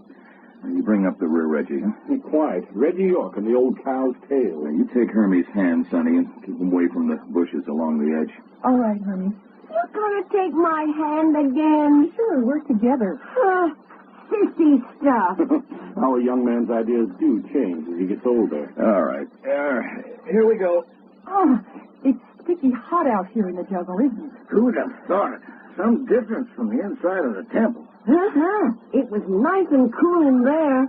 But can you imagine it being like this at 5 o'clock in the morning? My clothes are sticking to me already.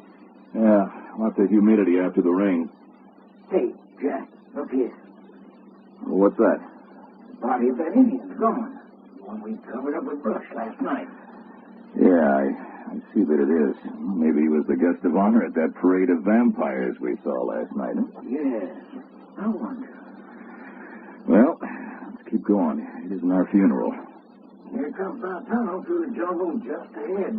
What became of the birds? Well, maybe they feel the same way we do about this particular piece of jungle. Unhealthy place to be. That's a pleasant thought. Honey, I'm hot. Well, so am I, Hermie, and I know what I'm going to do the minute I get back to the plane. Yeah, what's that, Sonny? I've got a swimsuit in the luggage. I'm going to strip down and struggle into it. Oh, no, you're not. Hey, I'd like to know why I'm not. There are too many poisonous vines and bugs and snakes. Now, you keep your arms and legs covered up, yeah? Oh, Jack. Now, you heard me. You should know better. Sure, I suppose I do. Hey, maybe we should go swimming in the lake. That's an idea. Get yourself chewed up by an alligator. Hmm? We didn't see any alligators. That doesn't mean there wouldn't be any. We can't go swimming. Ask Jack. Can we, Jack? No. They don't want us to do anything, do they, Sonny?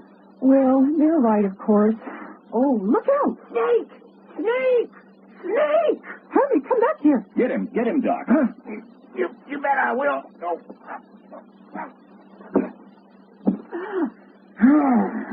There he is. And skin height.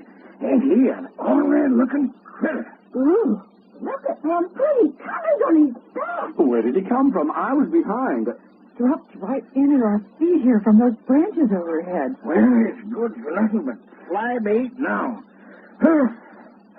There. We won't be seeing him again. Are you beginning to see what I mean? It makes me crawl all over. Let's get through this tunnel of vines and hurry up about it. Well, we're almost through now. I think I'll get inside the cabin when we get back to the plane and just stay there. Don't like Central America as much as you thought you were going to, huh? Well, I did think we were going to be in at least semi-civilization. Hey, don't tell us you're sorry you came. No, darn it, I'm not sorry. It was just that I expected something different. Nothing ever turns out like you expect. Around folks like Jack and Reggie and me, that's what makes life interesting. We start out to do one thing and end up doing something else again. I'm beginning to find that out. That's why we never make any definite plans when we start out. But we were headed for Costa Rica when the plane came in. Sure, I don't expect Central America could be any more interesting than this. Interesting is good. Sure. There wouldn't be any temple of vampires in Costa Rica, I don't expect. You really enjoyed that? Why, of course I did. Now I can tell my grandchildren I've been made love to by Angelina, High Priestess of the Temple of Vampires. Oh, some distinction. Well, maybe you don't like it now, but wait till you get back home. And don't forget the old he-vampire priest Manuel took a shine to you. Stop it. Well, he did. I don't think it's a bit funny. Come to think of it, Jack, you made a mighty unpleasant threat last time I talked to him. Did I tell you? No, I don't think so. Well, when I would let him get in the priest's cell where Sonny was sleeping... What did you say? That's right.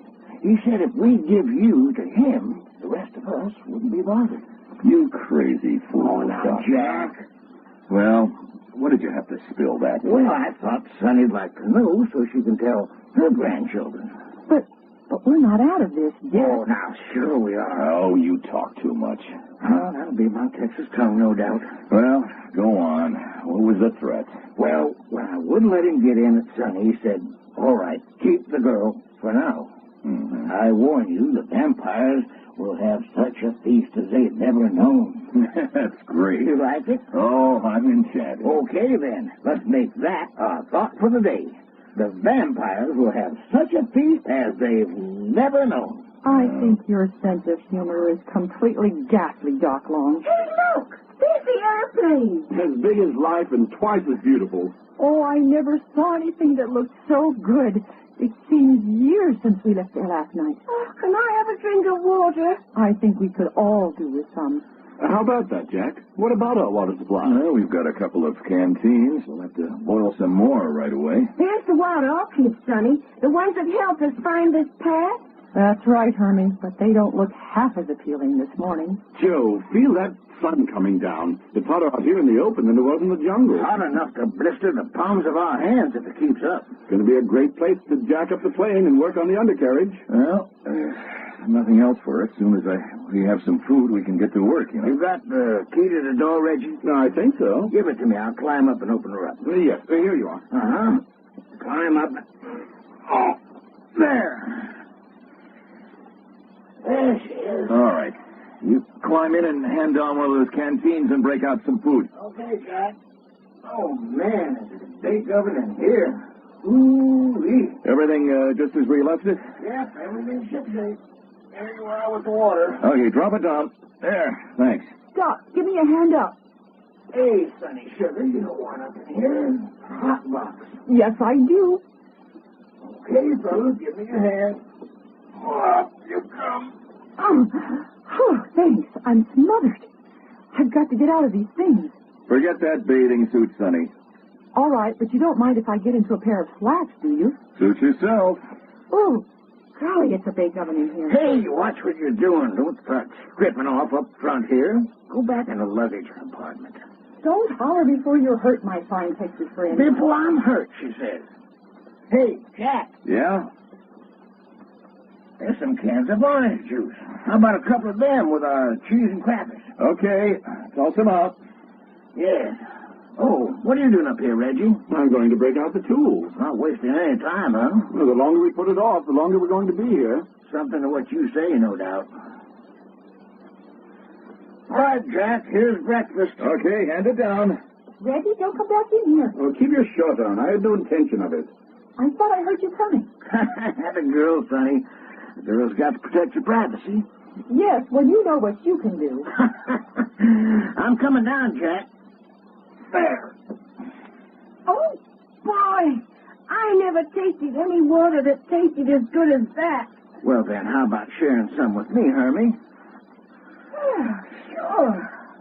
Thanks. Much too good to run under bridges. Give me a hand with these tools, Jack. All right, shoot them down.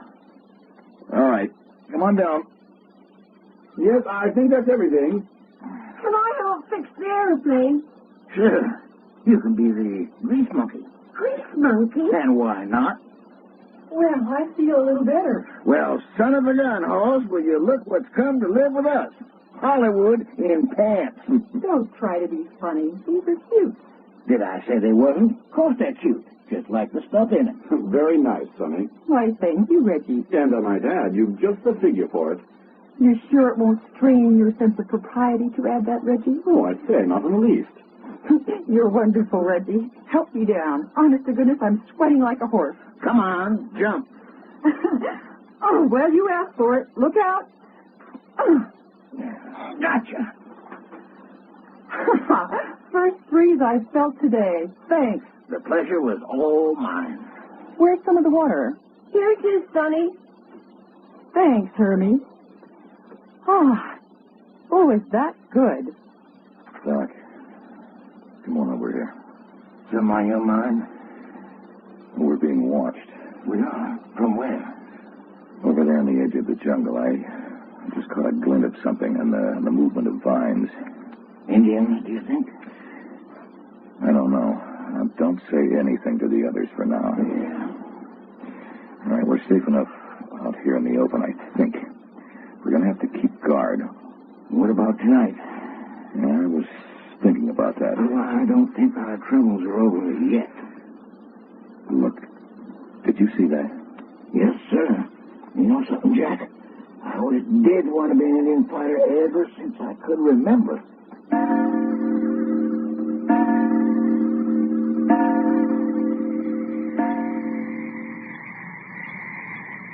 Hey, Jack, what you done with Sonny? Oh, she's up on the plane trying to make Hermie comfortable for the night.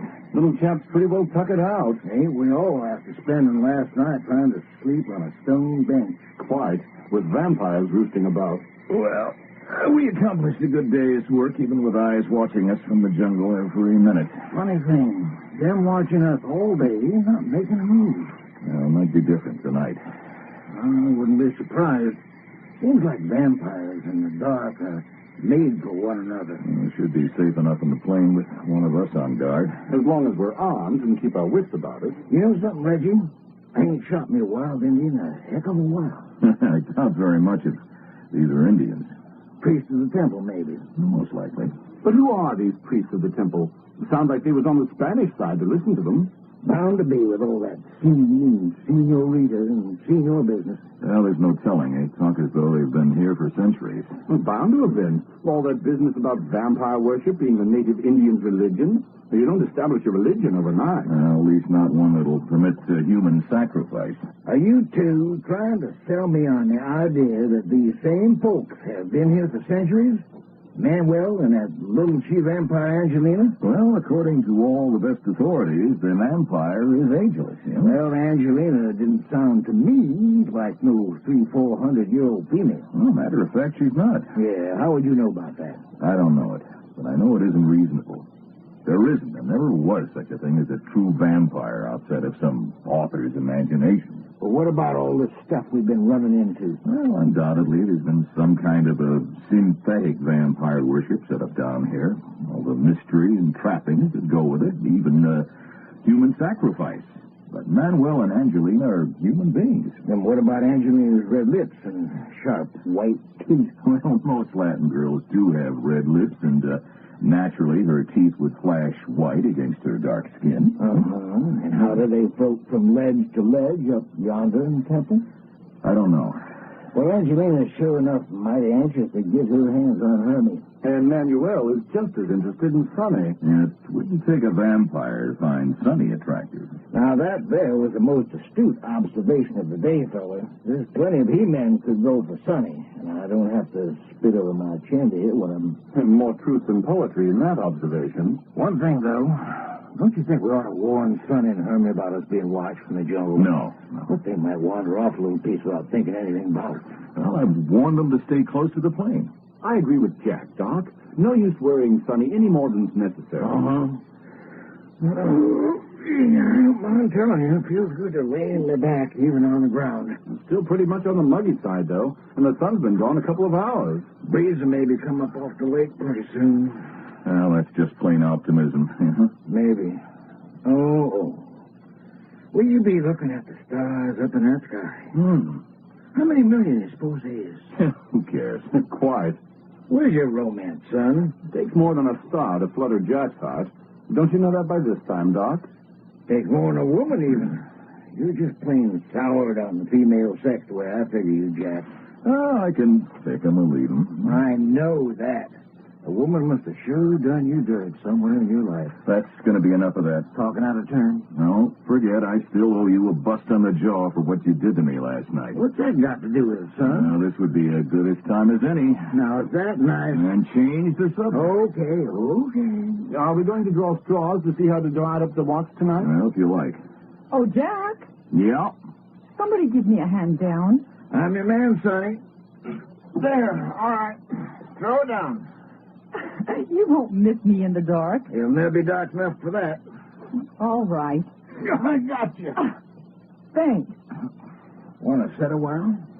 Yes. Oh, I thought we'd turn in with Hermie. It's positively suffocating in that plane.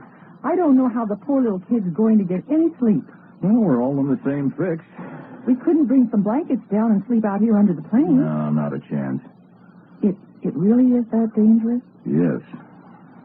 How long do you think we will have to be here? Week, probably. How about it, Reggie? Well, maybe not as long as that. Now that we've got the plane jacked up and I've had a chance to look at the undercarriage. It isn't as bad as you thought? Now, good luck was riding with us. And how about the gasoline? No, it's water, all right. I tested some of it this afternoon. That's going to be a nice job. Filtering 200 gallons of gas through a shanty. Well, it's got to be done.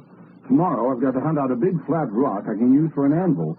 We've got a couple of twisted rods, and I'm going to have to beat them back into shape again. Well, down along the lakeshore, we should find something. No, quite. I'll find something. The cigarette, Sonny? I was wondering if I was going to be left out. You three enjoying your pipe? Help yourself and ask for what you want. Thanks. Light? That's better. Notice how many bats there are flying around? They're not liable to get in my hair, are they? No. You know something, Jack? What's that? If it wasn't for Sonny and Hermie, I wouldn't mind sticking around here for a little. What are you trying to do? Make me feel in the way? Now then, sugar, don't be so touchy. Yeah? I just meant that you and Hermie are up against something down here you can't lick. Jack and Reggie and I give as good as we get. So what? Well, if it wasn't for you two, I'd like to go back to Temple and really find out what's going on.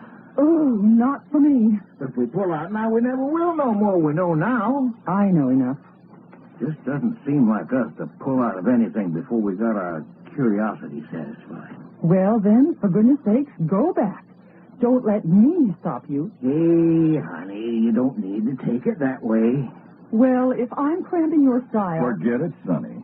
Well, gosh, anyway, I tried to be a good guy. And you have, too. I didn't mean that. And just that girls were made for stuff like this. I wish I hadn't come. Hey, you folks down there. Hermie, I thought you were asleep. It's too hot. Can I come down there? No, Hermie. You've got to get some sleep. I'm coming up in the plane, too. You'll smother. Well, then we'll just smother.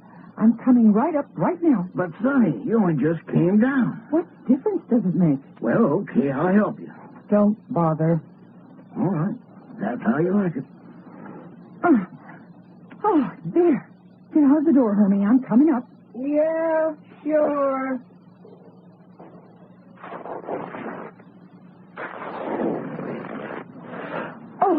Oh, darn. Hey, you tore something. Get out of the way, Hermie.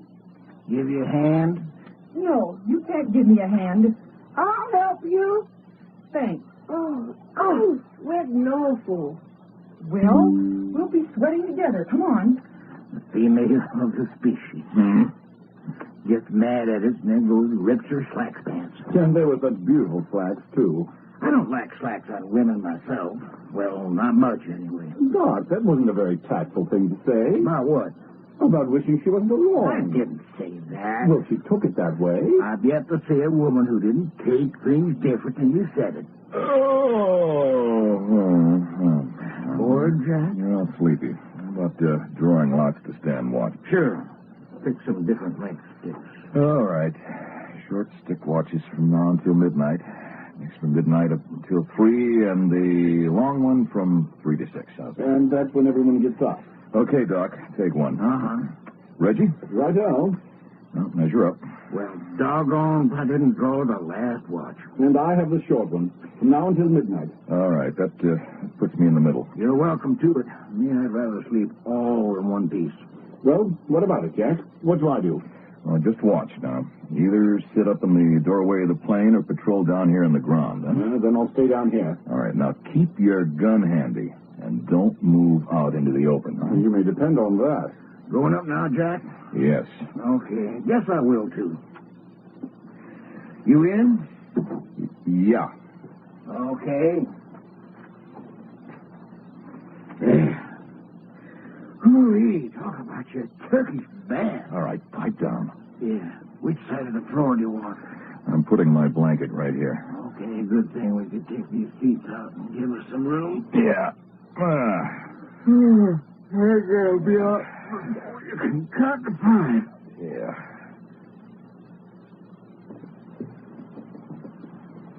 Bloomin' pipe's gone out. Nasty bats. Good mosquitoes, though.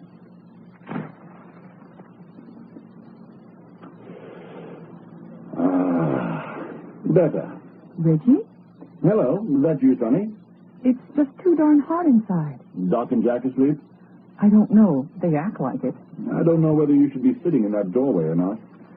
Please, my slacks are sticking to me like wet bathing suit. Not much cooler out here. Well, at least I can breathe. Hurt yourself when you slipped getting into the plane? No, just tore the leg of my slacks. Situation like this, good idea for everyone to keep his temper. I know it, but darn Doc Long anyway. Quiet. I see your point. Don't you suppose I know I'm in the way and I hate it? No, I wouldn't say that. Crabbing about eating tomatoes out of a tin, making a fuss about going up those steps in the temple, and just being plain female, like Doc said. Darn it all. I don't think sex has much to do with it. You don't? As I see it, you're not toughened up to it. Now, put a white-collar man from behind a desk down here, and his reactions would be just about the same as yours. Reggie, you're wonderful. I am? I was beginning to get an awful complex about being a girl. Were you really? If I had a gun, maybe I could give as good as I have got, too. You never shot one? Nope. Then I wouldn't advise it. But all you have to do is pull the trigger. Was that all? Are you standing right below me? Yes. Why? It must be getting darker. I can't see you. I moved into the shadow of the plane. Oh. Could you teach me how to shoot?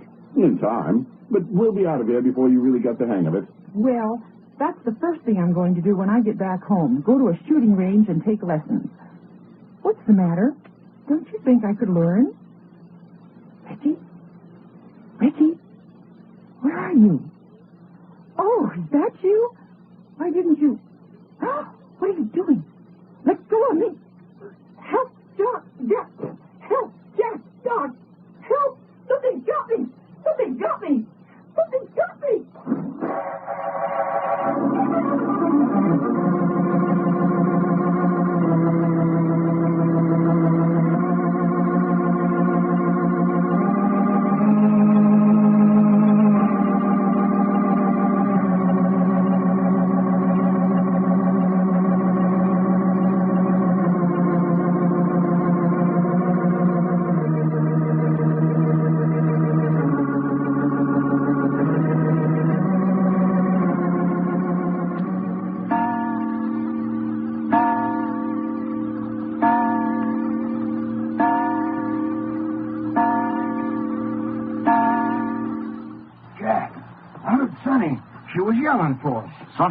Sonny, are you all right?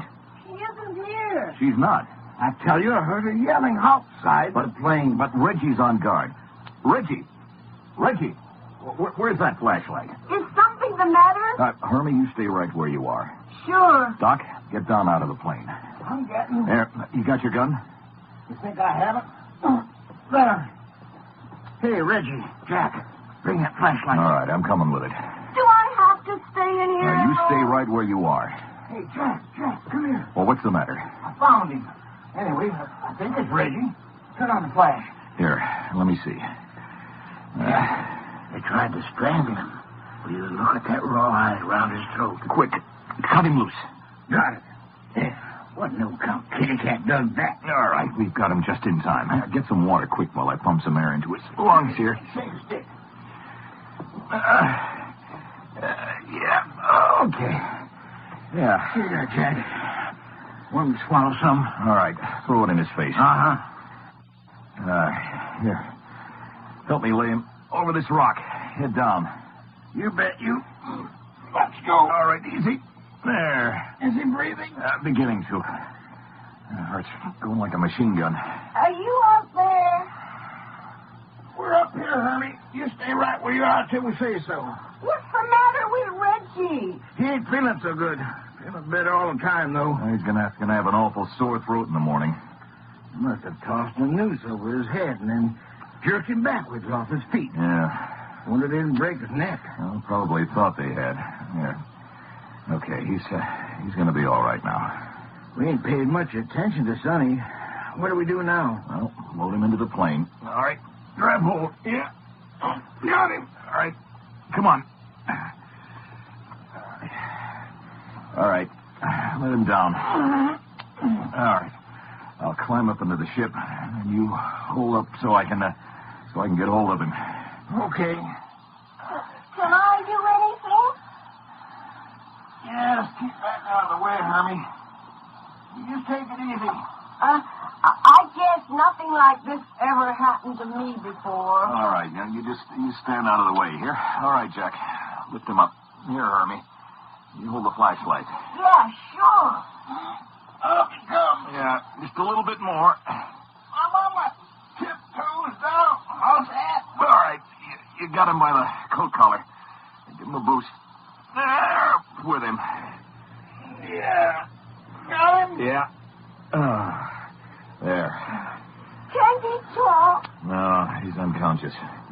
Can he ever talk again? All right, he'll be all right in a little while. Now look, Hermie. Now, just listen to me. Yeah, sure. Now, you're one of the men in this outfit from now on. How about that? Sure am. All right, now, I got a job for you. You think you can do it? Sure.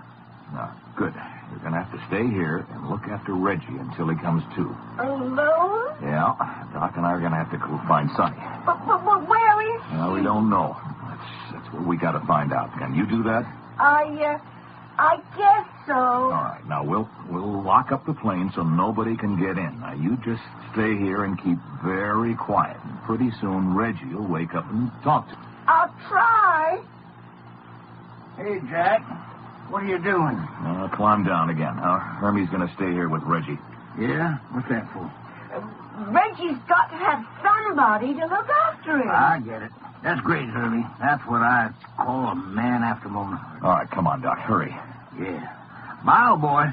Bye, Doc. Remember, just keep quiet. Now, if anybody comes around the plane, don't move. They can't get in, all right? All right. Now, we'll be back as quickly as we can. So long now. So long, fella. What's the matter? The path from the lake to the temple, it should be here somewhere. Flash your light around. Hey, there it is over yonder. All right, come on. Better keep the light on. Running the way we are. All right, give us away. As soon as they give us away, I stumble and break my neck. All right. We're on the path now. Seem to be.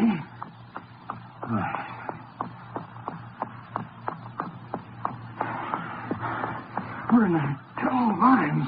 Got any idea what we're going to do when we get there? Well, the ledge is our best bet. If he's got Sonny over now, the ledge was sunk. Hey, where's our footsteps? We're in the moss of the stone courtyard. Now look out for those bushes. Them one here, Jack. Yeah, now, there's the steps leading up to the temple. Keep close, all right? Okay. Not sticking our necks out, though, seems like. All right, now, take it easy now. Will we just walk right in? Why not? Back in the old temple. Quiet. We're heading for the steps leading up to the ledge. I'm with you. Okay, up we go. Nothing's changed since this morning. Well, what did you expect? Seems like there'd be some kind of celebration capturing a white girl. First ledge. Hey, Jack. Oh. Another torch rally. Parade of the goons. Every time they have a parade around the altar, they have a new sacrifice. Well, what about it, huh? But, Jack, they just took Sonny away from us. How about you and I getting down there and busting up the little party? Hold it, Doc. There's Sonny at the head of the parade to carry the body. It's stripped down to a loincloth. Wait till we make sure. Wait, nothing. Look, Doc. It's another Indian. You sure? Look for yourself. Well, what do you know? It ain't Sonny at all. Another dead Indian. Sure looks like a weird bunch, and those black robes lit up by torches. Yeah, they got on into the underground passage, too. Oh, there's a parade. It is a parade. You the guy who loves a parade, huh? Not that kind. Anyway, we know Sonny wasn't the guest of honor. What do we do? Go on up to the next ledge. What's that for? Well, you remember yesterday when we saw those shadows floating back and forth from ledge to ledge? I didn't. Well, they were landing on the higher ledge. Yeah, but most activity was up there. All right. Now, that's why we're going up. Why not? Only we're going to need wings if anything happens. You know that. This climb will put us up about 40, 50 feet in the air. If they can take it, so can we. If they took Sonny up this high, she ain't never going to be good for nothing again. Why? The way she feels about high places. No. I'll keep in close to the wall. The steps are getting pretty narrow. My shoulder's cut a groove an inch deep in the stone wall. All right, here we are. Now, be careful. He says be careful. Now we're up what? Well, there's got to be some answer to why they float over on the other ledge. We're going to walk along the edge and look for something? Examine every inch of it. Well, get out your magnifying glass. Here we go. We'll have to be satisfied with a flashlight. I'd rather have a parachute. I'll use the flashlight on the ledge. Now, you go into each priest's cells as we come into it. Well, you got matches, don't you? A couple of boxes, you know. Well, use them. Use them, he says.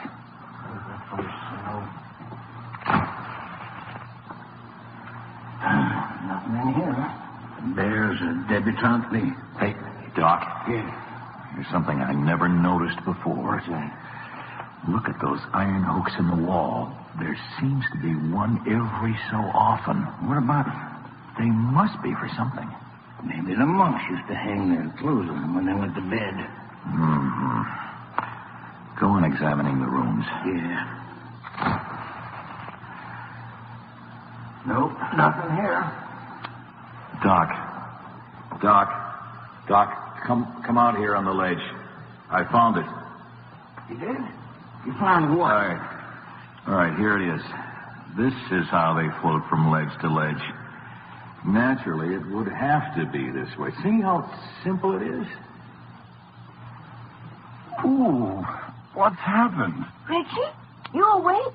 Oh, what's that? Oh, that's you, Hermie? Yeah.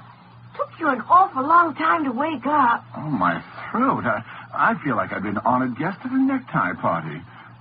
Oh, I say, what happened? Where are we? In the airplane. Oh, but where's Jack and Doc? They're gone. And so is Sonny. Sonny? I guess somebody choked you and ran off with Sonny. Choked me? By Jove, now I remember. Something slipped around my neck and I was jerked off my feet. Oh, that's the last I remember. I'm glad you're awake. I don't like being out here alone. Well, they went off and left you? Jack locked the door of the plane. I don't like it. Oh, but where did they go? I don't know. To find Sonny. Those blasted brutes jumped me and carried Sonny off? That's what Jack said. Well, we can't stay here. I've got to get out and help. But we can't. We're locked in. I have a key. But Jack said to stay here. I don't care what he said. Quiet. Oh. Listen. What's the matter, Ratch? Listen. Is something the matter? There's someone outside the plane. Oh. You think it's the vampires? I know jolly well it's the vampires. What are you doing with your revolver? You going to shoot somebody? With pleasure. A vampire's hide will look jolly well nailed to the door of my trophy room. You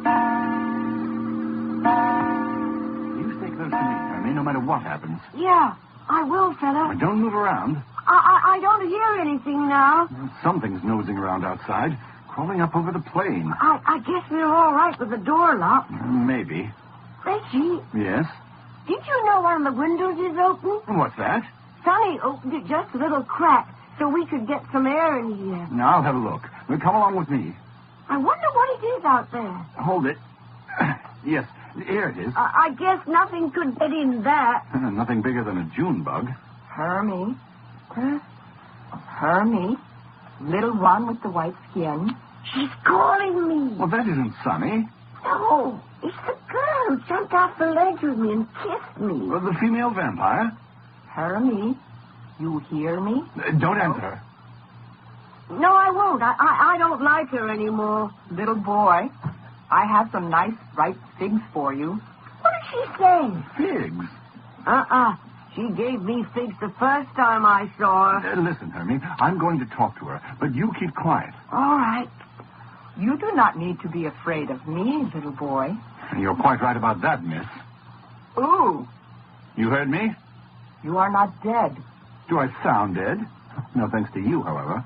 But I did not do it. Well, somebody did it and give me a bad case of tonsillitis.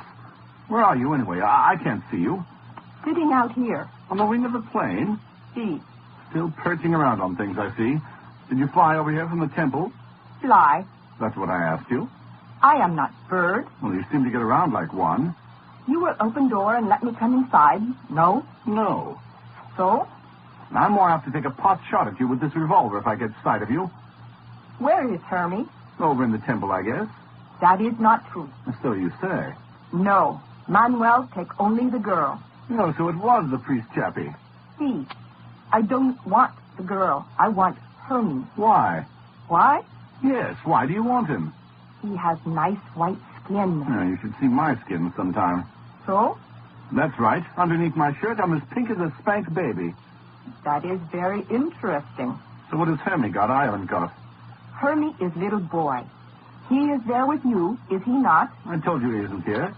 But I know he is. You still haven't told me. Why do you want him? You do not know about vampires? Uh-huh, so you admit you're a vampire. I am high priestess of vampires. Yeah, I know a museum that would like you. Museum? Yeah, that's right. Stuff. So? Believe me, they would love you. What is this stuff? Never mind. You wouldn't like it. Are you alone? See. I just about have a notion to come out there and pick you up. I am not afraid. You open the door and I will come in. What do you mean, that? See? It's a deal. You will. You've got yourself a proposition. Climb over the door. Richie, you're not going to open the door. You keep back. If I can capture her, then maybe we can trade her back for Sonny. I wish you wouldn't. Don't worry, we'll make out. You crouch down in the corner here. I'm afraid, Richie. You've got to be a man about these things, Sammy. Besides, I'll shoot holes in anything that bothers us. Now, keep quiet now. Now then, where are you? See, I am here. The door's open. Come on in. It is difficult. Reach out your hand. I don't see you. This way. Now then. No! The noose. Put it about his neck. Make sure this time. Reggie! Reggie! I'm here, little boy. No! No! Go away! Go away! I will hold you very gently. Gently. Let go of me! Put me down! Put me down! Come. Our task is done. I don't want to! I don't want to! I don't want to! Oh. Look here, Doc. This is how they swing from ledge to ledge. Swing? Yeah, sure, swing. Look at this vine rope tied to one of these hooks in the wall. Vine rope? Well, spank me for a baby. Will you look at that? It must reach clean up to 100 feet in the ceiling. That's it. The rope's fastened in the center of the ceiling. They just swing from the ledge of one wall to the other. But, Jack, 40, 50 feet above the floor. That's like Tarzan. Yeah, must be more than one of those ropes, too. Must be. The she-vampire, Manuel. Both was hopping on and off the ledge last night. And the girl carried Hermie in her arms. And hanging on to the rope. Must as strong as an ox. Well, your arms would develop in short order if you did much of this monkey stuff. Monkey stuff, no fooling. I'll float through the air with the greatest of ease. Well, now we can get across to the other ledge. Jack, you don't mean it. Why not? You mean you've got the nerve to jump off this ledge on that rope? Well, you tell me how else we're going to get across to Sonny. If Sonny's over there. You know she is as well as I do. Yeah, reckon I do. Well, I wish I didn't. Well, we're wasting our time. You mean we're going to do it now, son? And you think of any better time? It's plain dark. And I can't see all the fresh air that's below me. And you can't see where you're landing either. I'll have to chance it. Jack, I'd rather make a blind airplane landing in the Grand Canyon than to try and hit that ledge over yonder in the dark. Well, I can only try. Now, wait a minute, fella. Doc, this is getting us nowhere. We've got to get to Sonny. Okay, then I'll do it. You crazy idiot. You and me both, fella, but if you can do it, so can I. This is my idea. Now, look, son, I hate to have to knock you cold like I done last night. I was just thinking of the same thing. Oh, so you want to wrestle for the privilege of committing suicide? Act like you had some sense, will you? It's just as much sense for me to go as it is for you. Doc, high places don't bother me. Me neither, fella. What you think I'm yelling about? There ain't nothing I'd rather do than swing out on that rope. That's so. Sure, so. Things I used to do in my father's barn when I was a kid in Texas makes this look like child's play. Uh-huh. So, seeing I'd had experience, hey, turn that darn flashlight on, Mark. Yeah, like swinging on a rope 50 feet up in the air, do you? Huh? That's what I said. Well, why are you gripping that door jamb with that cell so hard for? Just hanging on, I mean. I know what you mean. Just the thought of swinging through the air makes you squeamish. Now, look, Jack, I've taken a lot from you. Yeah. Yeah, if you're intimating it, I'm scared. You're no more scared than I am. I hate it.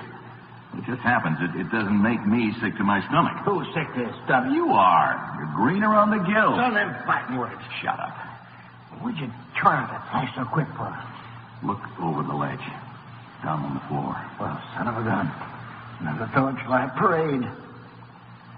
Oh, they sure do a heap of sacrificing down in this country. Yeah. Second time tonight. Quiet. Quiet for a minute. Can't hear them shakers they use so well up on this high ledge. Wonder if it's the only kind of music they like. Doc, do you see what I see? What do you see? There's a girl leading the priests. Well, I'll be a small detail. Do you suppose that's our little Angelina vampire? Doc, it isn't the body of an Indian man this time. Ain't got anything on the loincloth, no matter who he is. Jack, isn't that a little kid? Yeah, he's alive. Look at him fight. They've got him gagged. Well, are we going to lay here and watch him sacrifice a little kid? Yeah, he's alive, all right. And he's going to stay alive for my money. Wait. Look how white his skin is. That makes sense. Any kid's skin is white. But that isn't an Indian kid. That's Hermie. Hermie? Jack. Look what's happening. They're not taking him down into the underground passage. The girl's taking him. Hey, the priests are going down underground without him. He's coming this way. She's bringing him up the stairs. Well, let's go get her. No. She's coming up here. Jack, if we lose Hermie without lifting a finger... Don't you get it? She's got to come up here. She does? Why? This is rope. This rope, she's got to come up here to a rope to swing across to the other ledge. Why, now, ain't that a big price? She'll probably come up on these steps a lot faster than we could, so keep quiet. But she can see in the dark. She'll see us before we even know that she's around. Yeah, I forgot that. Quick, into the priest cell. What about the rope? If we can't hear her, she's liable to get away before we know she's here. I fixed that. I tied it up out of her reach. Now you're talking. Hold it. Jack, how'd you get Hermie and where's Reggie? I was just wondering. Quiet. You do not be afraid, little Hermie.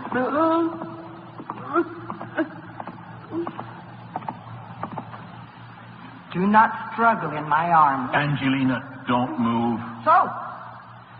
Keep the flash on her, Jack. Get between her and the stairs. With pleasure. Now then, put Hermie down. I will not. Don't try to be clever. Put him down. Never. Doc. Yeah? Go up and take Hermie out of her arms. You do not. You make one move and I'll shoot you dead. Go on, Doc. Spawns, Angelina. You keep back. Oh, so? You come one more step and I throw little boy over the ledge. Yeah, now you wouldn't. Yes, I will. What about that, Jack? She knows better than that. Yeah, but does she? Yeah, she's a dead pigeon if she tries. Listen, you. I'll give you to the count of 3 to put that child down. And if I do I'll not... shoot you dead in your tracks. And if you do that, little Hermie and I will both roll off the ledge together. Hi, Jack. That's dangerous. Be careful. You won't give up the boy if we let you go? No. Well, looks like we're licked, Doc. Does kind of look like it, doesn't it? Might as well put up your gun. All right. See, that is better. Get her, Doc. You bet. No. Pull her off, Jack.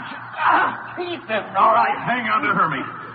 I got him. Pull her off. Here, pull her into the priest cell now. There. Get on her. Strong as a bag of cotton. Yeah, here we go. You dare touch the high priestess. Now lie still. She bit me and scratched me like an animal, Jack. Never mind. Get Hermie's gag off. Find about Reggie. Yeah, wait a minute, Hermie. Here, little fella. I want some clothes, Doc. I want some clothes. Never mind your clothes. Where's Reggie? They hit him and put a rope around his neck. Strangle him? Doc, get back to the plane. Leave you here? Don't argue. You've got to save Reggie.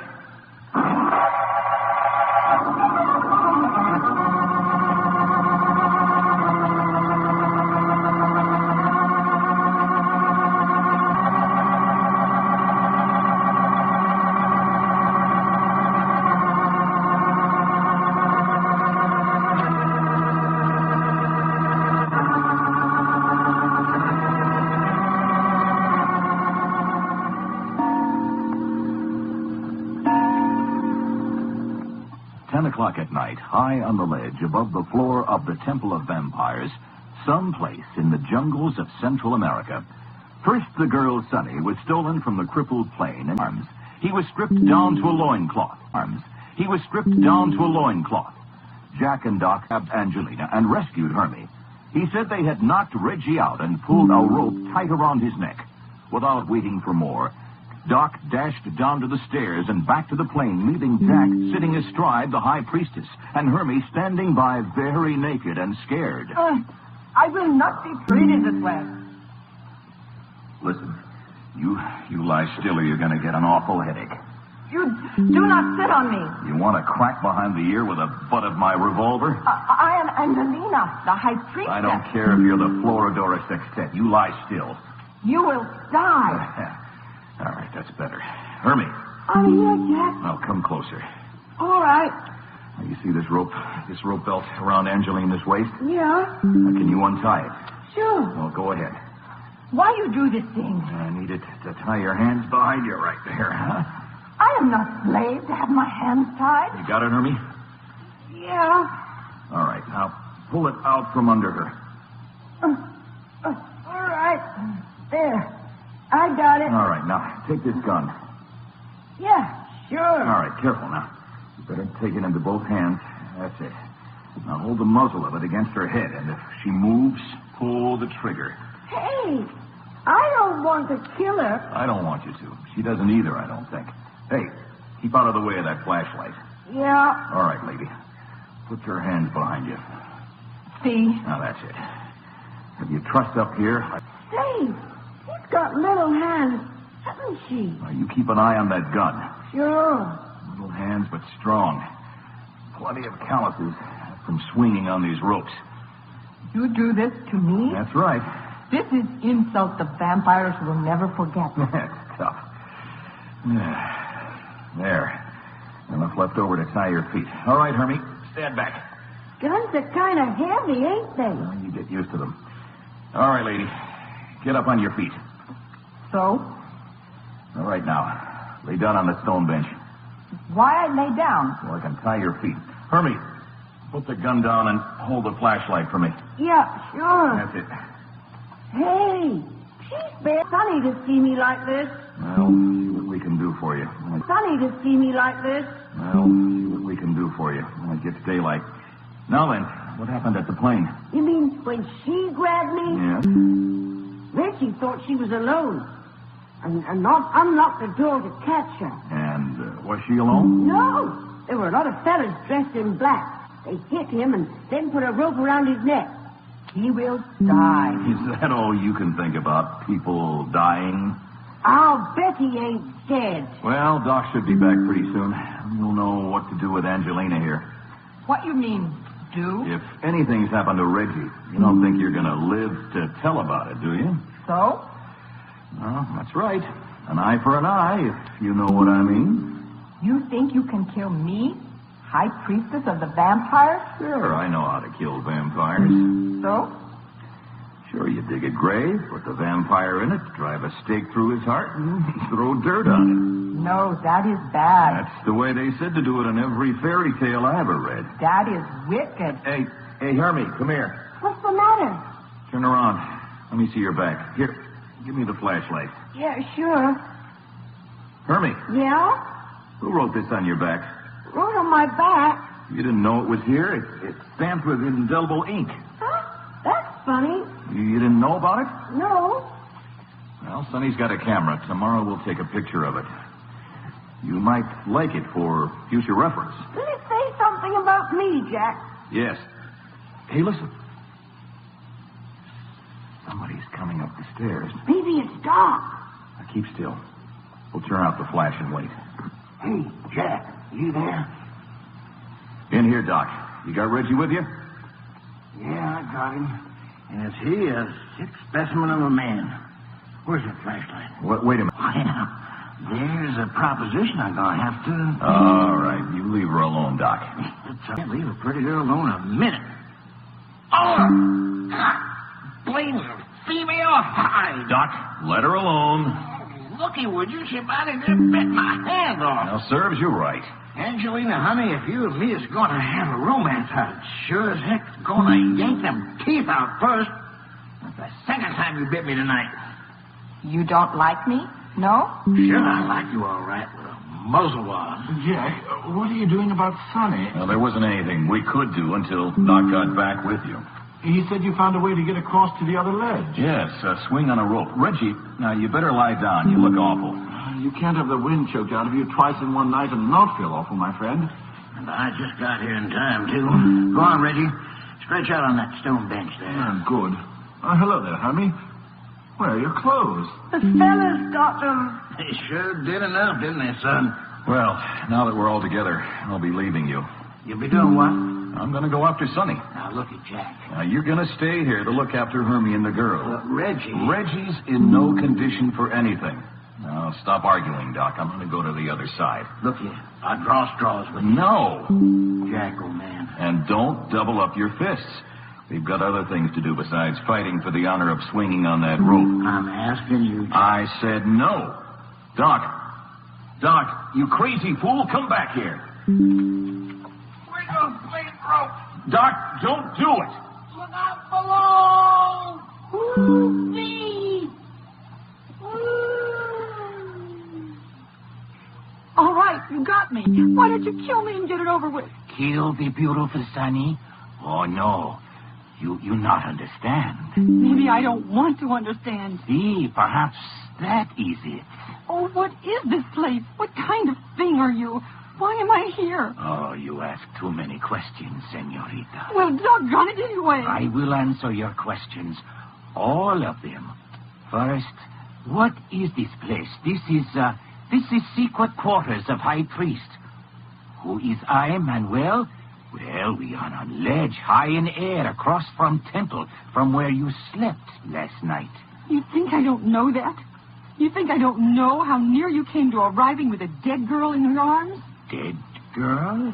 When you jumped off the ledge over there with me, I think my heart stopped.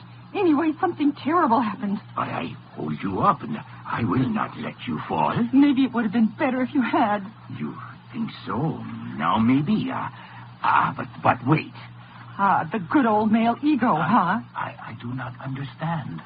You may be all they say about Latin lovers, but me, I flunked Latin 4 years straight running. I still do not understand. Forget it, vampire. That would be a good joke where I came from. So you call me vampire? Look, Manuel, I know you like to hear your own voice, but the suspense is killing me. So? If I'm to be a beautiful sacrifice, say so. Anything